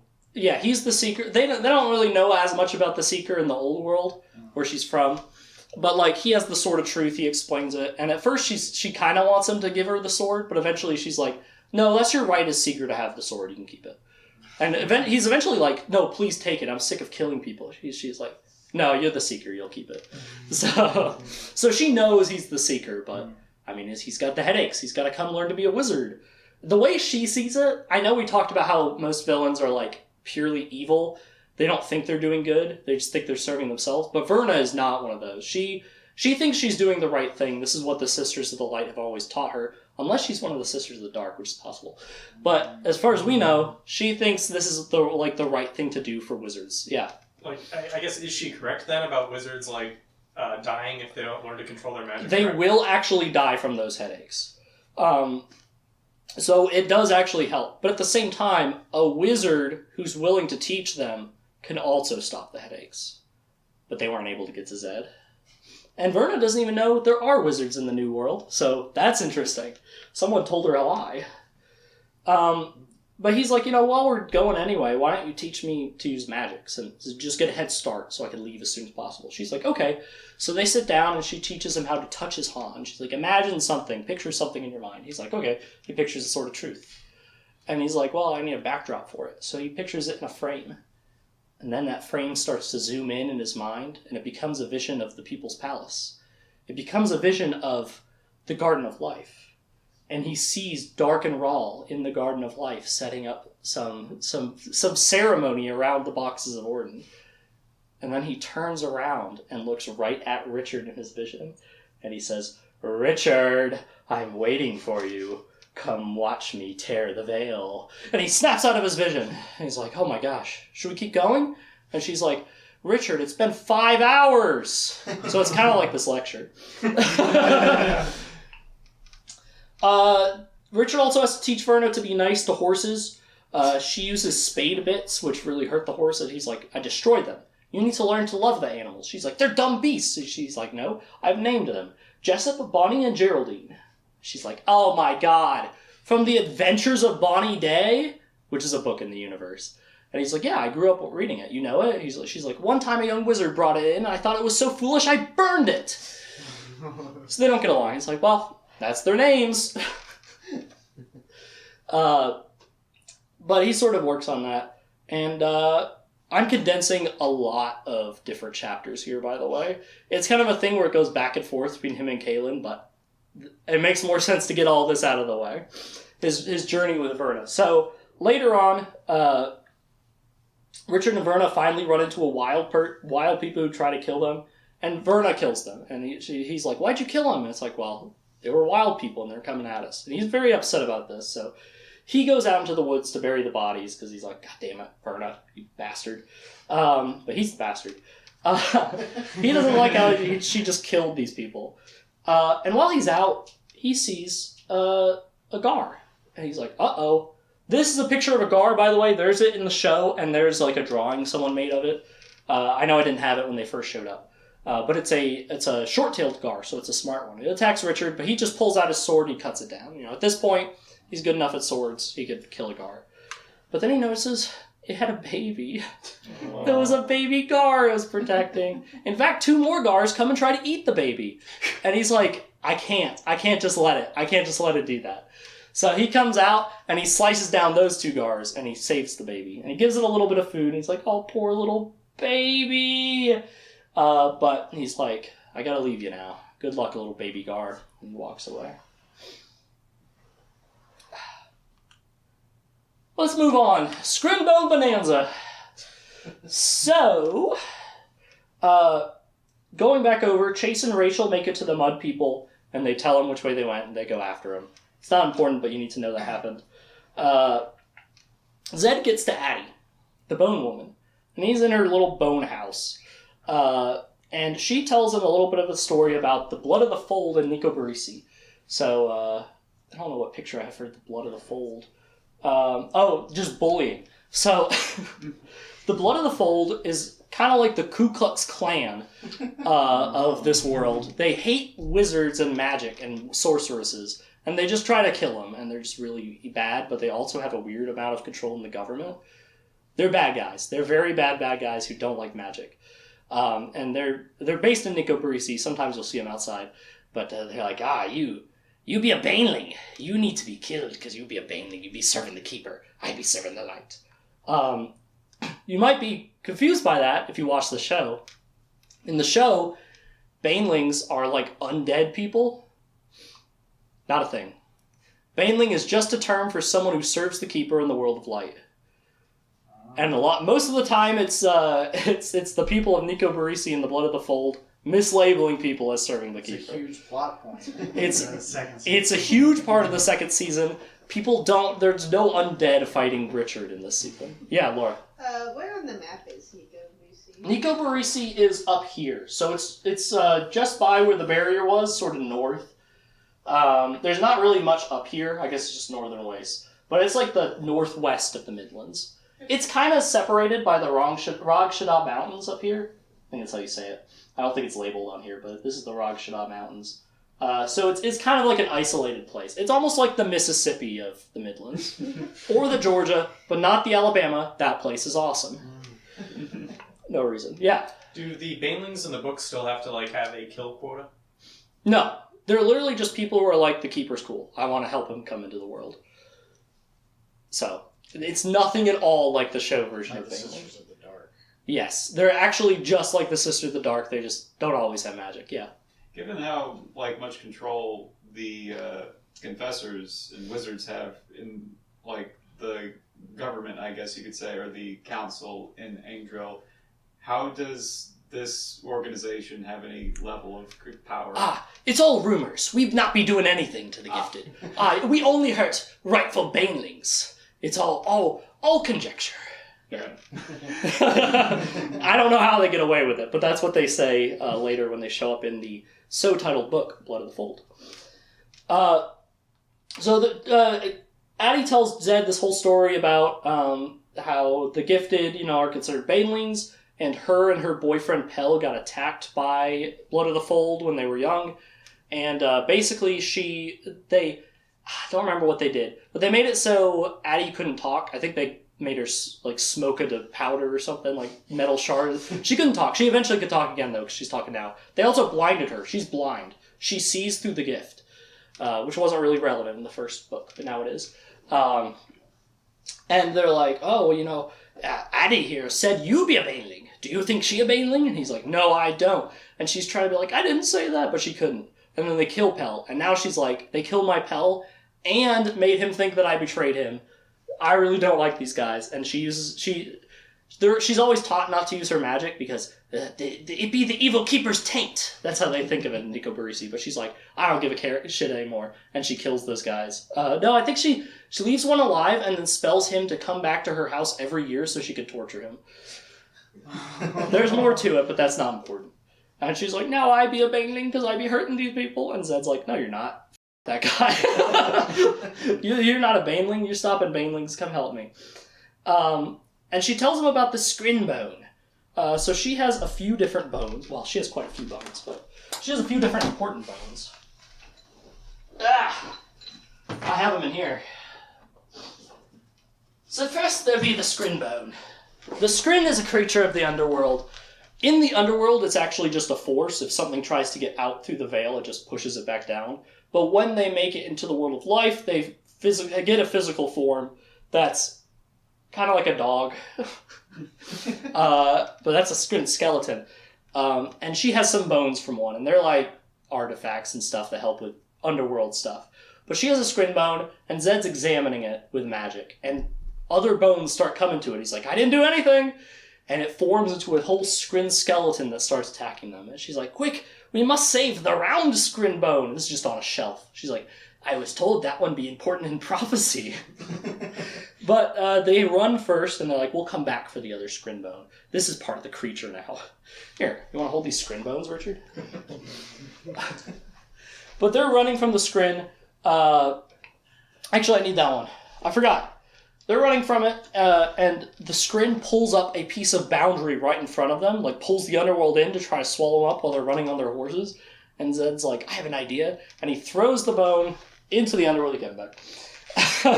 And they veer off their horses, and that's what it was chasing, so that it goes into the underworld itself and becomes a force in the underworld again. It's like, oh my gosh, they're controlling scrin? They're not supposed to be able to do that? The Keeper's really mad. But that's what the way they describe it. I think it sounds like Astolfo from Wind Waker. This is kind of a picture I found in the wiki. It's somewhere in between there. Yeah. Is this the same kind of creature that the little boy turned into? No, that was, what was it called? Calfat or something? No, Caltrop was the thing Old John was. He was something similar, but he's not one of these. Okay. He was just like an underworld dog. He's a type of creature that's never mentioned again, so as a lot of these are. But the Skrin actually do come back. Okay. Another thing of note is Addie, because she sees with her gift and not with her eyes, saw the Skrin with skin and everything. So she's like, "That'd be a big beast." He's like, "It's a skeleton." But they go back to her house and it's destroyed, and the round bone is missing. So you can hold on to it for a while, along with the Stone of Tears. But it's gone, and she's like, "It'd be stolen!" So it's gone. And she's like, "I've been having nothing left to do." And Zed's like, "No, listen, I have a way. It's kind of hard. It'll be hard. But I actually have a way to talk to spirits." If you remember, he talked to his parents in the first book. He's like, "Help me out, and we'll find a way. I'll set it up so you can talk to your pal and tell him that, you didn't betray him." And she's like, "Oh, I have purpose again." So she just agrees to help him. Stop the Keeper from coming into the world of life, which is a good goal. But let's move on to talk about Ebenesia Galea. Did I spell it? Is that how you spell Galea? Yeah, it is. I don't know why I feel like there should be two L's, but there's not. Okay, so Ebenesia is the capital of Galea, which is right here. It's one of the biggest kingdoms in the Midlands. So the two biggest kingdoms are Galea and Kelton. Nicobarisi's kind of big too, but they're kind of backwater. And these two kingdoms, being the biggest, fucking hate each other. And they're always scheming against each other. And the Keltons are kind of seen as more of the aggressors, but it's kind of both of them. But Kaelin's like, "I'll stop on the way and get some troops because, I'm the mother confessor." But on the way to Ebenesia, they notice a trail of frozen to death women. I put a bow on them so you know the woman. And Kaelin can already sort of tell things are not good in Ebenesia. Kaelin's, the Queen of Ebenesia, or the Queen of Galea, I guess, the whole kingdom, is actually Kaelin's half-sister. Her mom took the King of Galea as her mate, confessed him, and he ended up bearing Kaelin as the child. But they don't really treat each other like family usually. They're kind of raised separately, but it's just kind of an interesting fact. It kind of comes up later. But this town, Ebenesia, the capital of Galea, was raided, and the people were brutalized and violated by the raiders. It's like, oh my god, this is terrible! Like, people came in and they were really like, they did evil in this town, and it's just a ghost town now, full of corpses of men trying to protect the women and the women who didn't get protected. Kaelin and Chandlin, when they see this, kind of bond over how f***ed up it is. She's like, "This is terrible, this is evil." And Chandlin's like, "The Mud people also don't like this." So they're kind of like, "Oh my gosh, we have something in common." So they're kind of getting more, they have these shared morals that's getting them together. And Chandlin says, "Here, Kaelin, I don't have a prop for this." Yeah. Does the mud get frozen since they're in this cold environment? They don't mention it. They just kind of assume they're still kind of muddy. Okay. But it must wear off. Like, maybe they reapply the mud. There's mud everywhere. But Chandlin lends Kaelin his grandfather's bone knife. It's a knife made from his grandfather's bone. Here's the RuneScape bone knife. The idea is that his grandfather's spirit will protect Kaelin while she has it. I don't have a prop for it, but that's it. I mostly just have props for things Richard hangs around his neck.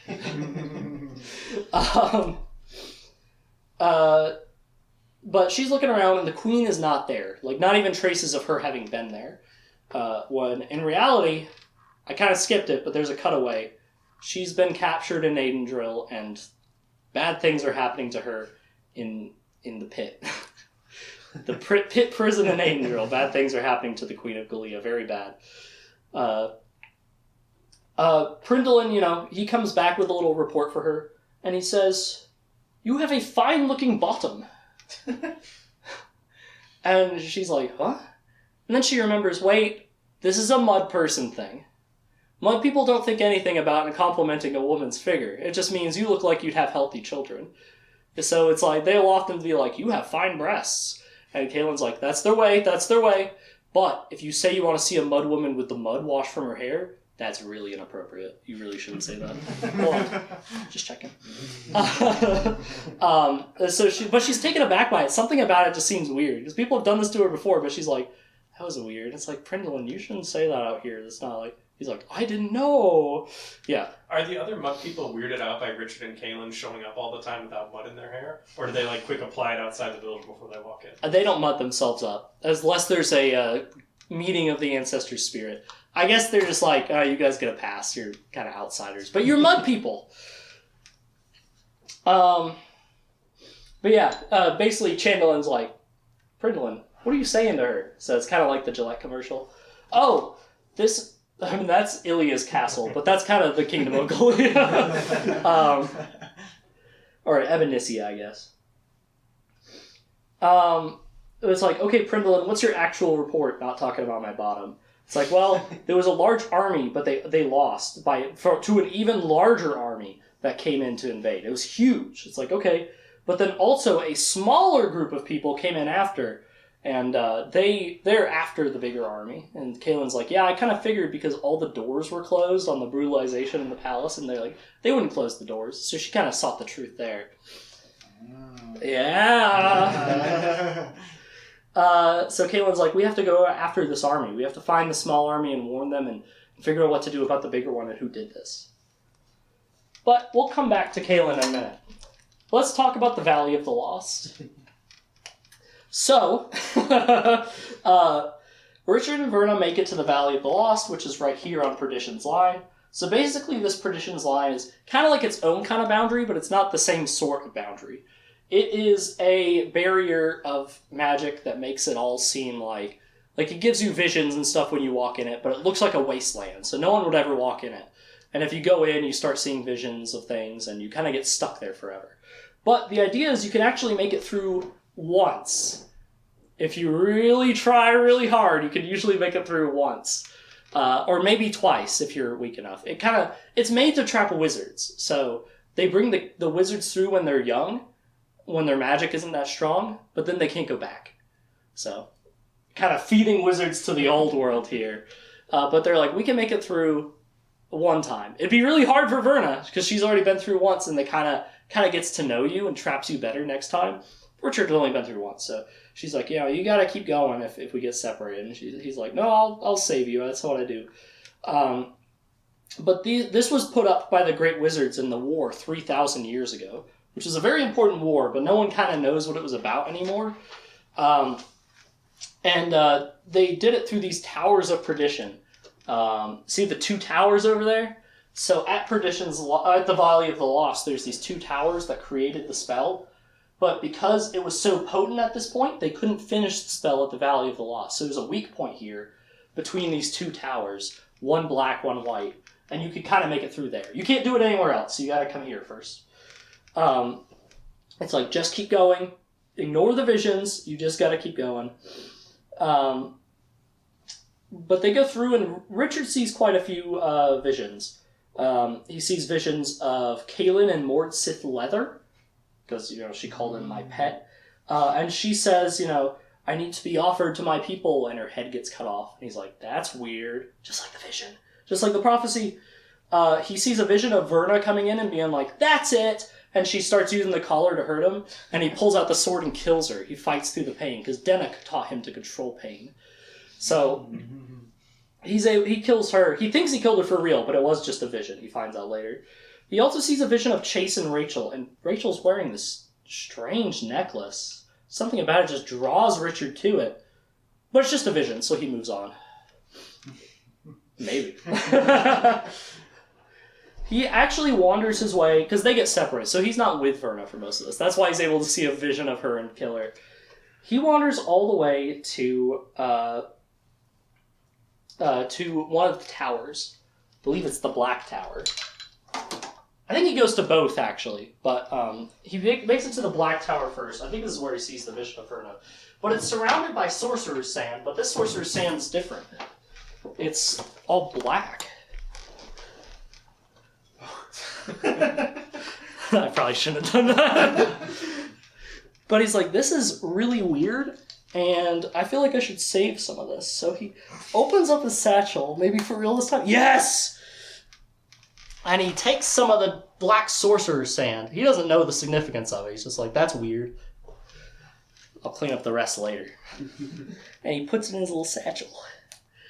He's like, I got some sorcerer's sand. He doesn't know what he's going to do with it. He just thinks it looks weird. And he's like, that seems like something I need.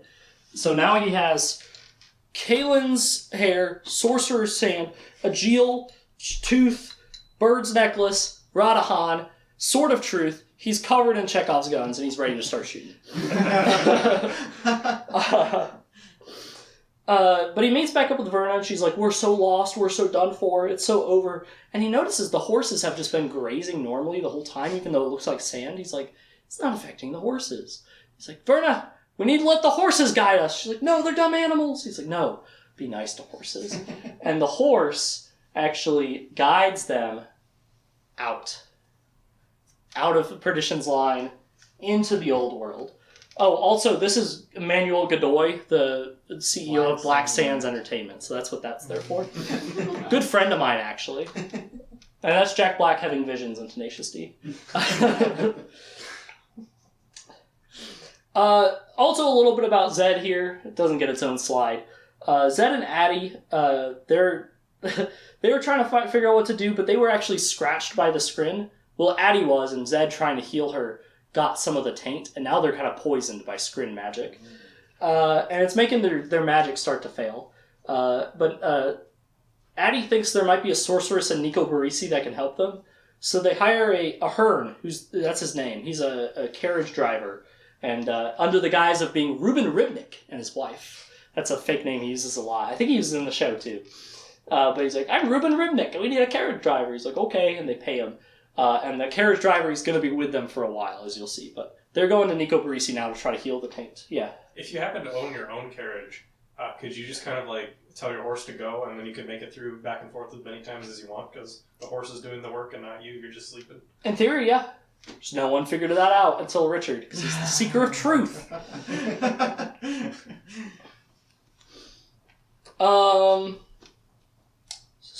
Is this on this slide? I guess it is. Okay. So somehow the baby Gar from earlier, it's gotten a little bigger, and somehow it's made it past Perdition's line. And Richard doesn't know how. But it meets up with him pretty early on, not when he's with Verna. Verna doesn't know about it.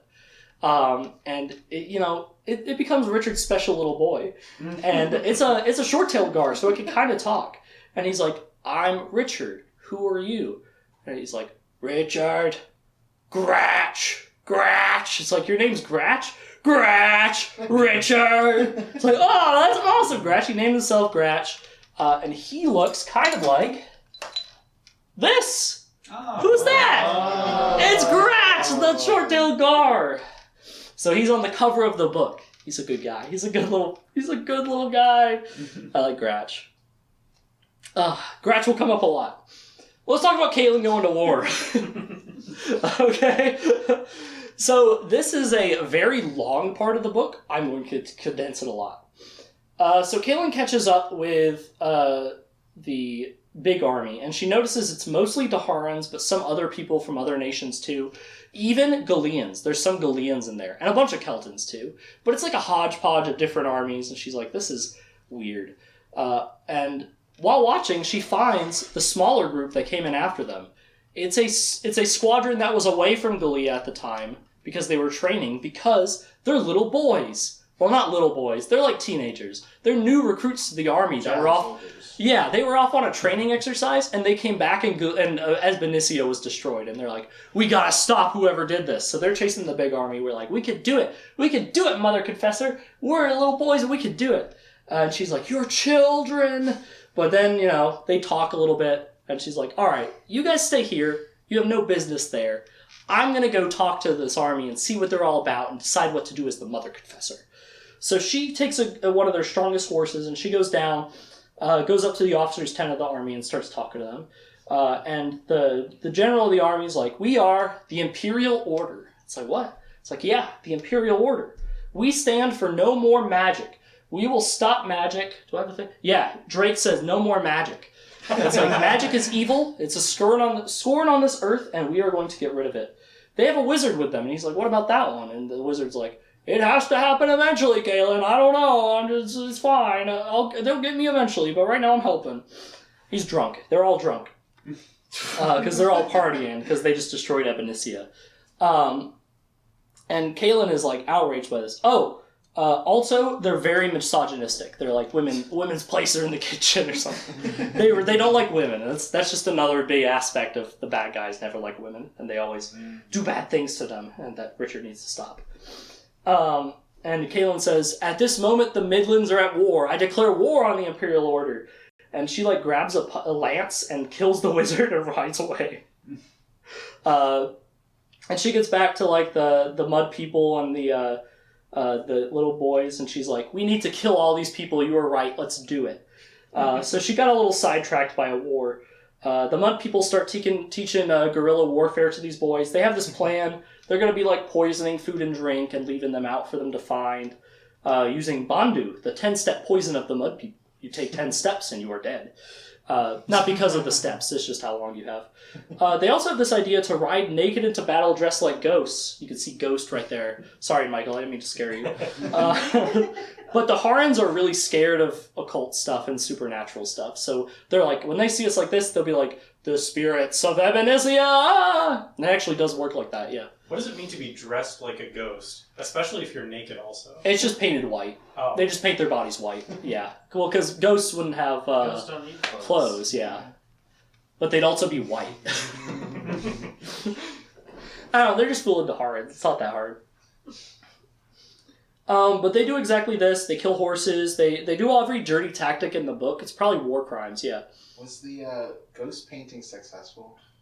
Yeah, it scared the shit out of the Daharans. The plan worked perfectly, yeah. Does that mean that they have complete the wizard's first rule? Do they all have the gift? I don't know if that worked exactly like that, but yeah. Didn't Richard... So they're fighting Dahara. Well, they're Is that fighting... right? The army is largely Daharans, but they're not Okay. representing Dahara. They've defected to the Imperial Order. I gotcha, I understand. Which we'll talk a lot more about that in the third book, about the Daharans and where their loyalty lies and everything. Okay. And why they might be with the Order or might not be. But Kaelin does her strike. It works shockingly well. Rodin, while they were drunk and poisoned, they killed a ton of them. But this is kind of one of those situations where it's like, we killed a third of their army. Did it do anything? No. It doesn't actually do anything. This is also a weird part, because it's from Kaelin's perspective, and she's naked this whole time. And many times the line, suddenly Kaelin felt very naked. Like, just many, many times in this part. So it's like, okay, she didn't have to be naked for this, yeah. Does she have any qualms about sending children into combat? She did at first, but when she saw what the Imperial Order was and what they represented, they're like, no, you're right, let's kill them. It's worth it. So she got over it.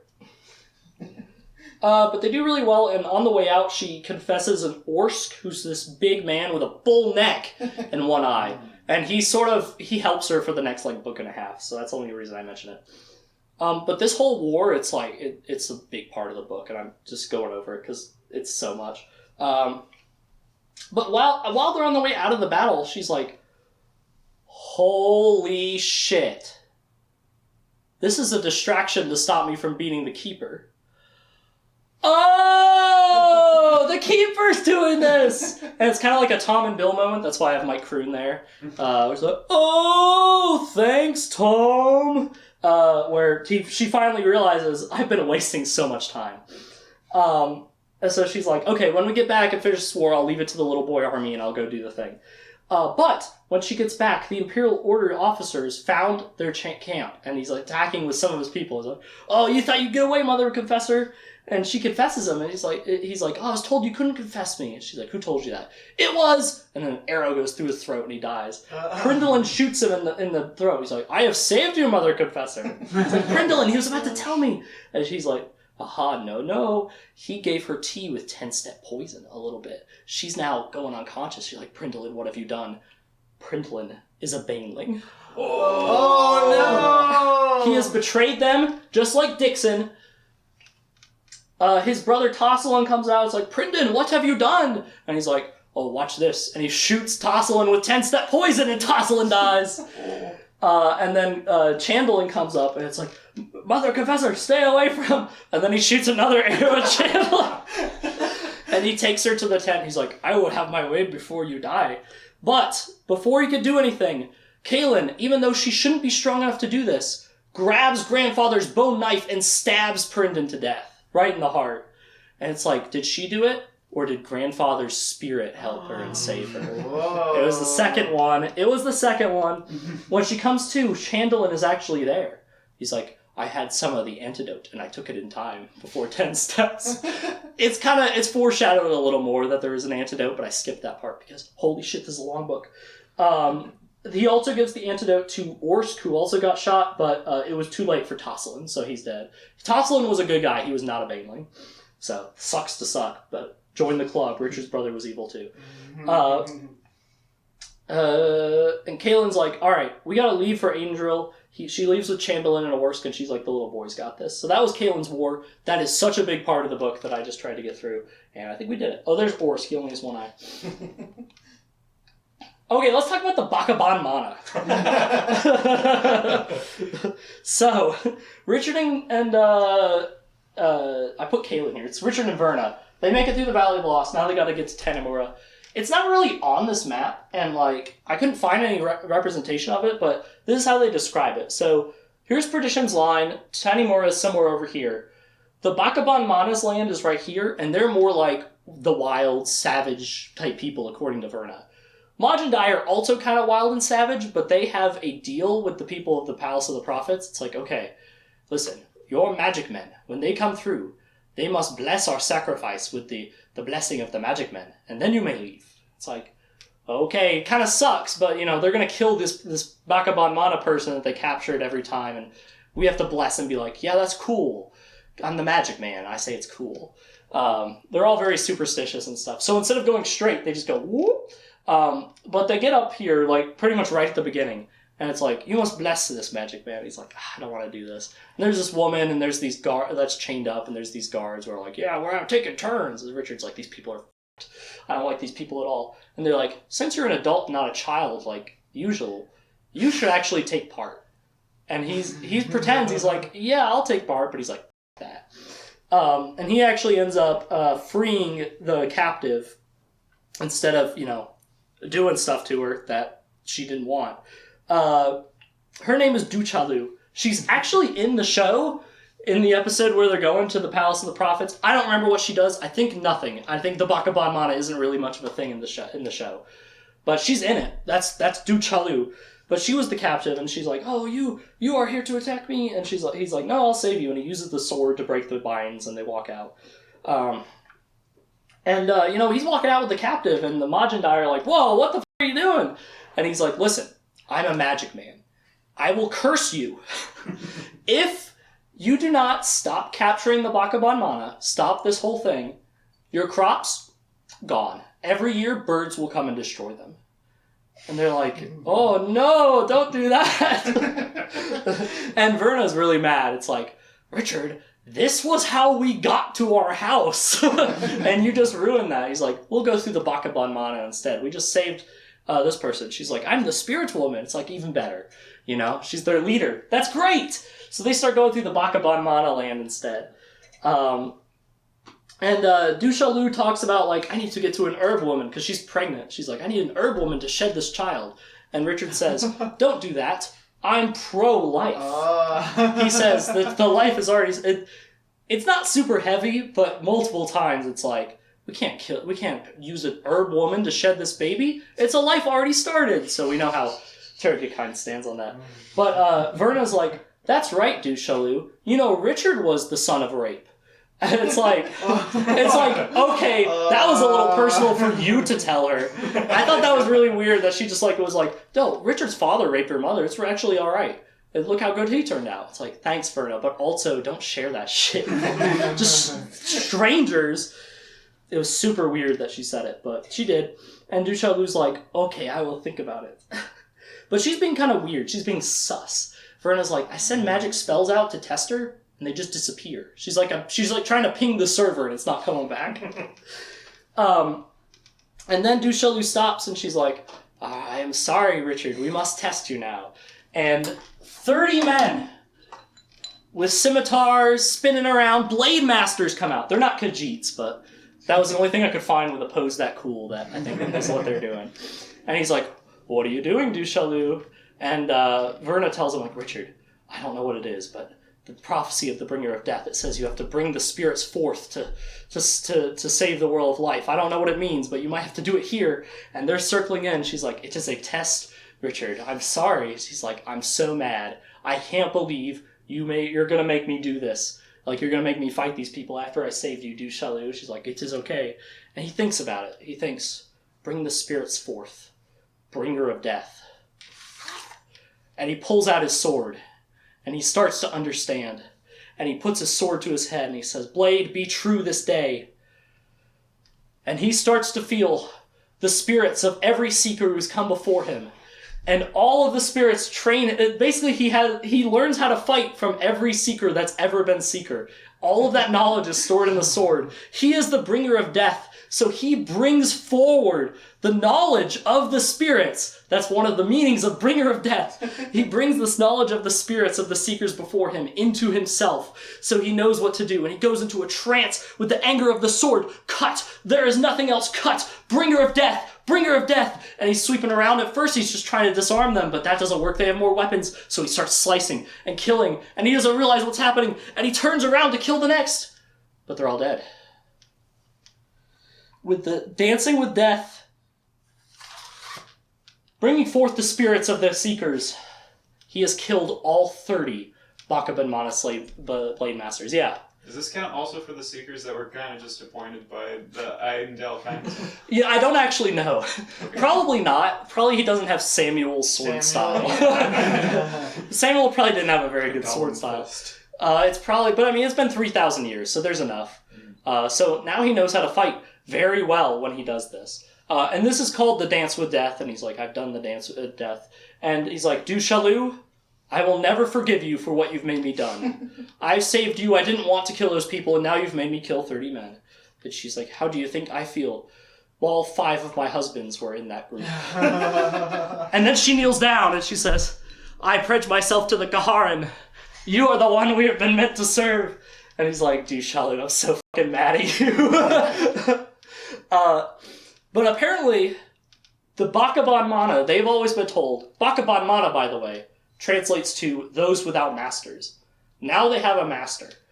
The spirit woman is supposed to test wizards, that's why wizards always die in these lands, by attacking 30 blade masters attack them. And if they ever beat them, that one is the Kaharan. He is the one that is supposed to lead their people. And it means Du Chaillu and Richard are now married. Oh. According to the old customs, Richard's like, no, we're not. But their ancient purpose, supposedly, is to teach the Kaharan to dance with death. To teach Richard to use that ability. So they're like, oh, this is awesome. We've succeeded in our purpose. And Du Chaillu has found a new husband after her 5 got killed. Mm-hmm. Yeah. So since they were those without masters, and he's now their master, if Bon Mana means without masters, are they just Bakas now? No, they're the Bakatao Mana now, but they masters. Don't. Those with masters, okay. But they don't actually mention that title until book 5. Yeah. If their purpose was to teach, like, the Seeker the Dance with Death, yeah, why would they attack random wizards that come through? Well, so they just know the Kaharan is going to be a wizard, so they have to test each one, and eventually they know it's the right one. They don't know it's the Seeker. Okay. They just know it's a wizard. Seems like important information that got lost. Yes. I don't even fully know who taught them this. It's just been in their ancient ways forever. Yeah. Prophecy or whatever. Come to think of it, too, it would always be a child, right? Yeah. Most of the time. Yeah, most of the time it's a kid. But that's why they used to go through the Majandai land. That's not an option anymore. So Richard's like, okay, as your Kaharan, I have a couple things. One, Verna and her people can come through here now. You're not to attack them. They're like, fine, we already found the Kaharan. It's like, okay, well, I'm glad that one was resolved easily. Other thing, those people are going to keep killing you if you don't make peace with them.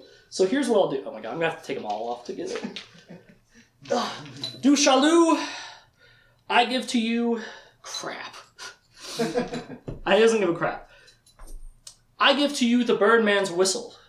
Du Chalu, here, someone can be Du Chalu. Here you go, Du Chalu. Take this whistle and go and whistle it near the crops of the Majandai. They will see it as the curse, the evil, the spirits being mad at them. And then they will actually honor the agreement. Because if we don't do that, they probably won't honor it at all. And she says, okay, Kaharan, I will do that. So he's used up one of his many neck items. Ah! So, that's the Dance with Death. That's a thing he could just do now, and they continue on. And they finally make it to Tanimura in the next slide. They finally make it to Tanimura. So it's actually on the cover. This is them. I think that's the Palace of the Prophets in the book. So that's Richard with his beard, and that's Verna, because prisoners don't shave. This is what it looks like in the show. Again, it looks like a painting, probably with some mist over it. But it's supposed to kind of be like, a little bit foreign, because it's in the old world. Let's see. They finally make it there. It's kind of a cool place. And the Palace of the Prophets is on this island, Halsband Island. The name of it isn't important. Just off the coast of Tanimura. So it's kind of part of the city, but it's kind of its own thing too. It's kind of separate, which is kind of important for stuff later. They get to the palace, and, Verna is now she's kind of Richard pilled, because, so one of the horse guys comes to take the horse, and he's like, off, you dumb beasts. And she's like, they are not dumb beasts, they are friends, treat them right. So she's kind of Richard pilled now.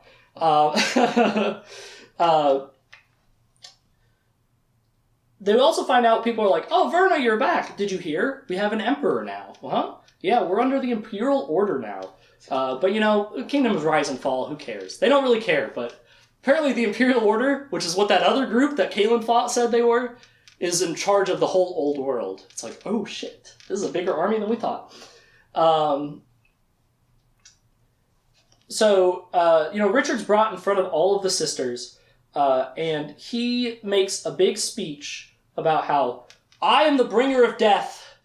You are my captors and I am your prisoner, and until you let me go, there will be conditions and there will be rules. You're not to do anything bad to Verna. She didn't cause this. I'm a bastard on my own. And, literally. And, and also, I'm going to be trying to get free, and if any of you stop me, I will kill you. And they're all kind of like, haha, okay. But he's supposed to be handed off. Verna's not his trainer. Pasha is. If you remember Pasha being corrupted earlier by the Sister of the Dark, they're like, Pasha, hey, listen to us. Uh-oh, I wonder if that actually stuck. Pasha Mays is her name. And he embarrasses her pretty bad. And he's also very mean to Pasha this whole time. And also, after that speech, Verna is immediately just demoted to, trainee. She's not a Sister of the Light anymore. It's like, Richard. But Richard didn't mean for that, Emma. He's like, I'm sorry, Verna. Verna's ex-boyfriend is also there, Jedediah, and he's an asshole.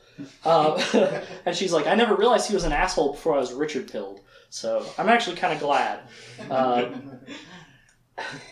But Richard's given this super nice room. It's like a really nice palace. And he has this really nice room, and Pasha's like, all sorts of stuff, and here's all your clothes. And he's like, fuck you, Pasha. She's like, oh, Richard. Richard takes to going to the woods and hanging out with Gratch most days. So he's kind of has a lot of freedom here. So he's like, okay, I'm going to go hang out with Gratch. So he meets Gratch, and Gratch is really grown, and he's a good little boy, good little gar. In fact, Gratch now talks a lot more, and Gratch shows up, he's like, Gratch, love Richard! It's like, I love you too, Gratch, and they play fetch, and he's like, did you catch a rabbit all on your own? Oh, good, Gratch! So, he's a special boy. Richard has also started meditating in a place called the Hagen Woods, which is not the same woods where he meets with Gratch. This is a woods that the Sisters of the Light are all like, that place is evil, don't go there. And Richard's like, I will go there. So he's meditating, he's trying to touch his Han and stuff, but he's afraid to ever put that border around the sword again, in case it lets him see Dark and Raw, and that was scary. But while he's meditating, he's attached by a creature with strange scaly skin, and he senses it there and twists around and kills it. It's a Marizwith. So these were actually in the show. They're a little different in the show, but basically, they're these scaly creatures with these 3-pronged knives who can cloak themselves with their cloak. A lot of people in the old world even don't know how they work because Richard is the first one to ever kill one. They usually just see the aftermath and they're like, fuck, that guy's dead. But they usually just stay in the woods, so it doesn't matter. Let's see. After he kills it, Pasha's like, I don't know what to do. Why won't you leave the Hagen Woods? He's like, I won't leave until you make Verna's sister again. And Sister Marin, who demoted her, comes in and it's like, okay, I'll make her sister again. But she mostly just wants to study the Merswith. It's like, okay, sure. But Richard becomes friends with a little boy in the palace, too. This is, again, I'm smushing a lot of stuff together. The little boy's name is Warren. He's also called the Mole.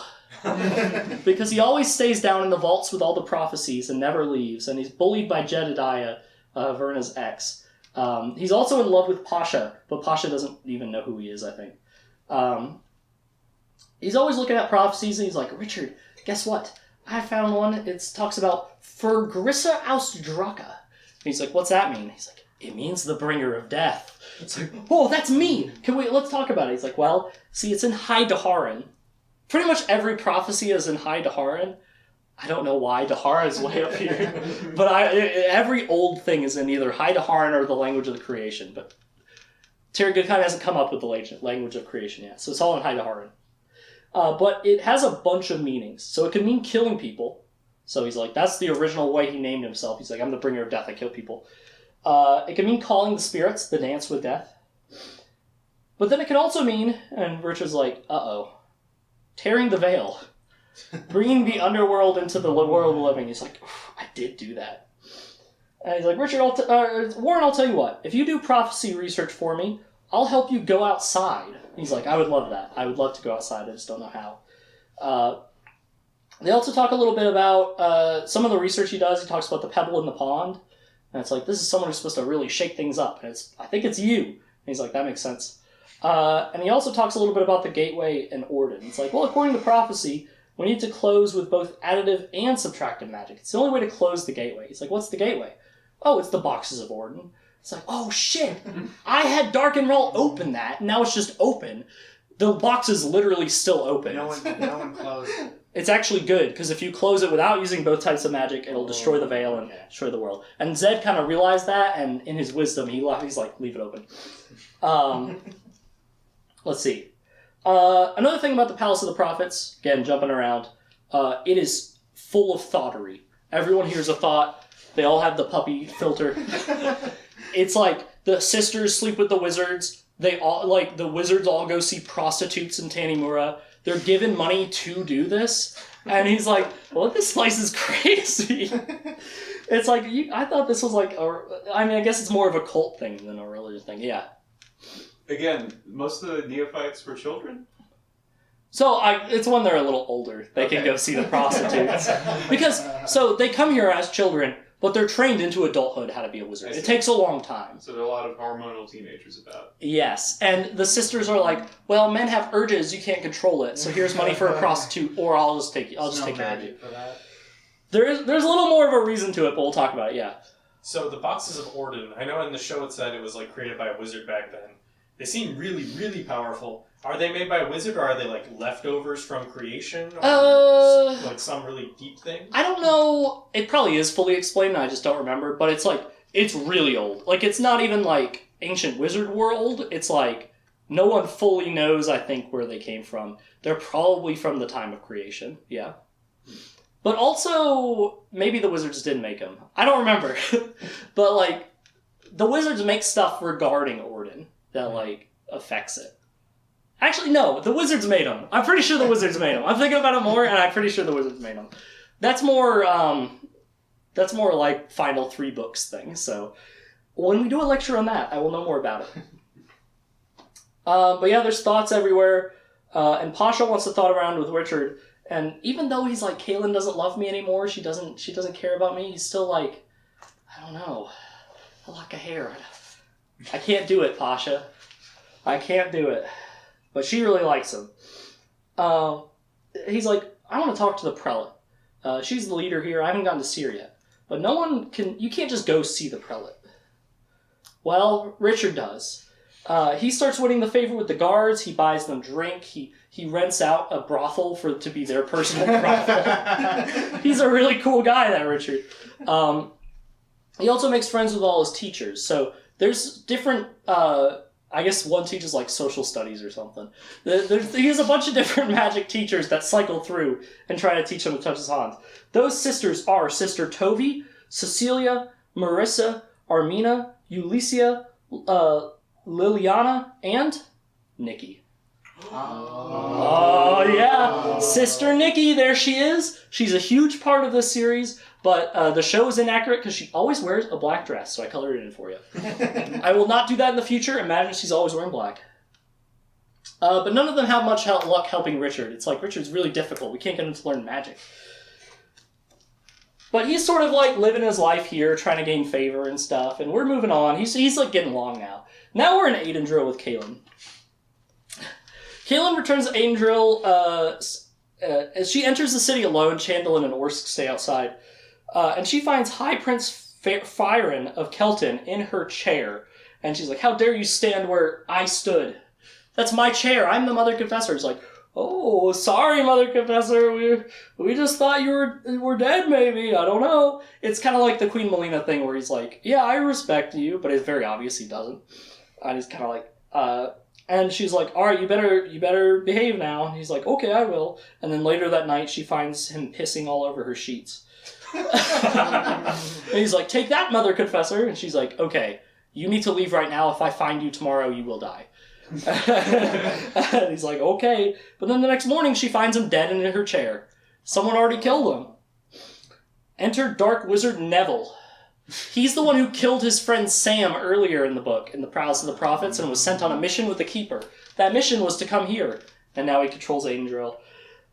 He's a member of the Imperial Order, and he is a Baneling. But he's basically manipulated the entire Midlands Council to think, listen, Imperial Order good, Kaelin bad, let's kill her.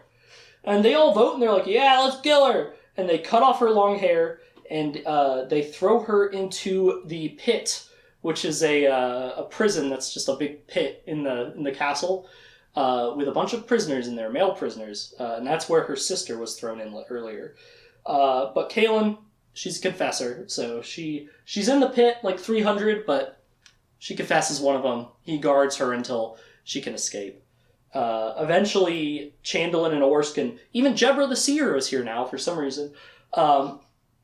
They come over and rescue her, and she's like, oh, thank God, because I don't know how much longer this one guy could hold all these guys back.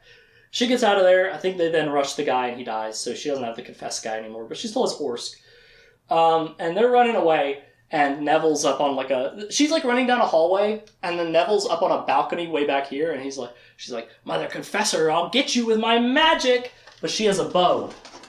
And she remembers what Richard taught her about calling the target. And he has like vines or something, grab her and constrict her, but she's pulling back the bow and she calls the target just like Richard taught her. Whoosh, and shoots Neville right in the chest. And he dies. And as he dies, a black like fog spreads across, like in a wave. That happens when a Baneling dies. This whoosh. So that's the Keeper taking his soul. It's pretty cool. But she kills him, so Neville's dead, and they're escaping, because the council's against her too now, yeah. So Richard wasn't just full of baloney earlier when he was like, I just called the target, I hit my mark every time? Yeah. That's amazing. Yeah. Wouldn't anybody on the council recognize that Neville was a Baneling? If they saw the smoke come out of him? They weren't watching. Oh. This was like while she was escaping, like just down a random hallway. Oh, okay. Yeah. Gotcha. Yeah, this was after the council meeting. She had been in the pit for a little bit, like maybe a day. But she was protected by the guy she confessed, so it's all good. So they all escape back outside the palace. Where did I put the clicker? It's in your book. Yes, thank you. So, we're stuck at the palace. Richard's still at the palace, but with a combination of connections, Frog Boys, and he has another cool tool, too. When he killed the Merismith, he took its cloak. This cloak has cloaking technology. Oh. So he can put it on and become invisible. Where'd he go? Whoa. Yeah, that's right. Just like Harry Potter. I think I had a slide for it earlier, but I didn't mention it. Yes, let me tie it on. Ooh, it's gonna be really warm. Okay. Yes. The Mariswith cloak. Very important later, but not right now. He's just kind of using it right now. So Richard sneaks into the prelate's office, and he meets Prelate Annalena Alderin, who is this woman right here. In the show, she is insufferable, but she's actually kind of nice in this. So she's kind of like a wise old woman, and she's like, Richard, you're the pebble in the pond. He's like, what's that mean? It means that you're someone in prophecy who's going to shake a lot of stuff up. And we have been waiting for you for a long time. We've been looking for you for a long time. We've been studying prophecy, and we knew you would be showing up. So you're here, yay! So she explains that. She says, the gateway's not open, Richard. At least not fully. You haven't fully torn the veil yet. It was still time to stop it. And she says, how are your parents? And he's like, how do you know my parents? She said, I helped your father steal the Book of Counted Shadows all those years ago, and I brought it to you and your father when you were a baby. It's like, oh, okay. So she knew where he was the whole time, but made Verna go out and search for him for 20 years anyway. She was looking that whole time? Yes. For 20 years, her and the other two sisters were out there looking for her. And he's like, that's kind of yeah. On the wrong side of the line, I assume. Yeah, so they sent out... No, they were over here. Oh, okay. Because she knew they would be there. I mean, she knew he was here. But they were just like, where is he? It took them 20 years to find him, but I guess that was prophecy, baby. This is kind of long. I'm going to step on it. She says, Richard, you're not just a wizard. That's why no one can teach you. He's like, what? You're a war wizard. What's a war wizard? War wizards are born with both sides of the gift. So you know how Zed said no one's born with subtractive anymore? Richard was. He has both additive and subtractive magic. He's like, no, I don't. It's like, it's proven because you could pass through the magical barrier I set up in front of my office. He's like, what's barrier? Exactly. Just because he had subtractive magic, an additive barrier alone couldn't stop him. He just walked right through. And also, you don't eat meat. He's like, yeah. It's like, well, that balances the war wizard's need to kill. There's always balance in magic. So because you kill, you don't eat meat. And he's like, that's weird.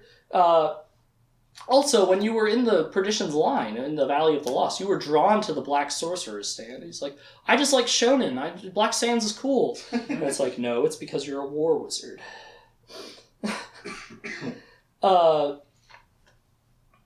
So, because of this too, because Richard put his own collar on, it infused with his magic, so only he could take it off. Okay. But it also suppresses his magic, so it's kind of a, it's bad. What? Is Terry Goodkind, or was Terry Goodkind a vegan? I have no idea. Maybe.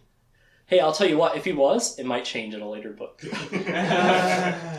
He might start eating meat again, I don't know. She also says, listen, Richard, there's like a round scrinbrone. Have you ever seen this? And he's like, I don't know, maybe it was in Addie's house. Well, it's really important to prophecy, so keep that safe. He's like, well, I'm nowhere near that, but Richard's got it. It was stolen. It was stolen, if you remember, so someone has it. Yeah, Richard doesn't have it. Richard doesn't have it, but our Richard does. So Richard, after his talk, he leaves, and he's like, oh, another Tom and Bill moment. That's why they're so thoughty here. They were trying to breed wizards to hope that the war wizard was born here. This is a wizard breeding farm. That's why the sisters are so promiscuous and the wizards are encouraged to sleep with every woman they see. I didn't mention this, but if a woman in the village gets pregnant from a wizard, they pay for her entire life is like set. So they're encouraged to be thoughty to the wizards. So the whole thing is designed to try to breed wizards because it is passed down. And he's like, holy crap. So he goes down, back to Pasha, and he's like, Pasha, hey, how's it going? And she's like, oh my gosh, I just saw this terrible beast and I've reported it. Yeah. Is it explained where they get the money to feed all these women and children? It's probably government funded. I don't know if they explain it. I think people just donate to the Sisters of the Light because they're kind of like the Vatican of the old world. I don't know where they get their money exactly, but they're very rich and they have lots of money and they give it out. Richard has been given tons of money for being a wizard there, so that's how he was able to buy the prostitutes for the guards. But Pasha's like, I reported this terrible creature, and he's like, oh my god, Gratch. And he runs out, and Gratch is there. Gratch loves Richard! And it's like, no, Gratch, you have to leave. And it's just like Harry and the Hendersons, where it's like, leave us alone! Can't you see we don't want you anymore? And Gratch's like, but Gratch loves Richard! And he's like, leave, go! And Gratch goes crying. And then he has another Tom and Bill moment. Oh! That's what happened with Kaylin! She did that to make me leave. She doesn't hate me. She loves me. I'm in love with Kaylin. Oh my gosh. It's like, he really should have figured that one out. Secret of truth, but sometimes he misses something. And he's like, oh my gosh, Pasha, it's wonderful. I'm in love. And she's like, oh, but, I'm here and she's all the way over there. And she's like, I'm sorry, Pasha, it just couldn't be. Maybe if I live to 100, it could happen eventually. And she says, okay. And he's like, okay. Okay. And then he goes over to Warren. He's like, Warren, oh my gosh, it's great. I'm in love. I'm going to be married. Her name's Caitlin. And he's like, that's great, Richard. Hey, I've done some more research on the gateway. It's like, okay. And he says, in order to rip the veil the rest of the way, an agent with both additive and subtractive magic has to be there in the palace and rip it all open. And he's like, oh shit, Dark and Rahl has subtractive magic. Dark and Rahl does have subtractive magic, but he wasn't born with the gift. It was given to him as a baneling through the Keeper. Which is also why Sisters of the Dark also have subtractive magic. Which I don't know if they actually bring up at this point, but you guys need to know that. If you make a deal with the Keeper, you're given subtractive magic through some evil ritual. And Dark and Rahl had it, and that's why he was able to open a box in the first place. Sisters of the Dark have it, Dark Wizards have it. So he's like, oh, well, okay. And he's like, also, there's a scrin bone you need. And he's like, I just heard about that, but I don't know anything about it. And the gateway has to already be kind of open. It's like, well, yeah, it is. And it's like, Warren, you know so much. How are you so smart yet so young? And he's like laughing, like, ha ha ha, that's a great one, Richard. It's like, what's a great one? Me being young. I am 157 years old, Richard. I'm 20. he's like, huh?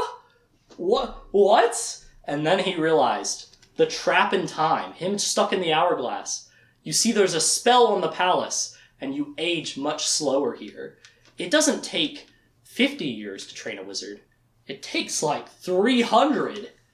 They're gonna keep him here until everyone he knows is long dead. He's like, that will not stand. I can't do that. Warren says, you know what? We should talk to the prophet. The prophet here knows something. It's like, oh, okay. So Richard uses connections to sort of sneak in there, and they meet Nathan. He says, hello, Richard. My name is Nathan. Nathan Rahl. What? Nathan Rahl? There's Nathan's Franks. Like, yes, Richard. I'm an ancient ancestor of yours. You see, not anything recent, though. I'm 1,000 years old. It's like, holy shit. He is kind of gray and everything, so he's been in the palace his whole life, and he is 1,000 years old. He's kind of a prisoner, too. He has a Radahan. He's not allowed to leave. He's like, yes, they keep us here. They're zealots. And Richard's like, yeah, I mean, they're kind of nice, though. He's like, have you ever read The Adventures of Bonnie Day? He's like, I love that book. I wrote it. It's technically prophecy. All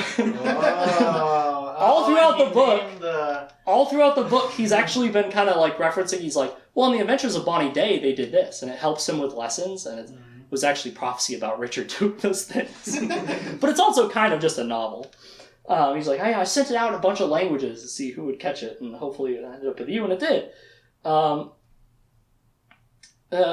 He also was with Anne when they went to get the Book of Counted Shadows and give it to his father, so he also knows his parents. And he teaches Richard, he's like, listen, a war wizard, anger is the secret to your magic, just like with the Seeker, so it's kind of like a double whammy thing. And it really takes a wizard to teach a wizard. So he puts his hands on Richard's head, and he's like, imagine your Han. Now throw fire at there! And he throws it, and he throws fire. He's like, whoa, I used magic! It's like, that's right, Richard. That should stop your headaches for 20 years. It's like, okay, now get the collar off. He's like, I can't. You put it on, you're a war wizard. I don't have the magic to take it off. use subtractive magic as well. It's like, okay, well, it's stuck, I guess. Nathan, I gotta get out of here. It's like, okay, Richard, then leave. Get out of here. Find Verna and she'll help you get out.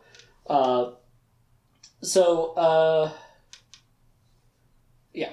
And we'll go on to... Oh, no, Nathan has one more thing to say. And he says, Richard, let me tell you about the wizard's... That should say second. It's the wizard's second rule. I forgot to change it when I copied it. The wizard's second rule. The greatest harm can result from the best of intentions. Richard broke the wizard's second rule when he killed Darkenrahl in the method he did. In trying to kill Darkenrahl, he allowed the veil to be torn. Wizard's second rule.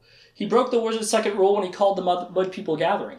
Even though there were warnings against it, he tried to do what he thought was right, but without thinking about it first, and because of that, he did something that actually caused more harm. Yeah, Cliff. That seems like a very retroactive kind of rule. Like, you could be doing something and then something bad happens. Yeah, it's you broke it. Wizard's second rule. Yeah. It is kind of... I think the idea behind it is like, if you're doing something, even if you think it's a good thing, think about what might happen. I think that's sort of the idea behind it. Yeah, Michael. Yeah, I was going to say, it seems like both of the rules aren't so much rules as observations that you could come up with rules based off of. They're not telling you to do something. Just lie and think. It's just saying people are stupid, they can be tricked, and bad things can come from good things. Those aren't really rules in the sense of... They're more like wizard's tips. I agree. So Nathan tells him, the stone must be returned to the underworld. It's like, the stone? The Stone of Tears? Warren had mentioned a little bit about this. It's like, is it in the World of Life? I don't know. And Richard's like, oh shit, I think I saw that in the Valley of the Lost. Uh-oh. But it has to be returned to the underworld, and you can't use it for your own purposes. So originally the Stone of Tears was put around the Keeper's neck to keep him there. You can do that to anyone, but if you do, then you might tear the veil. So don't use it in anger to banish someone. You have to return it to the world of the dead. And he says, as per prophecy, Kaelin is going to have to die for the World of Life to survive. I saw the prophecy. I know you did too, Richard. And he's like, well, he didn't know that, but Richard did see it too. And he's like, shit, I can't let that happen though. So, we continue on. Now we're escaping from the palace. We're almost out. We're almost done. Verna meets with Anne, and she's like, Anne, why did you send me looking around for 20 years when you knew exactly where he was? And she's like, Anne, there's Sisters of the Dark in this palace. She's like, I know. The reason, Verna, is because you were of little note as a sister, and I knew the Sister of the Dark would not bother with you, so I knew you'd be a Sister of the Light. It's like, it's like, yeah, you suck. That's why. It's because you suck. But then, she's thinking in her mind, I can't believe I have to lie to Verna. Oh no, I trusted her so much. That's why I sent her, is because she's such a good Sister of the Light. But she has to lie. So Verna's like, fine, fuck her. And she leaves. She's like, I can't believe I had to do that. So Richard, planning his escape, is confronted by one of his friends, Perry. He's one of the boys who released frogs as a distraction earlier.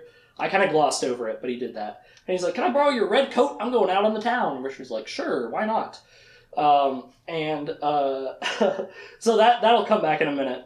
But he goes over to his teacher, Sister Liliana, and he's like, can you help me get this collar off? I need to get out of here. She's like, okay, I'll help you. Let me get a magical aid to help me from this office, and I'll meet you in the Hagen Woods. It's like, oh, the Hagen Woods, okay. The secret object is, the Quillian that we saw earlier steal a person's magic. And she's like, it'll help you. I got a bad feeling about this. So it starts sucking his magic, and he's thinking like, she told him like, it'll feel like you're dying, but I promise it gets the collar off. So he's thinking like, it really feels like this is killing me though. And he hears her talk to some Mariswith. The Mariswith are coming in. She's like, wait, my children. We'll get there soon. And he's like, wait a minute, this is killing me! And he pulls out his sword and gets back from the trance, and all his magic sucks back into him. His Han, if you will. And he starts fighting with Sister Liliana. And he gets in a big fight with her, and he ends up killing her with his sword. And then there's a big dark wave, just like when Nettle died. And I think the Mariswith just run away. But, this was a big betrayal. Richard's like, I really liked my Sister Liliana. She was my teacher. I got along with her the best. It's like, how many others might be Sisters of the Dark?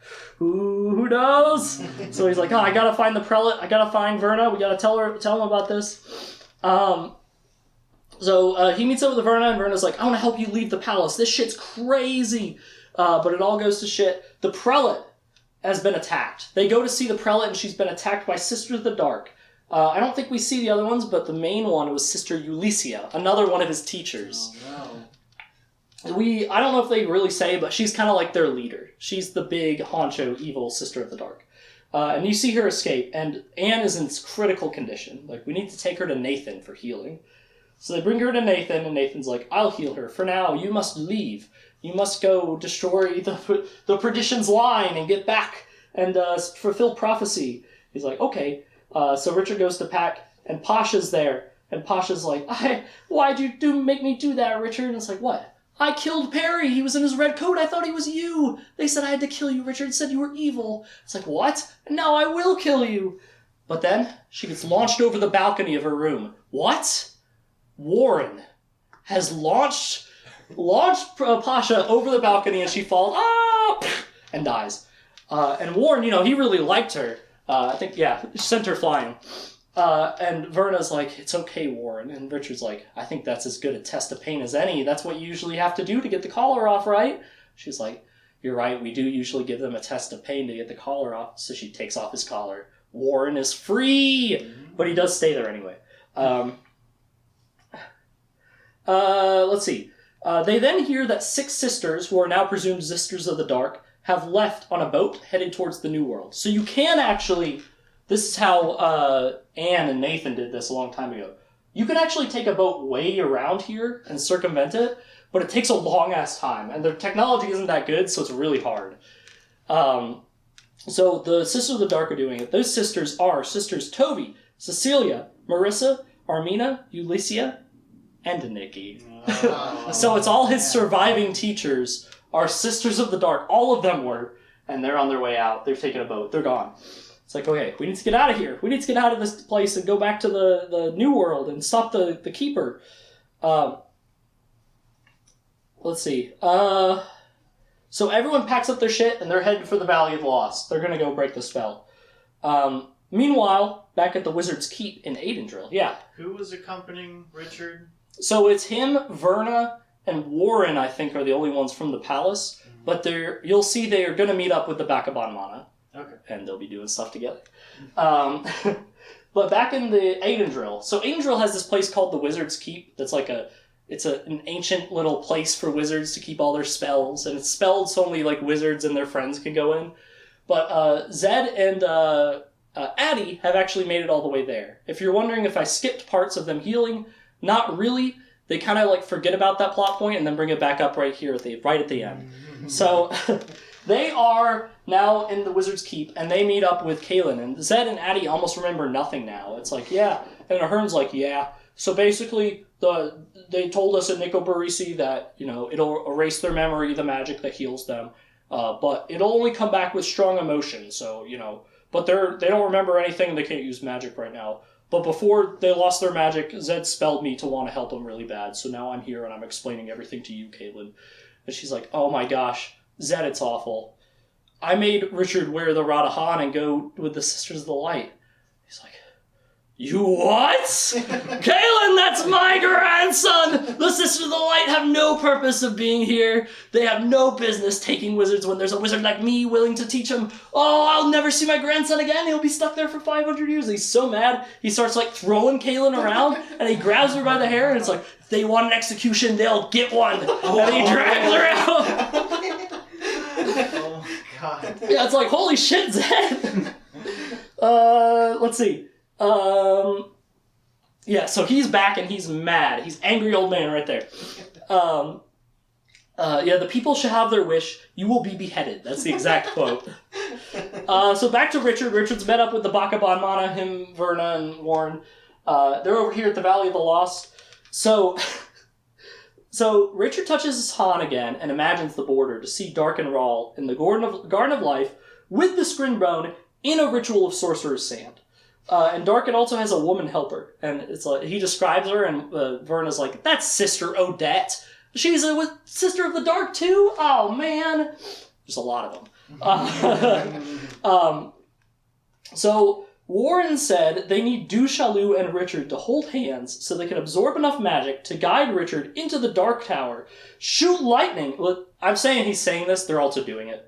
He shoots lightning from his sword into the tower, destroying the black sand, and did the opposite in the White Tower, destroying the white sand, and that breaks the spell. If you're wondering how they knew to do that, I don't know. At this point in the book, they literally just go here and do it. So I assume Warren found it in a book. But they literally just do that. So now, yeah. Are the black and white towers / sand related to additive and subtractive? Yeah, sort of, yeah. Because it's like, I think someone explained this. I think the prelate explains this. It's like the black sand, it's almost like antimatter to sorcerer's sand. So if someone has a spell, if you throw even a little bit of black sorcerer's sand in it, it all blows up. Which will be important very shortly. So now it's down, and you see the whole thing was an illusion. Actually, it was always a grassland, a beautiful, lush area, and not a wasteland at all. And the Bakaban Mana are like, this is our homeland, we're back, finally, thank you, Kaharin. And you see Chase and Rachel there. And it's like, oh, Chase and Rachel. Also, a lot of sisters are actually, like, in there, and it goes away, and they're like, huh? Sisters get lost there all the time. But I guess somehow the magic keeps them alive. I don't know. But, Richard goes up to Rachel and says, may I have that thing around your neck, Rachel? She gives it to Richard because Zed told him to, and Richard's the nicest man with the warmest hugs. He now has the Stone of Tears, and he pulls the dragon's tooth and he says, Scarlet! I summon you! And Scarlet comes and whooshes in like this. And, he lifts it up, Scarlet comes, and, Richard gets on the dragon's back, and no one comes with him. He's on the back, and it's just Richard and Scarlet now. And Scarlet's like, where are we going, Richard? And now he has a Mass Effect choice to make. He has a Mass Effect choice. He says, I can go to Aidendrill and stop Kaelin from being beheaded, because the prophecy said this will happen on the winter solstice, and that's, like, today. Or I could go to the People's Palace and stop Dark and Rahl from destroying the world of life, which is also supposed to happen on the winter solstice today. He chooses to stop Dark and Rahl. Oh. Dark and Rahl rematch, baby! So he goes to the People's Palace. He sees a big green beacon in the sky as he approaches. Like, oh no, the spell's begun. There's a Sister of the Dark, Sister Odessa, who, I think that was her name. Odette, not Odessa. Odessa, I think, is a different sister. But Sister Odette is there on the balcony, or the whatever, on the edge of the castle, like, shooting dark lightning bolts of subtractive energy at Richard and Scarlet. And one hits her wing, and it's like, oh no, Richard, I'm going down. He pulls out his bow, the one he got from Savidlin as a wedding present, and he calls the target, and he shoots Sister, so that's like Aragon fighting on his dragon. He shoots Sister Odette from the dragon. There's a big thing of dark. The Sister of the Dark has been killed. But Scarlet's hurt, so she goes down. He has to walk inside the palace. He finds a bunch of Mordsith, led by this one you might recognize from the show. She says, Richard, my name is Kara. It's like, holy shit, Kara from Legend of the Seeker, she's here! And she has a bunch of Mordsith, and he's like, I told them to destroy the Mordsith, you're my enemy. And she's like, no, Richard, we were given the option to stop being Mordsith, but we decided to keep being Mordsith to protect and serve you. And he's like, that doesn't seem right, but but it's okay. She's like, it's the Toasted Toad's truth. And he's like, oh, how do you know that word, Kara? So he knows that they're on his side, and they're like, let us guide you to the Garden of Life. So they all guide him to the Garden of Life, but they won't go in with him. It's just Richard and Dark and Rahl's spirit in the temple. Richard, you're here. Oh, Richard, I'm so glad you're here. Here's a deal for you, Richard. I have a deal that you think you will like. If you let me tear the veil and bring the Keeper into the world of life, I will give both you and your beloved Kaelin eternal life. You can live forever while the Keeper rules. He has yet another Mass Effect choice, but this one is pretty easy. He thinks about it, and he thinks of the wizard's second rule. While there would be good intentions in trying to get Kaylin to survive and live together, he realizes that it would cause great harm, and it would destroy the world of life, and he thinks about Rachel and Chase and Scarlett and Verna and Warren and all his friends and Zed and his grandfather, and he thinks about how Kaylin would never love him if he sacrificed the entire world of life for her. So he wouldn't even get to live with her forever in love. Though he says, I would never do that. Wizard's second rule. And he takes some Black Sands entertainment and he throws it in Darkenraw's spell and it blows up. He's like, Richard, stop! And he's about to put the stone around Darkenraw's neck to be like, fuck you, Darken. And then he's like, no, wait. I was told not to use this in anger. So instead he picks up the scrin bone that's on the ground. No, the other one, the round one. Yes, the one important prophecy. He picks it up and he says, I banish you, Darkenraw! And it shoots a lightning bolt at Darkenraw. And he's like, ah, Richard! And he's sucked back into the Box of Orden. Not again! Back into the underworld. And the Stone of Truth then, or not Stone of Truth, the Stone of Tears then floats in the air and it hovers over the box and it drops right in and the box closes. Richard has saved the world of life, but at what cost? He now has to get to Aidendrill as fast as possible, but he goes outside. Oh, and when he comes to, I forgot. The Radahan has fallen from his neck. It's no longer there. I think probably he's not wearing this anymore either, but he does still have it. I gotta take this Merswith cape off. He's not even wearing it right now, so... So the tooth is now... He has it, but it's like in a pocket or something. I don't think he's wearing it. Here you go, Richard. So he's down to just in a Jeel again. And he's like, I need to get there. But Scarlett, she was hurt. She can't fly. He's like, Scarlett, are you okay? She's like, that didn't hurt as much as this. And she reveals that she had another egg. And he's like, this is why I did it. Life. I did this so life could continue. And he realizes he made the right choice, and he followed the wizard's second rule, and he made the right choice. So instead, he gets on some horses. One at a time. But he rides it until it dies, and he gets a new horse, and he rides it. He's going as fast as possible. Yeah, he rides it to death. So he doesn't value those. I mean, he's in a hurry. But he takes the horses all the way from the People's Palace to Aidendrill. It takes him 3 days. We are 3 days past the winter solstice, yeah. Scarlett was just not able to. She was busy protecting She was her too egg. hurt and past childbirth and stuff, Okay. so Gotcha. she couldn't do it. Her wing was pretty damaged, but she'll get better, maybe. Or maybe she won't show up again, I don't know. Well, I do know, but you don't. But Richard finally makes it to the Confessor's Palace, and he's heard from the people. They all talking about it. Kaylin Hemnell has been beheaded. She was killed and buried. People are selling locks of her hair. Well, it's probably fake. But they're like profiteering off it. And he's like, you don't sell this. They belong to the Mother Confessor. He's like, I'm just trying to make a buck, dude. He goes into the palace and he kills every counselor who sentenced her to death. It's like, is there anyone here who claims they did not sentence the Mother Confessor to death? And they're like, no, we did that. Pulls out the sword, kills them all. Yeah. Without penalty? None yet. None yet. So he goes down and he starts talking to one of Caitlyn's friends who worked in the palace. She was like a baker, like a chef, and she's like, "Oh, she's buried over there. It was terrible. They made me say lies about her to convict her. It was terrible." It's like, "All right, where is she buried?" Over there. And he goes to the gravestone and he reads it, and it says, "She is not here, but in the hearts of those who love her." He's like, "Wait, she is not here?" And his seeker brain starts moving. He's like, hold on. Kaylin is alive! She's alive! I live, bitch! That's what she says. Kaylin isn't dead. Zed used what's called a death spell, where when you really feel like you're about to die, you can cast a wizard's web that makes it look like you die and everyone thinks you're dead. And he had to be really rough with her because he had to really fill out the wizard's rage to get his memories back and his powers. And then he had to make her think she was really going to die, so he could cast the death spell. But Kaylin is actually alive, and everyone thinks they saw her beheaded, and they don't know she's the Mother Confessor anymore, yeah. So you just killed all those people in there without, I guess, kind of a real reason. No, they did convict her to death. But she's not actually dead, though. Yeah, but tried. they're bad guys.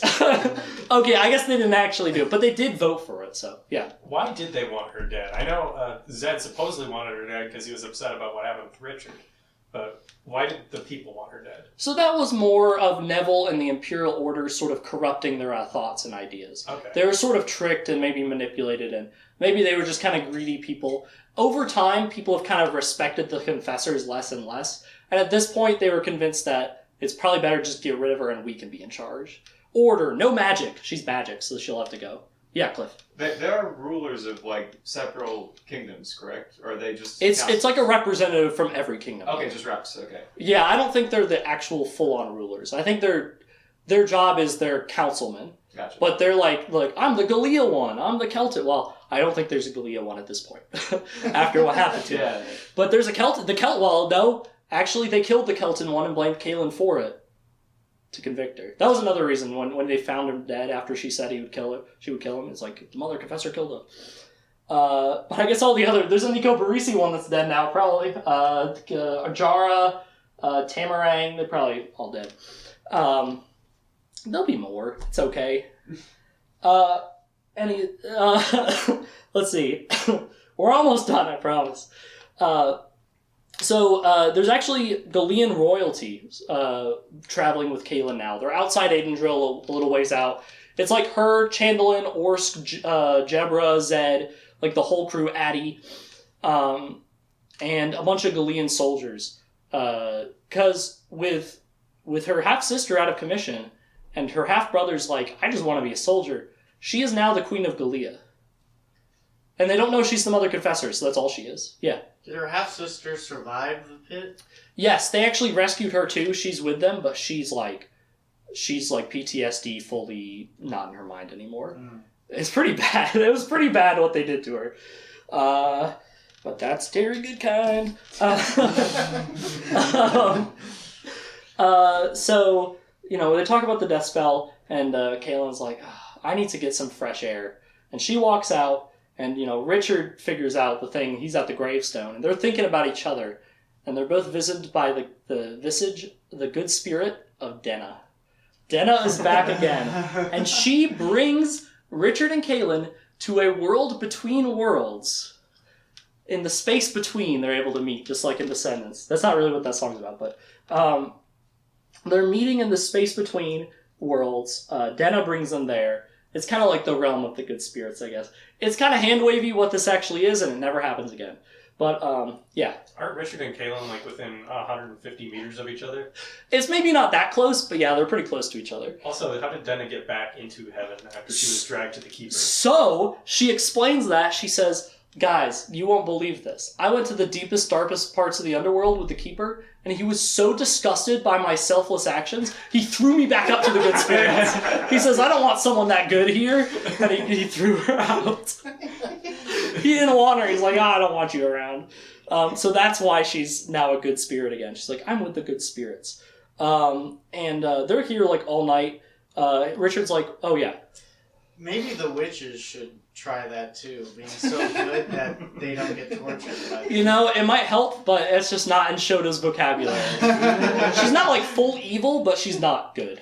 Yeah. So would the same thing not have happened to Richard if he had been, dragged into the underworld, or is he not as good as Dana? Maybe because he's a Rawl, he would be like, nice. I don't know. Maybe it would have, but he would have still been dead. So Dana did save him still. She was already dead, so she's like, oh, who cares?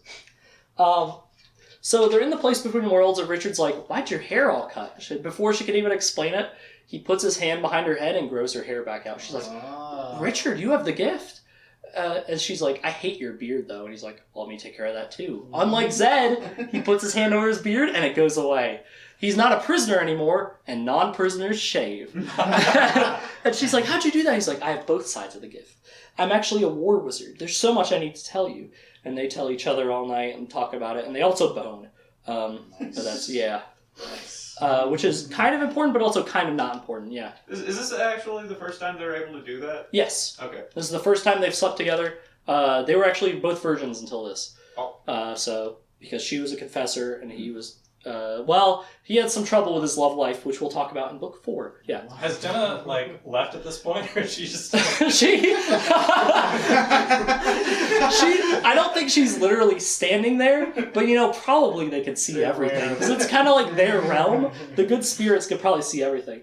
Also, while they're there, Kaylin meets Pell off screen, and when they come back the next morning and says, like, where have you been? And she's like, I have to tell Addie something. Addie... And she still can't remember anything. She's like, oh, who's there? She's blind. She can't use her gift, so she can't see. He's like, I talked to the spirit of Pell, and he says he's at peace and doesn't blame you. And she's like, my Pell! Oh, you've been seeing my Pell! And she's back, too. So Addie has her memory and gift back again. Richard's really happy. He's like, I need to go find Kaylin. But then he notices a gargoyle up on one of the roofs move. He's like, Gratch, is that you? And he comes down, and Gratch is like, Gratch, love Richard! And Richard's like, I love you too, Gratch. I had to say those things. I love you, Gratch. And they hug, and they're best friends. Like, Gratch, let's rest, and then tomorrow we'll go. I'll introduce you to my wife. He's like, Gratch, love Richard! And that is the end of Stone of Tears. Whew. That's pretty good. Any questions? Yeah, Richard. Does Nathan Rowell show up again later, or is he just... He does. Nathan Rowell is going to be a character going forward. Cliff? I do have like a slight question. This might be something that gets answered later, but if you walk outside of like the not People's Palace, the Palace of Light, what is it called? Palace of the Prophets. Palace of the Prophets. Is it like Orochimaru Taro and you immediately gain all the age immediately? Or is it... No. So you can leave, like Verna and Warren left, and they're still the same age. Actually, Verna and Warren are the same age, but Verna looks like a middle-aged woman and Warren's like a teenager. Because she's been out for 20 years. And that's kind of why she's mad, because it's like, I lost basically hundreds of years of my life being out of the palace for 20 years. But yeah, so they can live there for a long time, but if they leave, they just start aging normally from where they're at. Gotcha. Also, something I forgot to mention is while they were in that world, Richard takes off Denizagil, and he's like, you have helped me, Kaylin, you have helped me get over this. This is yours now. And he actually gives the Agil to Kaylin to wear. I know. He doesn't have anything around his neck anymore. He's free of his neck. He might be wearing the dragon's tooth still, but I just took it off. He's finally gotten rid of all of his crap. Yeah. Moving forward, will Richard's mount be Scarlet, Scarlet's egg when it grows up, Scarlet's other egg when it grows up, or will it be Gratch? Well, Gratch is a little small. He maybe could carry Richard for a little bit, but he doesn't have the tooth. The tooth only works once. He has it, but it doesn't work anymore. So he kind of just has to run into Scarlet and be like, can you help me? And she'll be like, you're my friend, Richard! So I'm going to tell you, it's not something that's going to be super regular. Also, his magic, when he gets back out, he's like, Gratch, watch this. And he tries to do magic, it doesn't work. And he's like, oh, I guess the good spirits were helping me a lot. I still have a lot to learn to be a wizard. So that way he can't just lightning bolt every guy who shows up. Yeah. Any other questions? Laura?